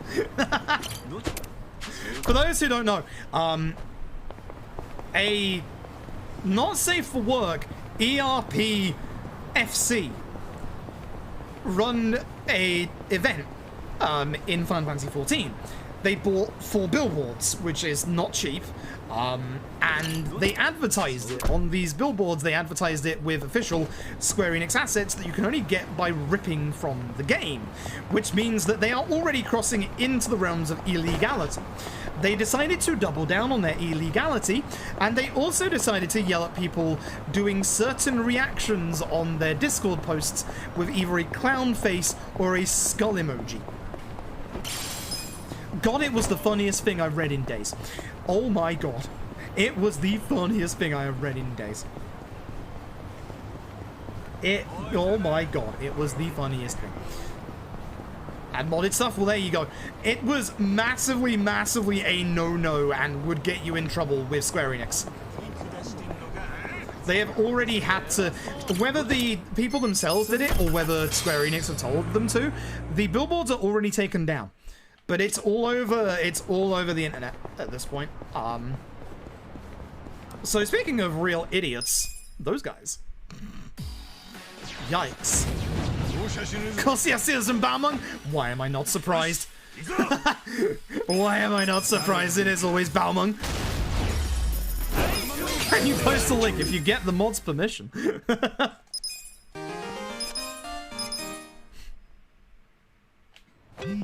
Oh dear, it made me laugh so hard. I've not laughed so hard at something in such a long time.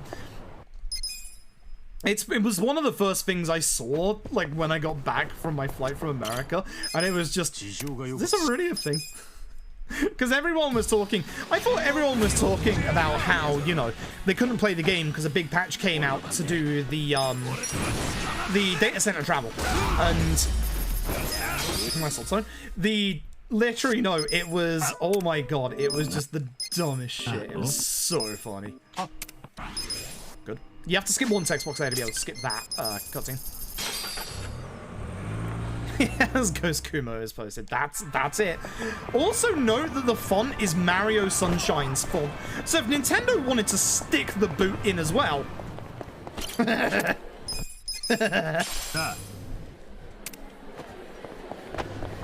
Because I don't think that Mario Sunshine's font is a public font. So... And the worst thing is how they were trying to be really scummy about it. They were going around a bunch of Twitch streamers. I think the biggest one they went to was Spoofy, who is a family-friendly Final Fantasy XIV streamer. It's a not safe for work event, and they were trying to get her to go there under the guise that it was a safe for work event. Trying to get Asmorn too. Wow. Okay, now. Like, yeah, that entire situation was so stupid. Oh my goodness. Hello, Gondara. For those wondering, because obviously we didn't do the Gondara summon at GDQ, that was my decision. That was not GDQ, that was my decision. I think I did that too early. That was good.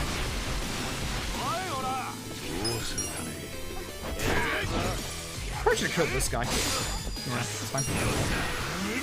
Not showing Gondara and Mascus was my decision. It wasn't on GDQ at all. I went to GDQ and I was just like, hey, listen, I don't particularly feel like these two summons are gonna be beneficial to show off on stream, especially Gondara. Mascus has at least a little bit of humor about it, but Gondara does not. Gondara is just a man in a diaper screaming like a baby. So that was my decision. For anybody who's wondering, that was not GDQ, that was 100% on me. But in return, I threw in Omelette and Nancy, which I thought people would appreciate way more than Gondara and Mascus. So... And people seem to love Nancy, so... Because Nancy used to be the old route, and we can't get Nancy in this route anymore. So I knew I could do Nancy in New Game Plus, and if I just removed, you know, one of the other two summons, we'd easily hit the estimate for the summon showcase. So... And Omelette we don't use ever, so it was kind of nice to have Omelette come out as well. You probably ignored it? Yeah, smart.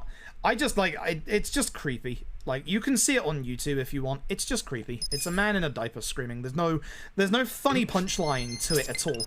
Like, Masochist has a little bit of a punchline with the red carpet stuff, but even then it's still a man in his diaper being smacked in the ass by a dominatrix. It's a run in the middle of the day. Which I know it's a bit more of a mature game, but I was still a little uncomfortable with it. But Omelette and Nancy, I felt like were good trades, you know? So... Is that weird to that damn billboard? Because it's funny. It's funny. That's unfortunate. That should be able to kill the other guy. Oh, unfortunate.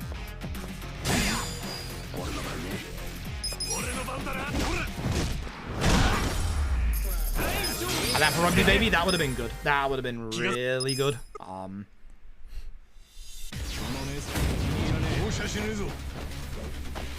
It's okay, we've gone down the route. Same. Oh yeah, Tom found out. We set fire to the guy on the right. We set fire to everybody. I don't remember if we had that pre-GDQ or not. But we got it now, at least. That's a triple. Oh, baby, a triple. That missed that guy, the one guy that it had to hit. Are you joking with me right now? How did that miss this guy?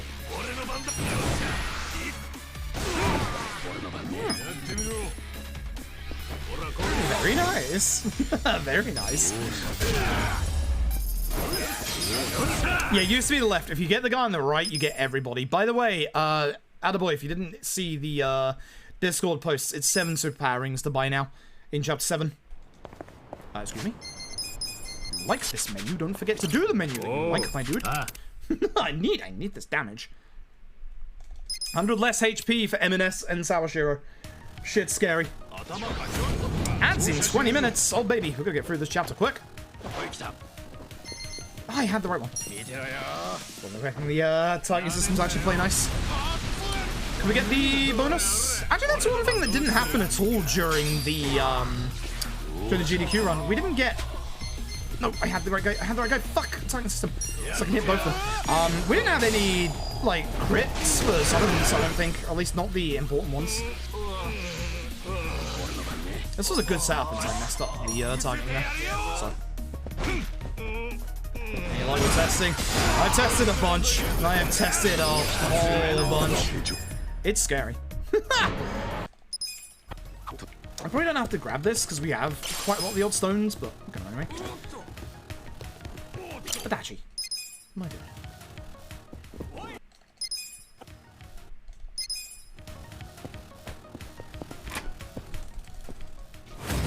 Find the right enemy and the fight. Depends on if Ida walks forward at the start here.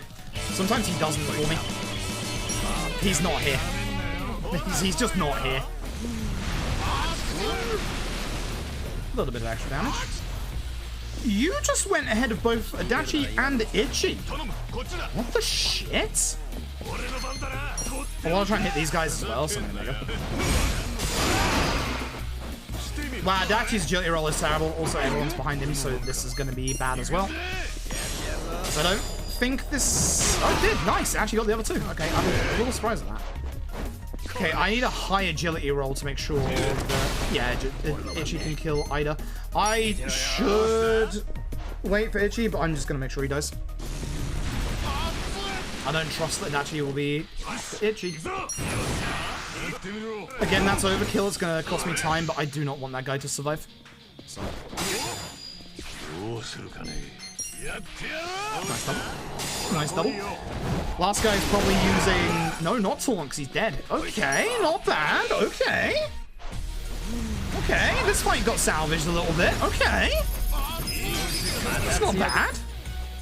That could have been way worse than it was with how early those turnovers was. That wasn't bad. I'll take that. I'm genuinely quite happy with that, actually. Fruit. So good to see you back. I hope you had fun at GDQ. Much less than 3, and thank you for everything. Losing my voice. Alan Vixen, thank you for the 12 months of the year of support. I appreciate it. Thank you so very much. Man's dead.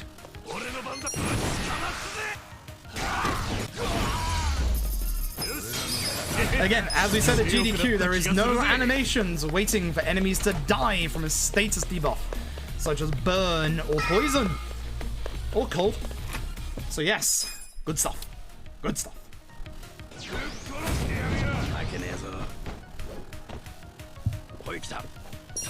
Good turn order. Okay. Let's see you, video game.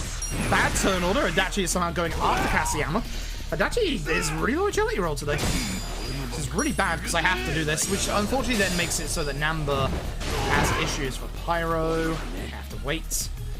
Actually, I probably should have done the old-fashioned way, I guess, unless Adachi went after... If Adachi was after Kasiyama here, this is really bad. Okay, good. We've normalized. Terrible.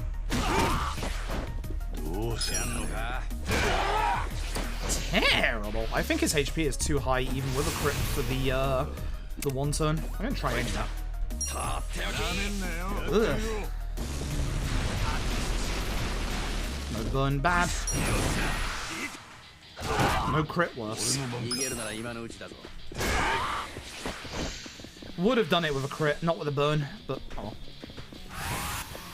How did that hit Namba? How did that hit Namba? And of course you would crit on the last tag team, of course.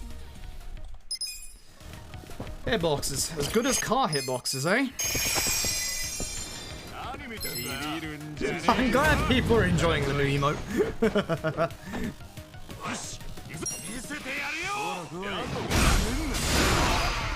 And we don't like Ichi starting. What is this turn order? Help, please? What is this turn order? Amber lost?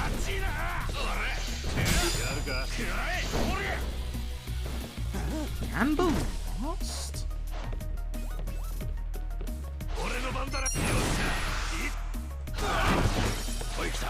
Dachi should kill. So I know he's weak to Fizz, that's why I was thinking a Dachi should kill. Even with his high HP buff. Not the best fight. Some fights in here going very well, some fights in here going very badly. Nothing in between.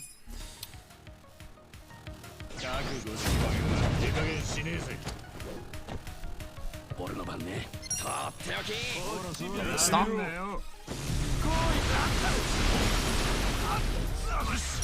Jump the ad. Good turn order.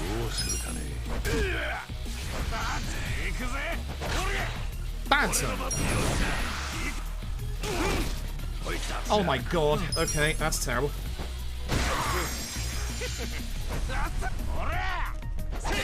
Dachi, you are letting the team down quite heavily, my dude. Listen to Batbuster.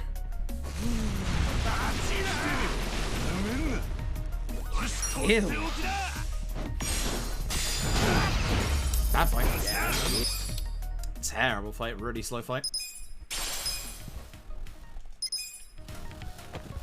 Yeah, what I might do is I might throw it over to Twitter a couple of days this week to see what Yakuza runs you want to see.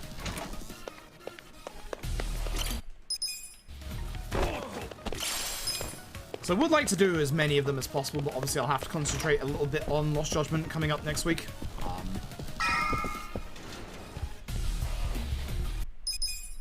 Like it to have a turbo option? No, not really. I like the speed of the game. The speed of the game is fine.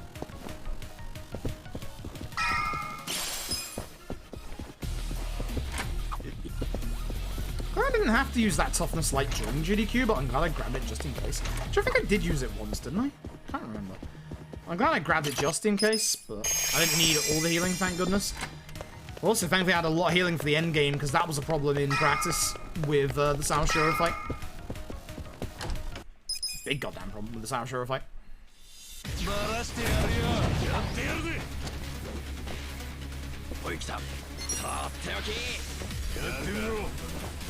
Lovely. Give me the bonus, please. Good.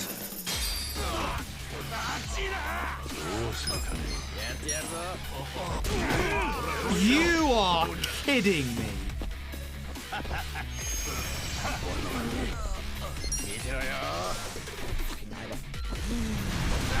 So I hit both.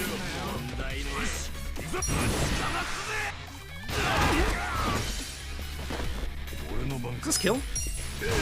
Good. That actually worked out somehow, and I don't know how.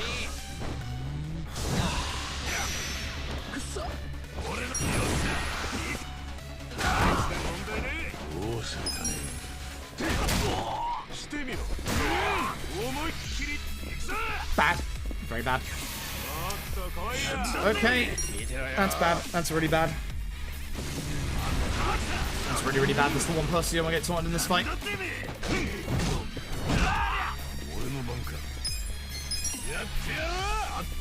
Not the move I wanted. I forgot we kind of got heavy beat down. Because it's slow and doesn't do that much damage.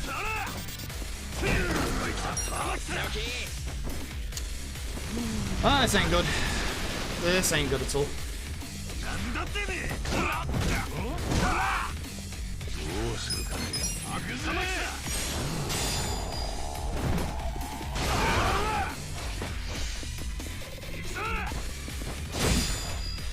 Bit too late for that, my friend. Terrible. Bad fight. That's very upsetting. It's over now, at least, but bad fight. We were doing well. Now we aren't doing well.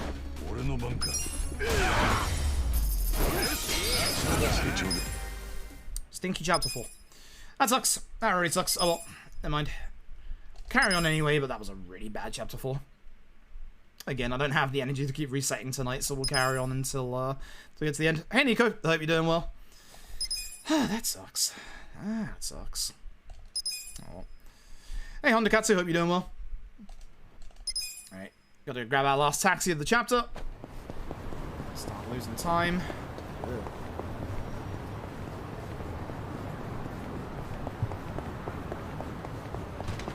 We had some good fights in that chapter, and we had some terrible fights in that chapter. Not good. Ad start in 8 minutes. Oh boy. The apocalypse is coming, folks. It is coming.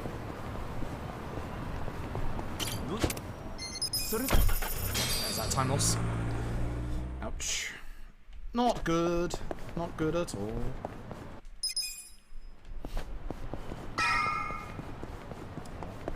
Chapter 5 it is. Off we go. Hey, Stormia. Thank you very much. I appreciate it. I'm very, very tired still. Very, very tired still. Jesus. I'm actually genuinely exhausted. I knew I'd be a little tired today, but goddamn, I'm more tired than I expected. Way more tired than I expected. So I apologize for like the low energy, like just chillness right now. It's just I can't get more than this. Should have made a thermos of tea. That's what we should have done. Oh well, anyway. Did I hit you hard? Yeah, I slept quite a lot during the day today, but I guess I just needed a bit more. Oh well. I get a lot of sleep tonight, and we'll come back and do a run of this tomorrow. A much better run of this tomorrow. I'm trying to figure out if I snooze the ads, we can probably make it to the business minigame by the looks of things. 7 minutes? Yeah, I reckon so. Please hit this guy. Thank you.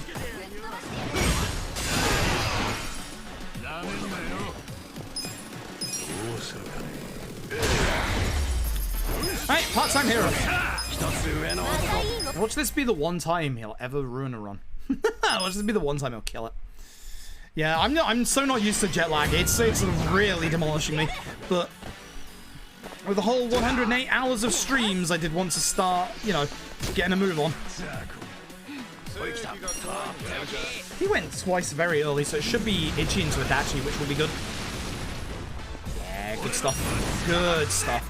This guy guards every attack from the front, much like Kaseyama does, so we have to make sure we do stuff like this.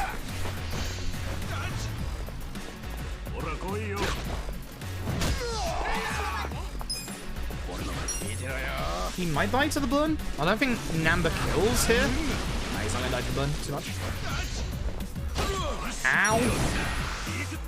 I never get his timing down with perfect guards at all. Like, he attacks way faster than I ever expect him to. This man is terrifying. Speaking of terrifying, CD, thank you very much for the 5 gifted subs. I appreciate it. Thank you very, very much. Again, if we get a level 5 hype train, I have to hit the come button again. Come on. We're looking at 5 minutes. I think.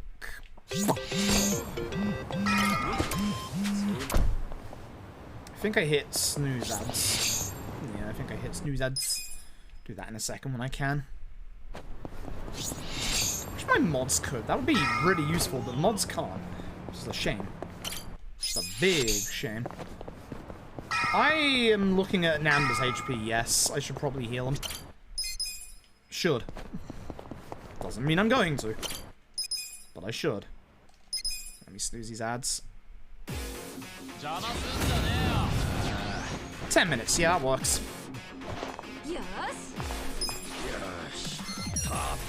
So that was a double, but sadly not. Go and move to the left.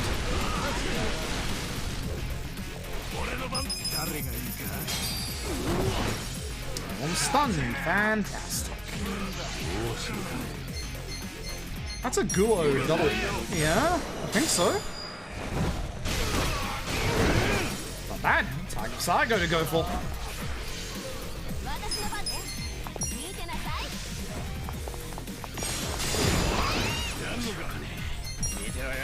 This guy resists fizz. Yeah, editors can. Yeah. But mods cannot. I do not have an editor.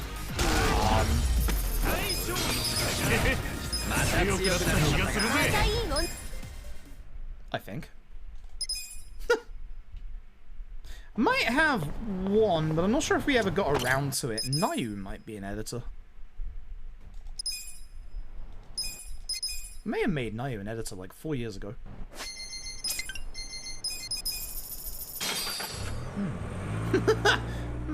I don't remember. I'm going the wrong way. I made that fight spawn. God damn it, that's my fault. If I'd have walked forward straight away, this fight wouldn't have spawned. It's my fault. That's my fault. I use a DualShock 4. I don't like the DualSense at all. I'm much like you, I dislike that controller a bunch. Yeah. It's too big for my small hands. I hate it. Yeah, I might have an editor. I'm not certain. Not 100% certain. It might be Nayu. I really am not sure. If it's gonna be anyone, it'll be Nayu. I need to check, I guess. It's kind of important, I suppose. At least I have enough time to manually move the ads myself. Also, yes, it is free snoozes an hour, which is good. So it's not free snoozes for the stream, like we were wondering. Okay.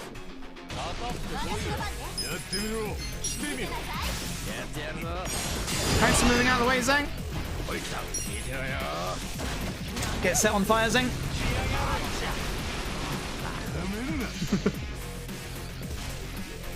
Literally mega swings to try and hit all the ads. One alive, Psycho will deal with them. That one's, I think, the weak one as well, which is nice.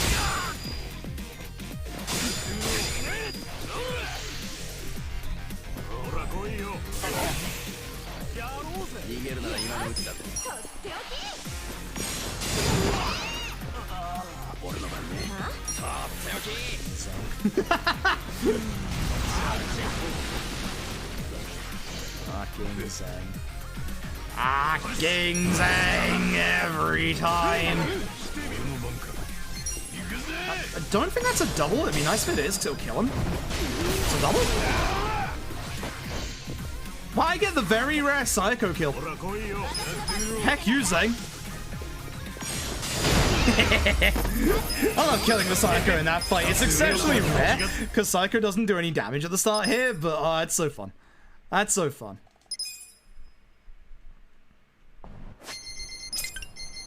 That's so fun. That's genuinely so fun. I like that. I like that a lot.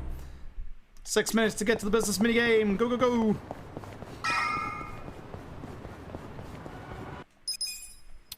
But yeah, I'll have a lot more energy tomorrow. I'll also load up on tea before tomorrow. Yeah, this SGDQ was real good fun. This SGDQ was genuinely a breath of fresh air and something I needed. I did allude to something earlier that I actually...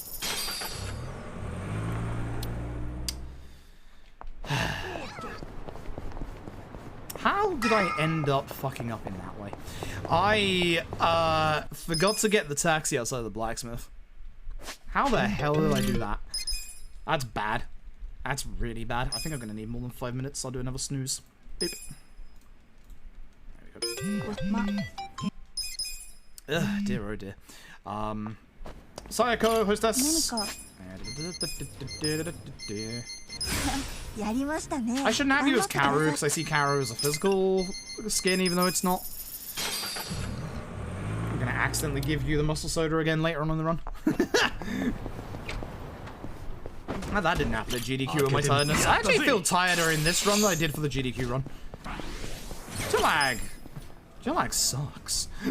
But yeah, something that I was kind of alluding to earlier was like, and it's not GDQ's fault. It's not the COVID stuff either. The start of the marathon was really hard to try and like kind of integrate into groups and stuff, because like, and again, it's not a bad thing that I'm gonna say it out here, but like, most people hadn't seen their friends in a good 2 years, and that was like one of the big points of like this GDQ was, you know, friends finally got to see friends after, you know, 2 years. And I even said at the time that the second half of the week will probably be a lot easier to like gel with people in the first half of the week, and I was right. Like, I was absolutely right about that. Everybody just obviously wanted to see their friends they haven't seen in like forever, which, you know, completely understandable. So, yeah, the first half of the week, just everybody was kind of like chilling with their own groups, and like everyone had their own little cliques that they were like chilling with, and that's quite like where I liked like the Egg Dice's like fire pit party, which is so many people were just like coming and going and just chilling. Like, that was like the perfect way to just gel with people that you haven't talked to before. Oh, ew. That might be a fight. That somehow got rid of their vision of me. I'm not quite sure how. I got very lucky there. That should have been a fight. That genuinely should have been a fight. Very, very lucky.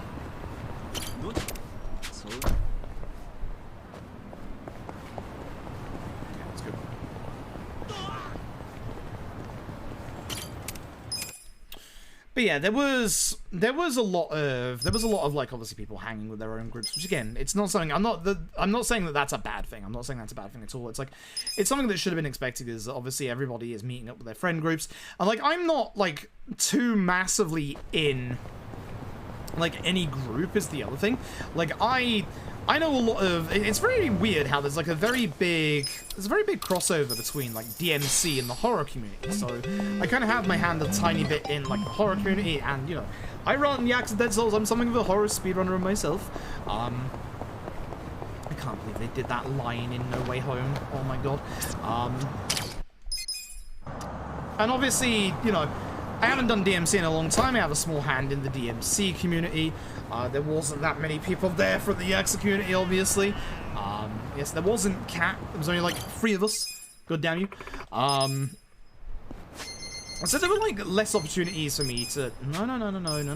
Next one, thank you. There were less opportunities for me to like chill with people in like the first few days. But once my run was done, I was obviously a little more relaxed as well. There were way more opportunities.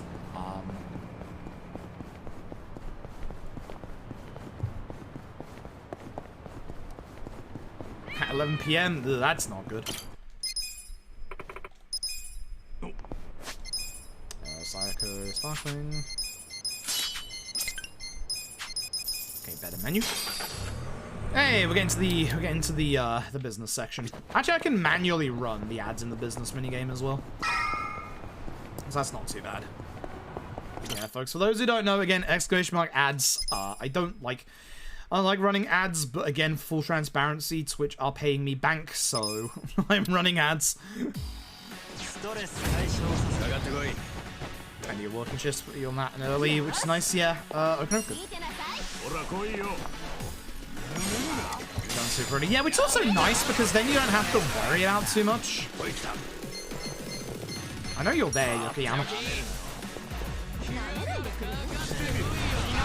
I keep forgetting he resists this, but it's still fine with Itchy. Itchy's got a very low agility roll. That's going to be bad for phase 2. That's going to be really bad for phase 2.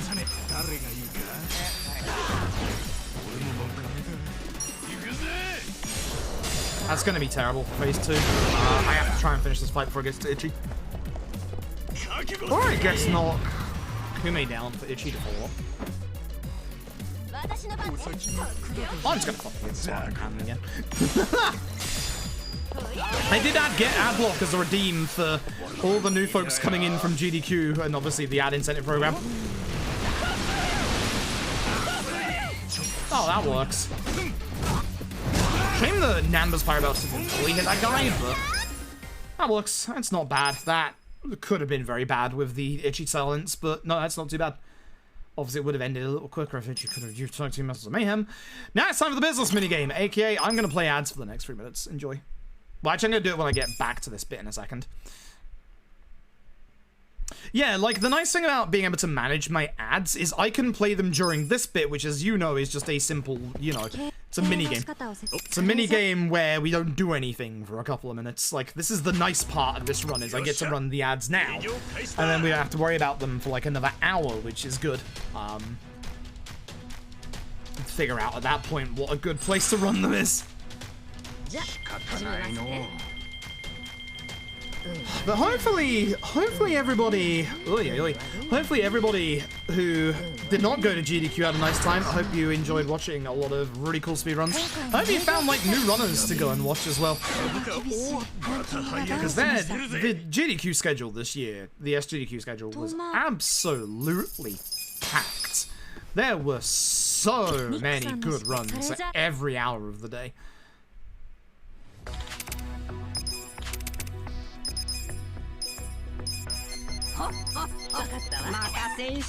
Trying to concentrate so hard on these menus at this tiredness.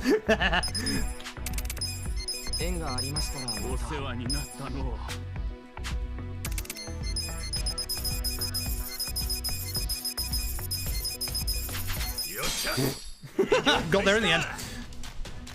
Yeah, OOT Triforce percent was fantastic. Like, very fantastic. Van and Zen's run only got to catch the start of that. Yeah, Halo Infinite was fantastic. I have a list of my favorites. I still haven't watched every run at GDQ, and I'm no doubt going to forget a run or two. The opening run of the marathon, absolutely brilliant. Would fully recommend that. Hi, Omelette. Again, as I said, Maxi's Return of the King, absolutely brilliant. Definitely watch that. Eternal Enigma's Silent Hill 4 run, very, very good. Definitely watch that. Brian Arto's Solar Ash run, absolutely brilliant as well. I love Solar Ash for its actual movement and stuff. And they actually had someone who worked on the game on the couch as well, which gave like a really good bunch of insight as well as like a good couch commentary in general. All the runs I mentioned so far have had good couch commentary as well. Obviously, Bobby, Blacktastic, the Wily Wars, very, very phenomenal. I know Bobby was after the other Mega Man, and I'm actually a little sad that that one wasn't met, but at least we got one hell of a... I think it was the first time that skip was done live in a marathon, so shout outs to Bobby for that. I think it was the first time, I might be wrong. Bobby demolished it, completely demolished it. God, there's other runs that I loved watching that I just can't think of at the top of my head right now. GK and Ghouls, obviously that one was really good. That's not right. That's right. Tiredness, please carry me through this part. Muscle memory, I need you. Muscle memory, I need you. Muscle memory, I need you. Thanks.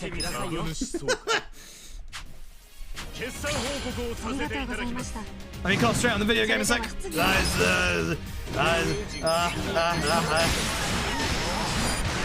Ads in 1 minute. Oh, nice. Nice timing on the ads, come on. Ads in 1 minute, folks. Now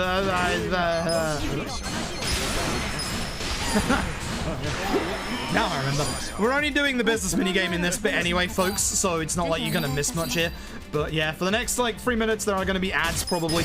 Again, let me know how long your ads are so I can get a gauge on how well they actually do. By how well, I mean how many Twitch throw in your face. They start in 30 seconds. Again, all we do is go through each of the business rounds. You're not gonna miss anything. Nicely timed. Get ad block. Thumbs up. Get ad block. Thumbs up.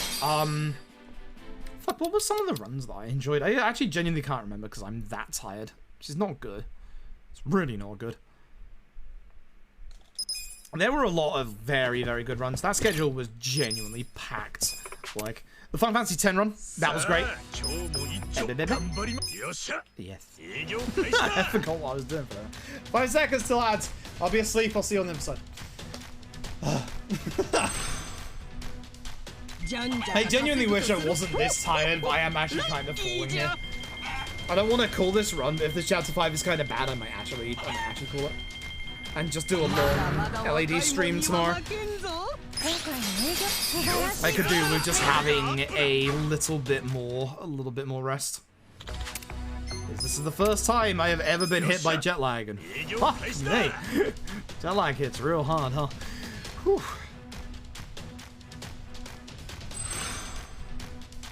Game pattern science, yeah. And again, I think that's the sign of a good host, is knowing, you know, when to jump in and when to just let the game do the talking.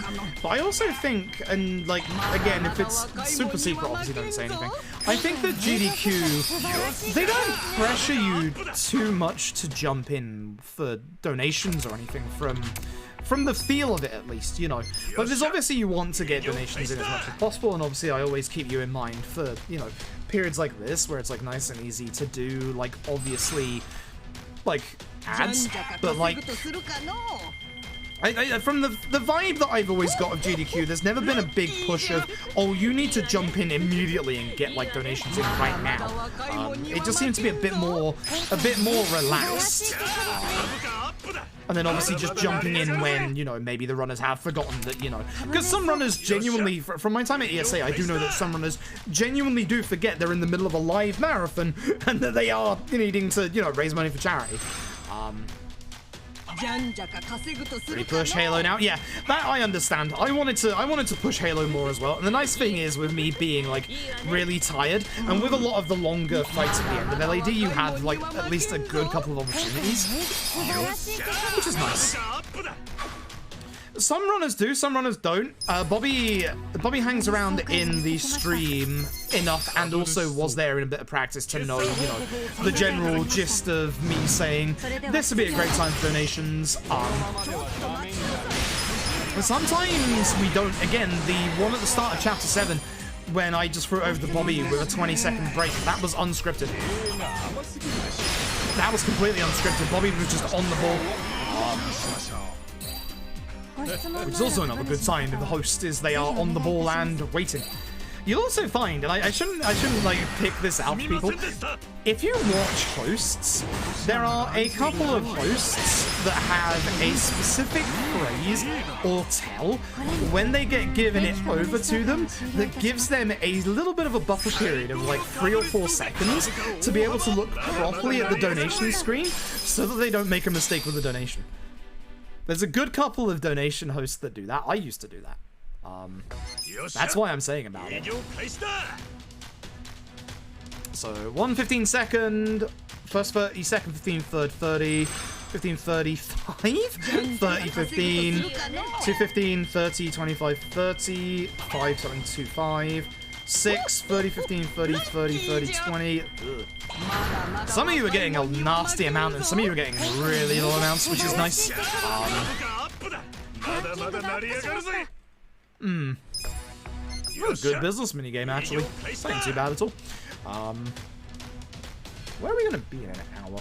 107? 207? Chapter 10, I think. Yeah, around chapter 10. Ugh, that's going to be nasty. There's no good period for ads between chapters 8 to the end of 10. Ugh. That's not ideal. This is a good business mini. Holy crap. Okay, so people are watching from probably. I mean, have luck on this? No, the nice thing is this is always, provided we do the right thing, this always goes the same way every single time, which is nice. Which is very, very nice. If you've got an ads with Prime, that's fucked. Well, as long as you're sub to the channel, that's fucked up. Ow! Yes, I need Master Sasooka. God damn it. I haven't had Master Sasooka ask for a raise in so long, I was surprised to see him there. But yeah, if you're sub to a channel, you shouldn't get them. Prime itself doesn't have ad-free viewing, that's just Twitch Turbo. Again, as much as we meme about like spamming get ad block, again, consider subbing to the channel because you won't get ads then. If you get ads on a lot of channels, consider Twitch Turbo. Twitch Turbo is Twitch's dirty little secret because it gets rid of all ads over Twitch. It's a monthly subscription, but again, it gets rid of all ads over every single Twitch channel. Thumbs up. Or get ad block. Again, I don't need people to watch the ads, I just gotta run the ads. That's a Tomei party right here. For this one, the rules have changed, so I have to concentrate a little bit. We have to go for Jesse first, and then we have to make sure we end these fights with Tomei. You'll see that the points for this one are going to get very tight. I'm not going to go immediately into it after I do the apology. Because sometimes you get a real nasty set. 0. On the dot. On the dot. That is exactly why you've got to be careful with that last one. And 100. Made it work. Also, I just would like to say thank you to everybody who has been putting up with the ads today. Again, I don't like running these ads, but they genuinely get me bank for full transparency. They will get me a lot of money, and I know this is my first stream back from GDQ, and I'm going on about them a lot, but I'm very worried about them, because obviously we've never done them before, but again, thank you so very much for putting up with them. That stack slap, if you see me use it more than once, something has gone horribly wrong, and I'm going to bed.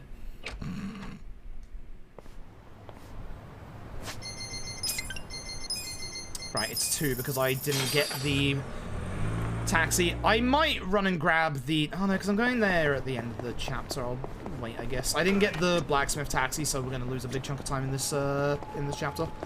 We messed up. I messed up real bad. Messed up real bad. Yeah, it wouldn't be quicker to run from here, sadly. I was considering it, but it wouldn't. Yeah, it's too far. Shame. Yeah, shame. Still quicker to go to Hello Work and walk from there. Oops. Shopping! Shopping! Shopping. It was bloody hard to read my notes without my glasses. I'm not wearing them now, but that's because I have them on the screen next to me and I can see them, although my eyes are very tired today. That's a bad fight spawn, don't like that. Should be fine now.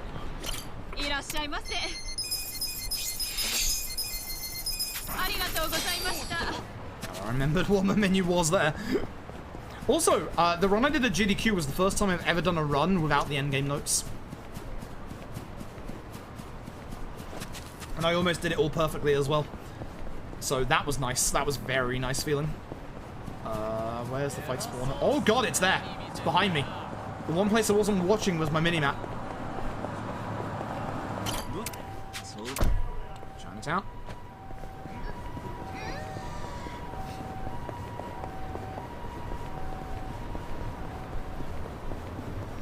Yeah, Eri is technically the substitute.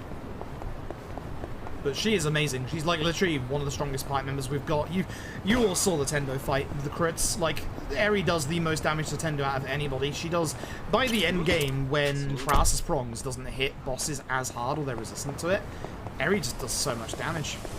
Eri does an absolutely amazing amount of damage. Please no late fight spawn. Oh, that's bad. Did not want to bounce off people because I can get into that fight by doing that. This should despawn them. Nice. Again, very lucky. Should not have pushed my luck with that, but did anyway. Supermarket.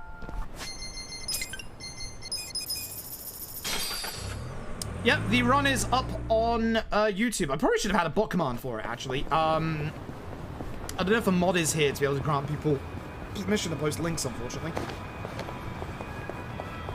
It is on... I did post it on my Twitter, and it is in the announcements channel of my Discord. Bomb levels, bomb levels, bomb levels. Excellent circle for every other one. God, I cannot describe how tired I am right now. No, we're asking for the VOD from SGDQ. Skip a little bit. A lot, actually. Can't skip this one. It looks like you can, but you can't. Forgot to mention that during SGDQ. And it's the last story cutscene you ever see in Eri in ever again.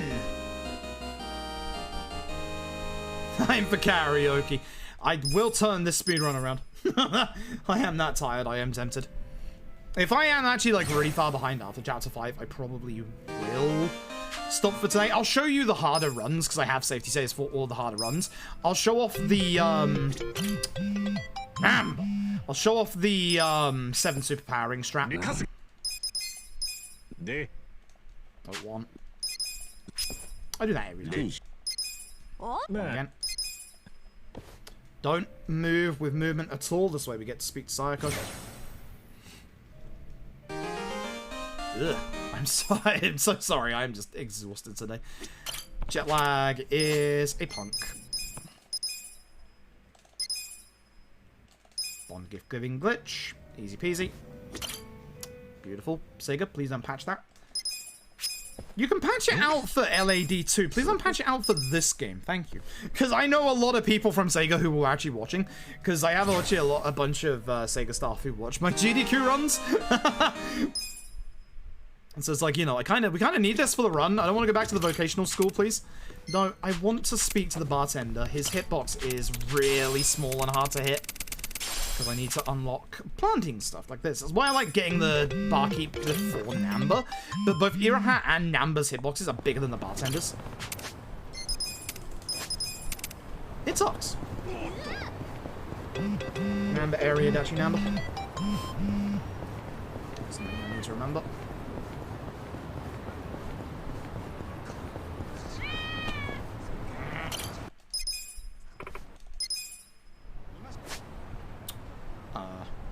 Yeah.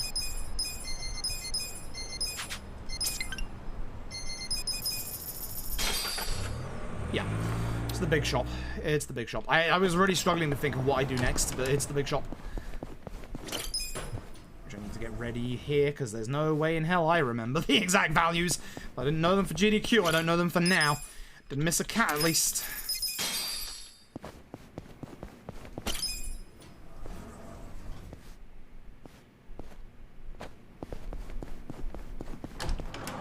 Yep, seriously, dealer on Eri is amazingly good.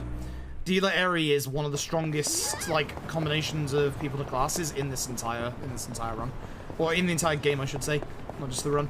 Obviously, Adachi Enforcer is very, very good as well.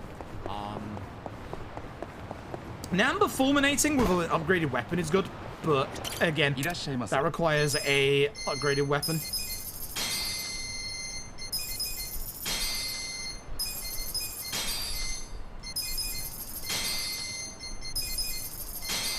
Sorry, Jack's got to concentrate here so I don't make mistakes.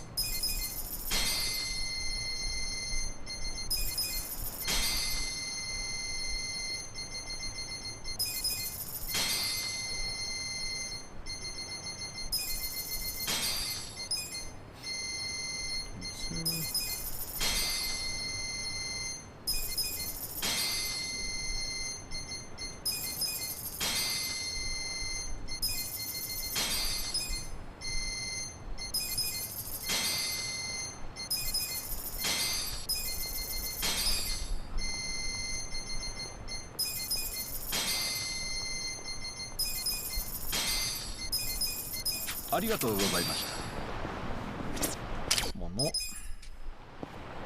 いらっしゃいませ。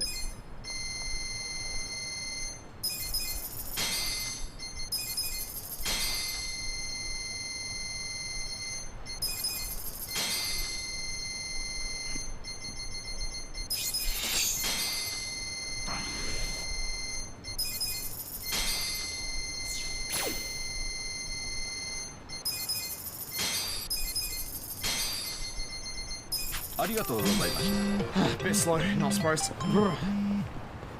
It's fine. That's fine. That's the shop. Someone told me it didn't block ads. I don't think so. Maybe when that was rolled into Twitch Prime. But I think Turbo is always blocked ads, I think. I think it's Lunchbox's time, right? Should be Lunchbox time. Should be Lunchbox time.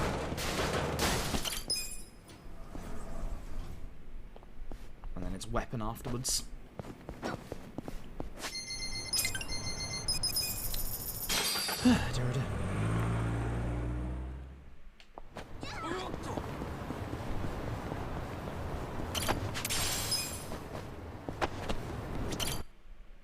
Weird.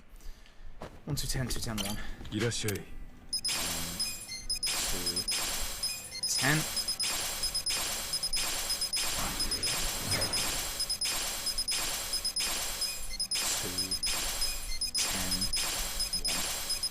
So the 10 lunch boxes we're getting here are all our healing items for the run. The others are for missions, for rewards. Okay.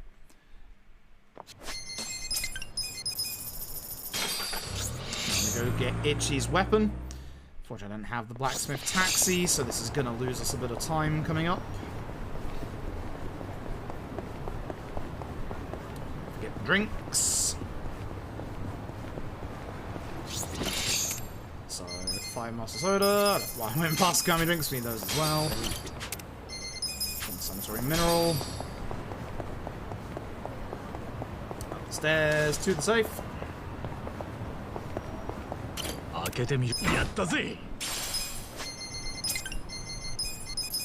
I have to run it. This sucks. And that text straight up told you that your ISP is following you. Wow. That is the realest internet tech I've ever heard of in my entire life. You would really think that they would try to never ever mention that, but wow. Holy shit. I should have done the job stuff there while I was there, actually. That was stupid of me. Oh. Never mind. Okay, gotta make some weapons real quick. No. Jesus. Room. Yes, please. Thank you. Bandages. Three. It's like yellow. Two. Two. One. And then okay. Now job center.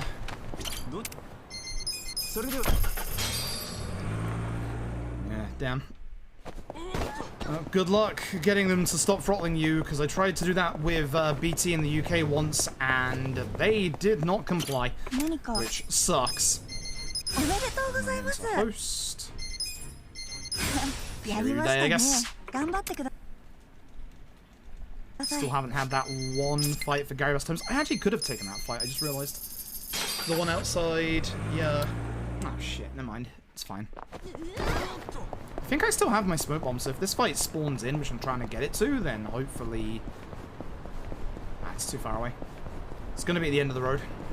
Yep. Too far away. Power cards. Yep. Beautiful. Cap statue. And for me, a shop.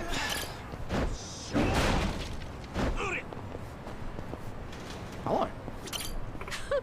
7 gold safe keys, 10 or 9 ones in this case, 2 gambler's ties, 2 bank's business cards, 1 equipped over you. I think this goes Adachi, Eri, Namba, Sayako's got her stuff. Ishi should have everything. Yeah, I think that's everything. So we want the gold boots on Adachi. That's a really good fight spawn, but I'm in a bad position for it. I at least have smoke bombs. Oh, Ichi did start and failed. Nice. That's not going to work because Eri is right next to the wall. Yeah, that's bad. No, I'm out. No, I'm out.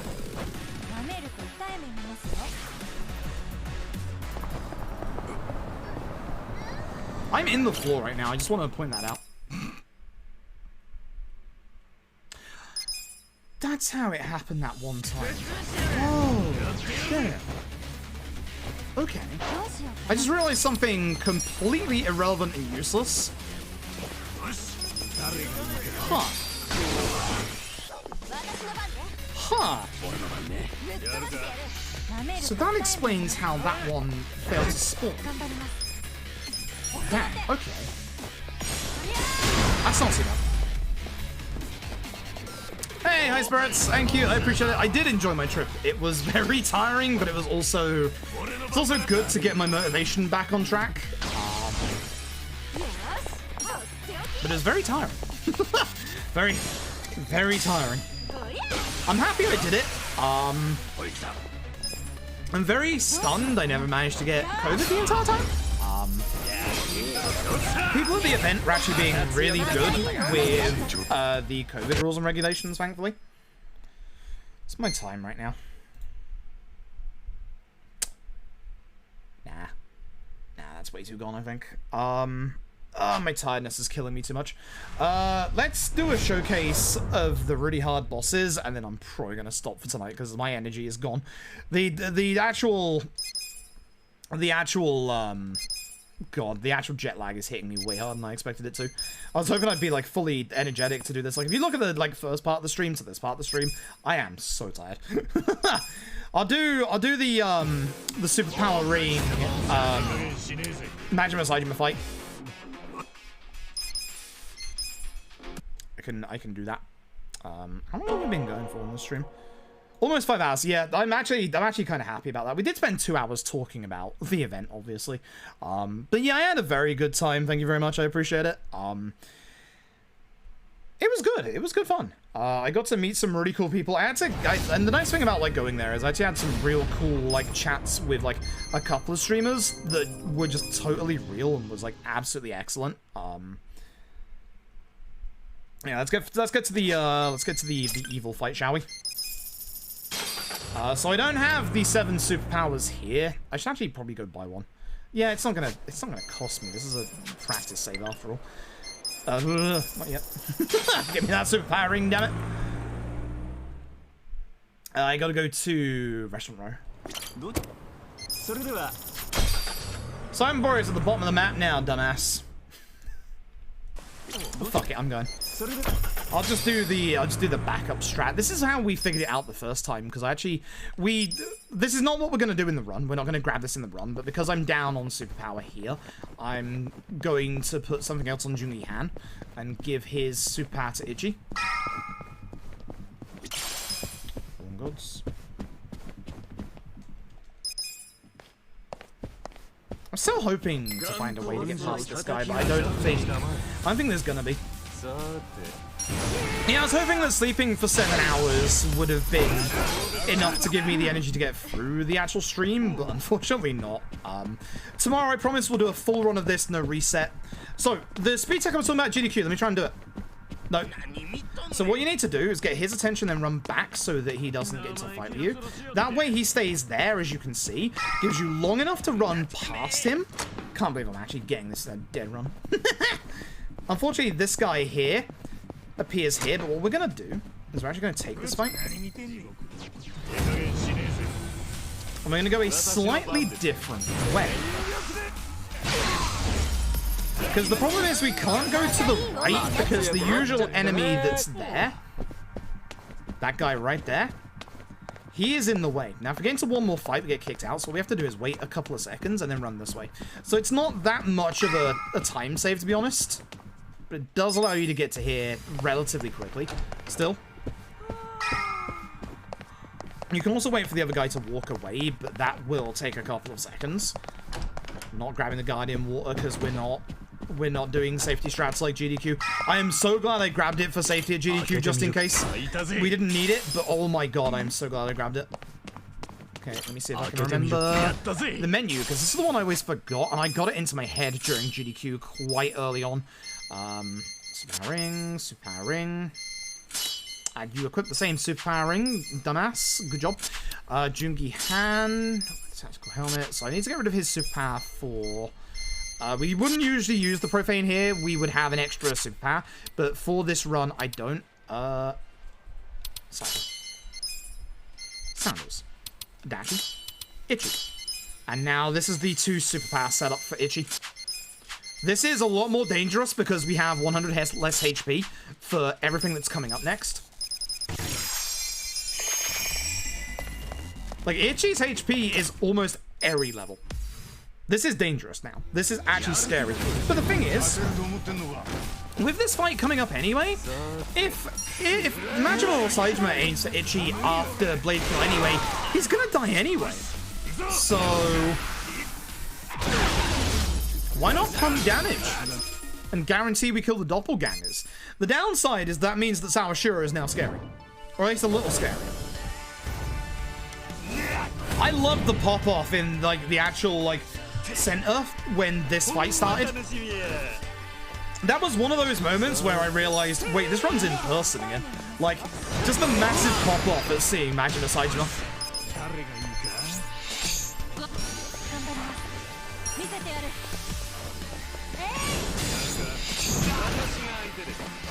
Even if we crit with Jungi Han and Eri perfectly, there is no doppelgangers, which is nice.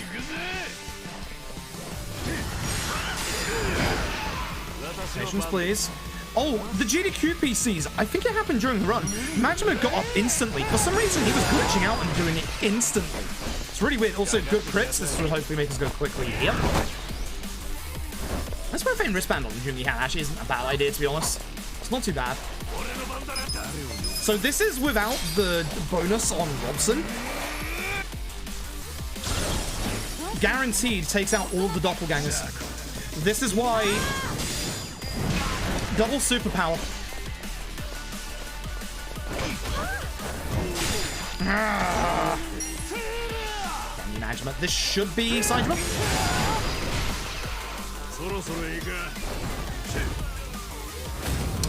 This is the riskiest shit now. They're standing right in. Boys? Boys? I mean, I'm happy because I get both your rocket launcher. See? Ichi goes after Majima. We get to get the second rocket launcher off before Saitama gets his go. That's both of them again. It's that simple. I should heal Eri. Or at least get the paralysis off her.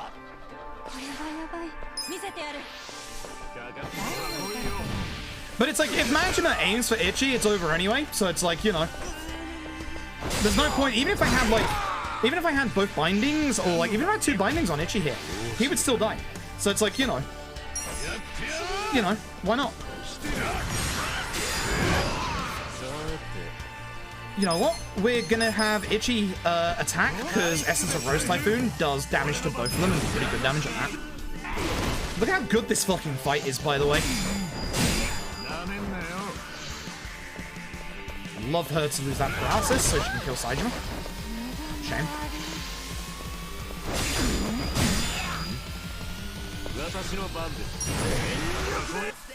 I should have healed. I should have healed. I got lucky. This fight might be over with Rose Typhoon.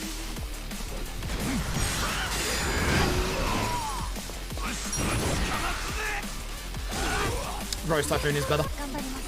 Yeah, look at that fight. Simple.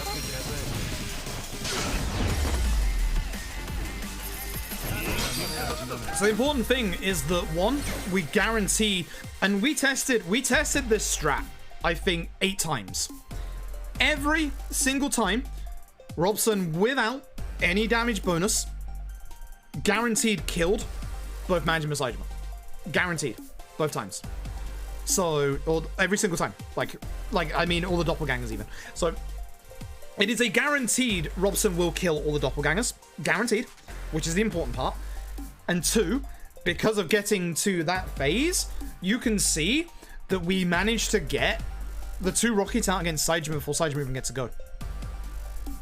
The fight goes the same way that it used to do. It's just we have 100 less HP on Ichi, which doesn't matter because if we did have that 100 HP and Majima attacks Ichi before or after blade kill, it's over anyway. So that's what it is. That's our new 7 superpowering strat. Is we just sacrifice 100 HP on Ichi. In this fight, Ichi's going to die anyway. So there's no point in holding the HP. Simple as that. The profane wristband on Jungi Han is a real... That's the one that's really causing me to start to think. Because, like, those crits are really good. But would the damage be better than the guaranteed crits? Or not guaranteed crits, even. It's like... I think that's the one thing that's up in the air at the minute, and that's why 7 Superpower over still the 6, because 7 Superpower enables us to keep Jungi Han with Superpower War God's Keystone. I think it works either way.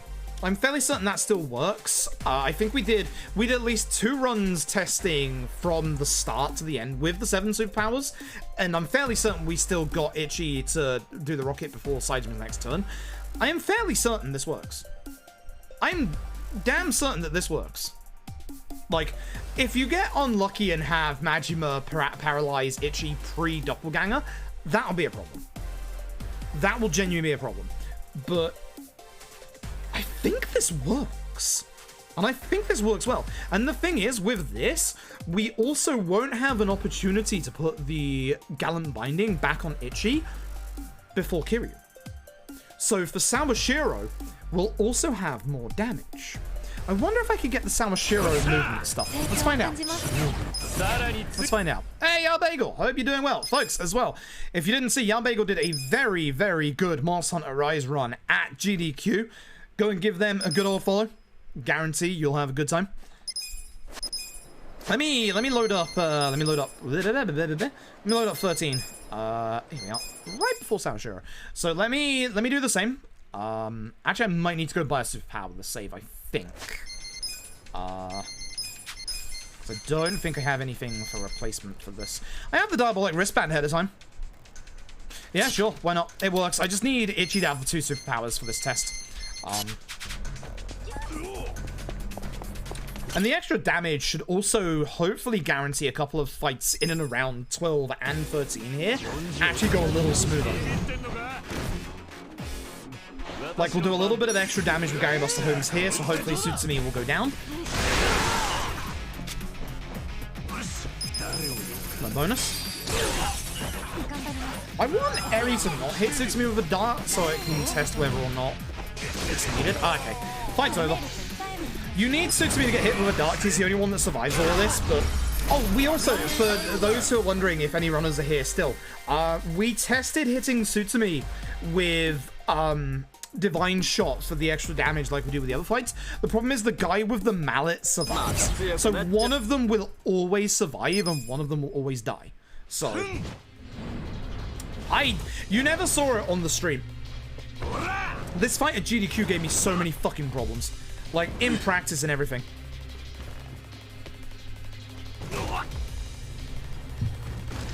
This fight sucked. This fight really sucked. Everything that could have gone wrong with this fight just went wrong. It was terrible. Also, I just want to check the ad manager thing, because I want to see... Oh, I forgot I put that out.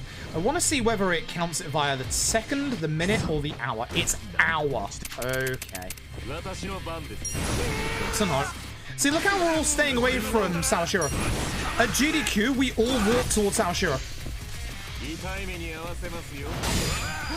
That literally in practice, Tom can confirm that hit 3 people. That genuinely hit 3 people. It was the most terrifying thing I've ever seen in my life. This guy made me swear like a goddamn sailor in the practice room. This guy pissed me off so much.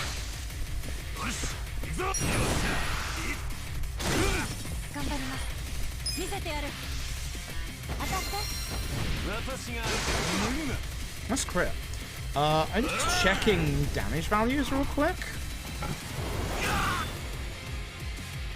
Something's off. I don't know if it's off in a good way or a bad way right now.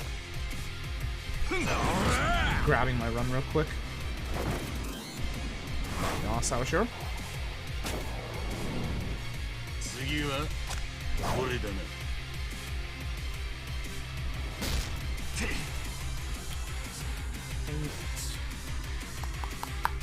We're doing a little bit more damage. Not a heck of a lot. But we are doing a little more damage. That's interesting. Okay. Okay. You know, that may not be as worth it for this fight as... Fuck you. Piss off, Sasha. Yeah, I don't know. It may not be as worth it for damage, actually. It's not giving me that much more. That's correct. Heal with Itchy, and that should be the only heal we do in this fight. This is absolutely a one heal fight. This is a good fight so far. Smoke from behind the sofa. It's so good, isn't it? Although I'm not getting any crits of Eri. And no, she's not supposed to have the Diabolic on right now. Wish you didn't hit Itchy there, because Itchy needs to survive as much HP for the next phase. That's actually roughly the same damage that I'm doing in my PV. Huh.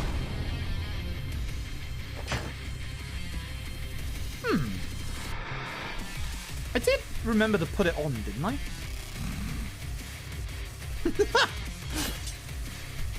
I did put the superpower ring on, right? I think I did. I mean, I'm looking at Itchy's HP and it's not good. Yeah, you do kind of need to hit those. This fight has become very important to hit your perfect guards. This should be Vile Mutilation or thingy for the regen. Enlightenment, that's one. So, if I have a good turn order, I should be able to take him out with these 3 characters. That's crit. I can at least use the rocket launcher. Now, I really am a fan of saving the rocket launcher for crew. Yeah, look at that. Easy peasy. So, yeah. I think that the 7 superpower route Works. It's definitely a little scarier. I mean, that's the nice one. That's the nice one heal with Sawashiro, which, again, with how the run was reacting at GDQ, I'm stunned we got that. I'm genuinely stunned. Like, every practice attempt had Sawashiro go horribly wrong. Yo, Alan, thank you very much for Prime Gaming. I appreciate it. And yo, Ek, hope you're doing well. Folks, again, follow Ek. Ek is an amazing content creator and speedrunner. Again, hosted that really, really good fireside or fire pit party. Fireside, keep calling it fireside. There was no fire. We tried.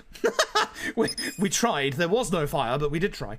And I'll show you all the Chapter 14 fights before I head off. Jet lag is fucking me. This is really bad.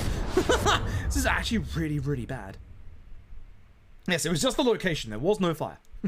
Everyone can guarantee you there was no fire. Someone tried to set fire, but there was no fire. For those wondering, it's called the fire pit because there's a literal, like, small little thing that, like, does fire at the event, but unfortunately wasn't working even with the key, so... That's probably for the best. Also, the nice thing about 2 superpowers, this fight should always go down now.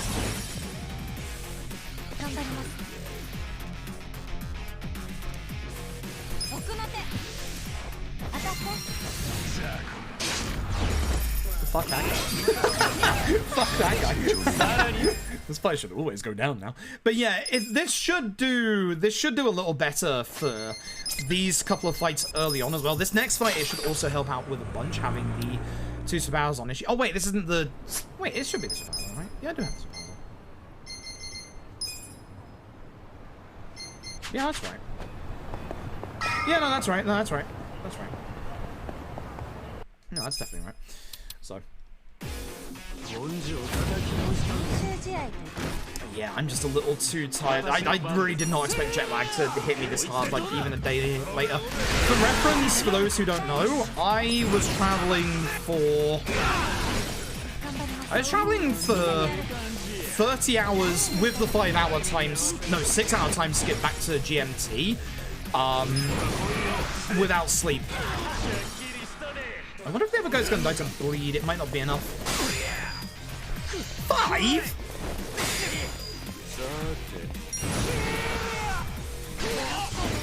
I'm not happy with that. I'm really not happy with that. I was traveling for like 30 hours without sleep. I mentioned it on the way. Okay, so I mentioned the flight there. I didn't mention the flight back. Flight back, 3 screaming babies. Thankfully, I was at the back of the plane, so they were all in front of me, and thankfully, I was able to drown them out with the on-flight movies. For the way back, I didn't actually... What am I doing? For the way back, I didn't actually choose terrible movies on, like, the way there. On the way back, I actually... I need to put your superpowering back on. You need magic. Yep. Can. With the way back, the first movie I watched was the... Should be good? Yeah. The first movie that I watched was the Bond movie, the new one, No Time to Die, which I'm still stunned that they actually had movies that recent. Oh, fun fact, on the way back, they got new movies on the flight. One of them was Morbius. I've already seen Morbius, otherwise I would. But I watched the new Bond movie, and God, what else did I watch? Into the Spider-Verse, the animated one. God, that's a good movie. God, that's a really good movie. I think I watched something else as well, but it was clearly so... It was clearly so good that I didn't actually care and didn't watch it. They had Free Guy as well, which I was tempted to watch, but no. No, I watched the live-action Monster Hunter and the new Resident Evil one instead. I don't know what's wrong with me. But the Bond movie was like 4 hours long. It's okay. I don't really gel with James Bond movies these days. It was okay. It wasn't the worst thing I've seen, but it was 4 hours long. It was way too long. Thanks. That's the one that's easy to guard against, my dude. No bonus. Okay, so with the Master Soda and with Sayako, this should push Kiryu to his next phase, especially with that crit. That guarantees it. Sonic Hedgehog 2, that's the one I watched. That's the one I watched. They had that as well. That was great. That was actually really great. I'm still surprised how good the Sonic movies are. Please don't take 2 turns in a row. I need Itchy alive. Gosh. You tried. You tried, my dude. If he gets lucky and gets 2 turns in a row, Itchy dies. I'm now drunk, but the nice thing is, Kiryu punches the drunk right out of you. Like, he genuinely does.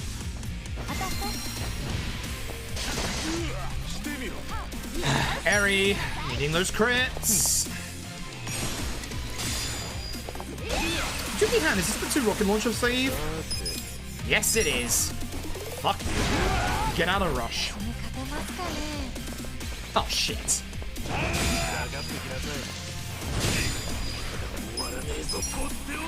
You are being a jackass. As I said, the weird thing with the GDQ PCs is he actually spread damage better between Jungi-Han and Itchy because of the fact that, you know, the movement was different. It was so weird. Okay, that's Beast. And with the extra damage, this should push us closer to getting out of Beast. You want Kiryu out of Beast immediately. This phase can outright kill you. This phase sucks. This move can glitch and hit twice. And the problem with constantly self-healing with Itchy is he's getting more and more drunk, which means that he is probably going to... I think I heal here. Yes. Because I need the MP. Yeah, good. The problem with getting Itchy more and more drunk is that he's not going to get a turn to self-heal. Actually, the idea there was to buff Psycho. Thanks. This fight should be free at this point. This fight should be over. Yeah, very much so. Oh, look, his counter. Folks, I haven't seen it in a while. If you haven't seen it before, this is what happens if you physically attack Kiryu when he's in this counter. Watch his animation. It's Kamaki reversal. And then this is what happens if you attack him normally. That's the Tiger Drop. So yeah, for those who haven't seen it, Kiryu has the Tiger Drop in this game. It's something we didn't point out during the run. Kiryu just has the goddamn Tiger Drop if you attack him normally. I'm fairly certain we must have mentioned the gimmick to that fight.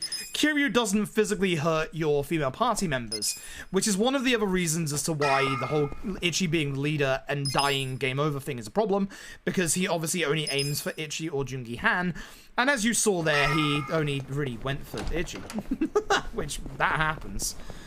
It happens more often than I'd like to admit. But yeah, that's what happens when you attack Kiryu normally. He has the Tiger Drop. Adachi. Yep. But as I said, Psycho is one of our best damage dealers in the endgame. Kiryu is really weak to ice attacks, probably because of the ending of Yakuza 5. So, yeah, it's really cool. And obviously he's a dragon, and in Dragon Quest mythology, dragons weak to ice, etc., or most of them. It's just another cute little Dragon Quest reference, you know? He does not. No, he does not. It literally comes up 0 damage. We did mention... Okay, good, because I wasn't sure if we did or not. Gary is stunned. Tsu not stunned. Not happy about that. That's fine. Did not mean to do that. But at least the other guy is stunned, so it won't matter. That's fine. It's a long attack. It's whatever.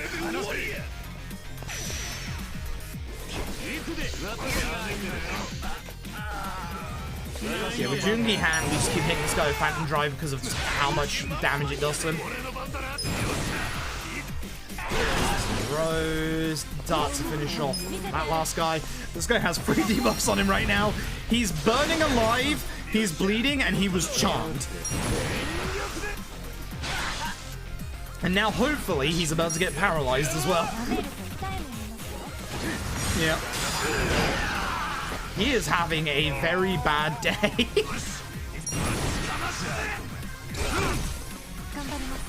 Should we end the fight? Oh, nice, Fluffy. Nice. I'd like to do Savage stuff again, but I don't know. I had my fill. I absolutely had my fill. So this fight, we found a small optimization for this fight, but it requires a bit of luck. The guy with the crossbow doesn't usually die. if we aim at him with Divine Shot and Crit, he will. But as you can see, man likes to not get crit. Oh, you went early, you fucker. Wow, he went really early.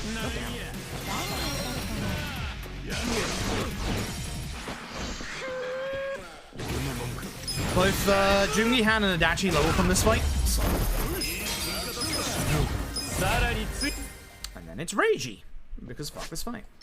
No skills, please. Itchy, you need the Dragon Binding. Eri, you're good. Jungi Han gets that. And also, so here's one thing we're thinking of as well. For those of you who know this run, we use the Courage Pendant here on Jungi Han to stop him getting feared. How about no?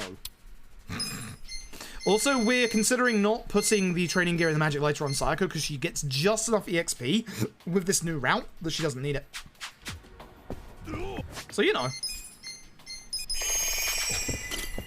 Why not do dumb shit in this run? We're at that point. Ugh.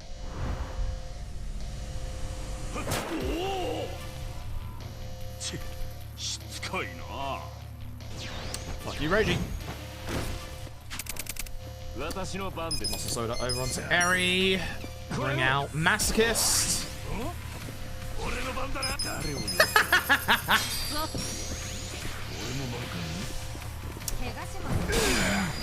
That's supposed to do like 400 damage. This is the difference. This, you can finally see the difference between getting a Masochist bonus and not in this fight. That's a shame that that extra game for Mirror Face, because that means this Reiji transition is going to be a bit later. Thankfully, I remembered to optimize Jungi Han, so we're about to head to him. I would get the Masochist bonus in a practice attempt, wouldn't I? But Reiji loves countering any and all essences and pound mates. As you can see. Look how little damage I'm taking. This is absurd. Could you stop that? My dude. Mirror Face is absolutely dying first at this rate. I should probably heal Harry considering what's happening, but I kind of need Reiji to get to phase 2 as quick as possible.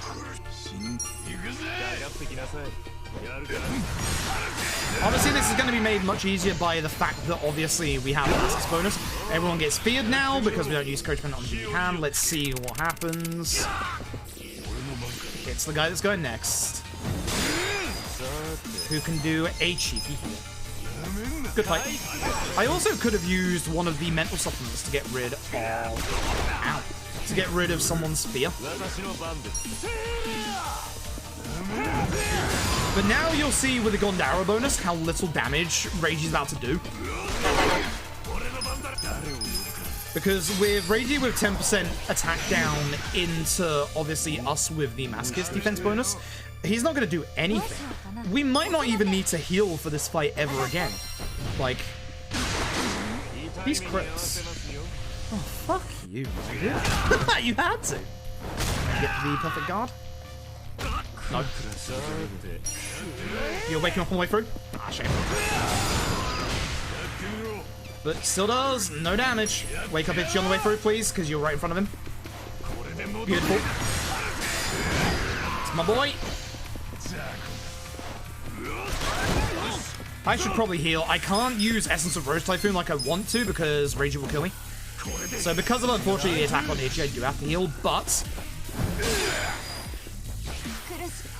Fight's over. Mirror Face should die first, but actually we did good damage to Reiji. So the Masochist bonus is now running out.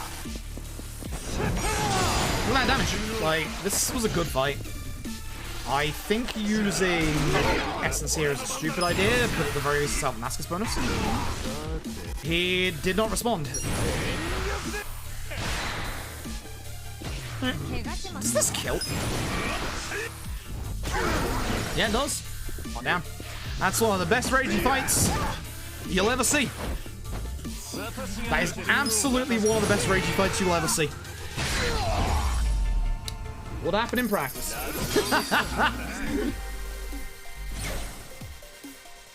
And for those wondering, that's the fight where you get the jeweled bracelet that we equip on Sayako. So... why can't I get that in PB attempts? Like, I am not kidding you. If I get that fight in a PB attempt, I kid you not, I will save a minute on my splits. Like, if I get that Kiryu and that Reiji, I will save a minute on my splits. Goddamn. I wish I could get that in a run, but you really need the Masochist bonus. Masochist bonus is more important than Gondara bonus in that fight, if you ask me, because it just keeps you alive. You don't have to... if it keeps you alive, you don't have to worry about healing. Like, it's really good. I'm tired. I wanna keep going. I really wanna keep going, but I am tired. Jet lag has hit me way harder than I expected to. I'm exhausted. I'm actually falling asleep right here, which is bad. I'm gonna try and keep myself awake for the rest of the night to fix my sleep schedule. I'm gonna go get a cup of tea. That's all I'm gonna go get. So to sum up everything, from the stream. Also, before I leave, I'm gonna... actually, no, wait, there's no reason to play the ads. Never mind, I'm just gonna leave. It's not about who sees the ads, it's about the time that the ads are played. So... words are hard. To sum up everything, GDQ, good, very excellent. Somehow didn't get COVID either on the way there, all the way back, or during the event. Absolutely fantastic. The run went really well. Again, if you haven't seen it, I'll post a link into chat. I will actually make a bot command for it as well, so that people can see it, obviously. There we go. I'm feeling a lot more reinvigorated to create content, so we're gonna go hard. I need to get the rest of the 15 VODs off of Persona 5 onto YouTube, but what I'm probably going to be doing is doing at least a VOD and then a short every other day, because the TikTok videos that I put onto YouTube have been doing really well. People seem to be reacting to those shorts really well, so I'm going to do shorts every other day to give people the Yakuza content in between the Persona. And also, I'll be getting up some of these VODs. This VOD I'll just put up onto YouTube as a, hey, this is me back from GDQ, we're talking about it. Slight announcements, I have lost a little bit of weight, so I'm going to be concentrating on losing a bit more weight, obviously, hopefully. Big announcement I can make, I will be on GDQ Hotfix next week. I won't say which one just in case, but I will be on GDQ Hotfix next week. We'll be doing the backup run of Kaito Files, the Lost Judgment DLC. That run is less than an hour, has a good bunch of skips to it. It's actually genuinely hard, so this week you will expect to see a bit more Lost Judgment runs. Also, because I have to do 108 hours of streams this month, and I've missed a week due to GDQ, we're going to have to do some big, long streams this week. So, look forward to, coming up, some of the charity reward stuff that we got before I left, aka the Binary Domain casual playthrough that will highly likely happen this weekend. For those of you who don't know, Binary Domain is Ryuga Gotoku Studios' third-person shooter. You will all see the absolute majesty that is Big Bo. That man is a legend. You'll get to see that. I hope you'll enjoy and watch that because it is fantastic. I owe a Deadly Premonition 1 and a Deadly Premonition 2 speedrun. Expect that in the next 2 weeks. I would also like to do either the Yakuza 5 all sub-stories or Judgment all sub-stories one of these weekends as well.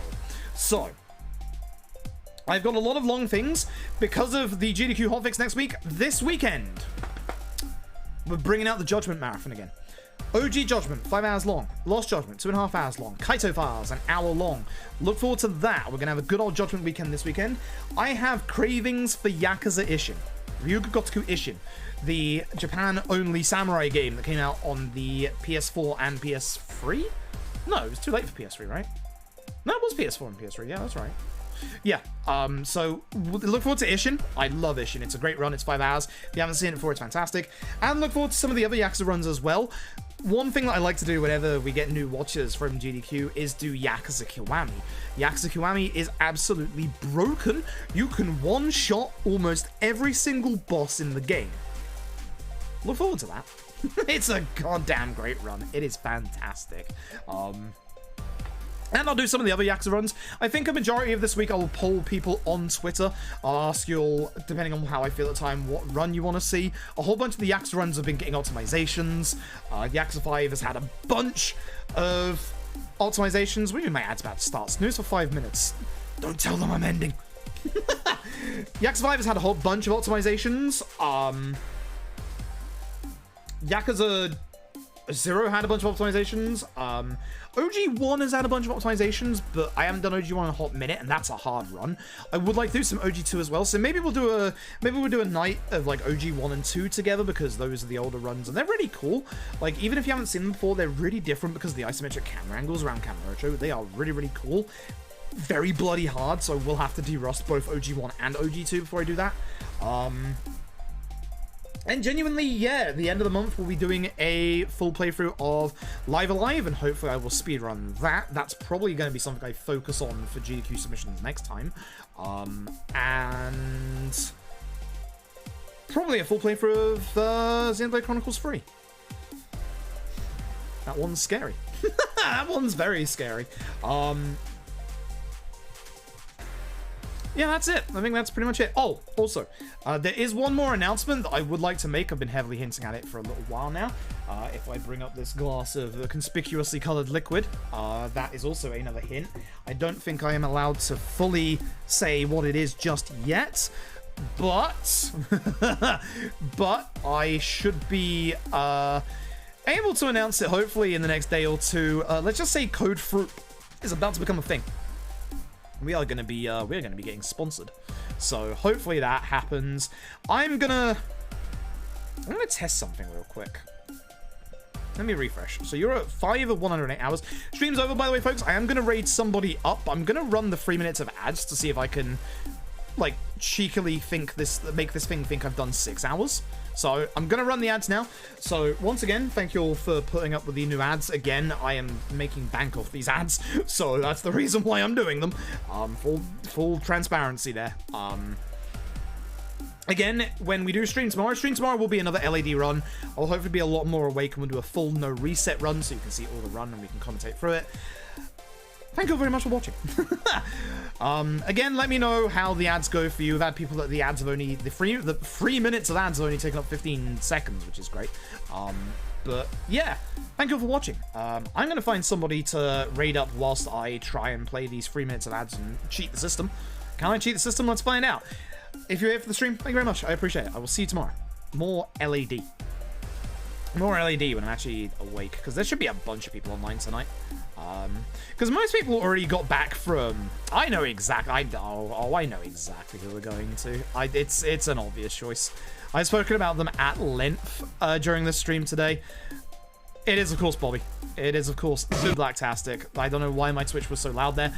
It is, of course, Bobby. Bobby is absolutely fucking phenomenal. They are an amazing speedrunner, amazing content creator, and an amazing friend. We got to sit down and we got to shoot the shit for a little bit of GDQ, and Bobby was massively real to me, as he's always been. My one regret is I didn't get to play more fighting games with him, because that's something I missed from ESA. So thank you all for watching. I'm just checking to see if this actually cheated the system. No, it didn't. Okay. I know for the future I'm not playing more ads. Thank you all very much. I'm going to do the raid now so that it actually happens. Also, God, I can't believe I'm going to say this. I miss air conditioning. I miss America's air conditioning. The air conditioning in America was fucking phenomenal. But once again, thank you all so very, very much. You're all wonderful. I will hopefully see you again tomorrow. Proper full no reset LAD run. The new 7 superpower route. We'll see how bad it goes. Catch you all later. Bye-bye.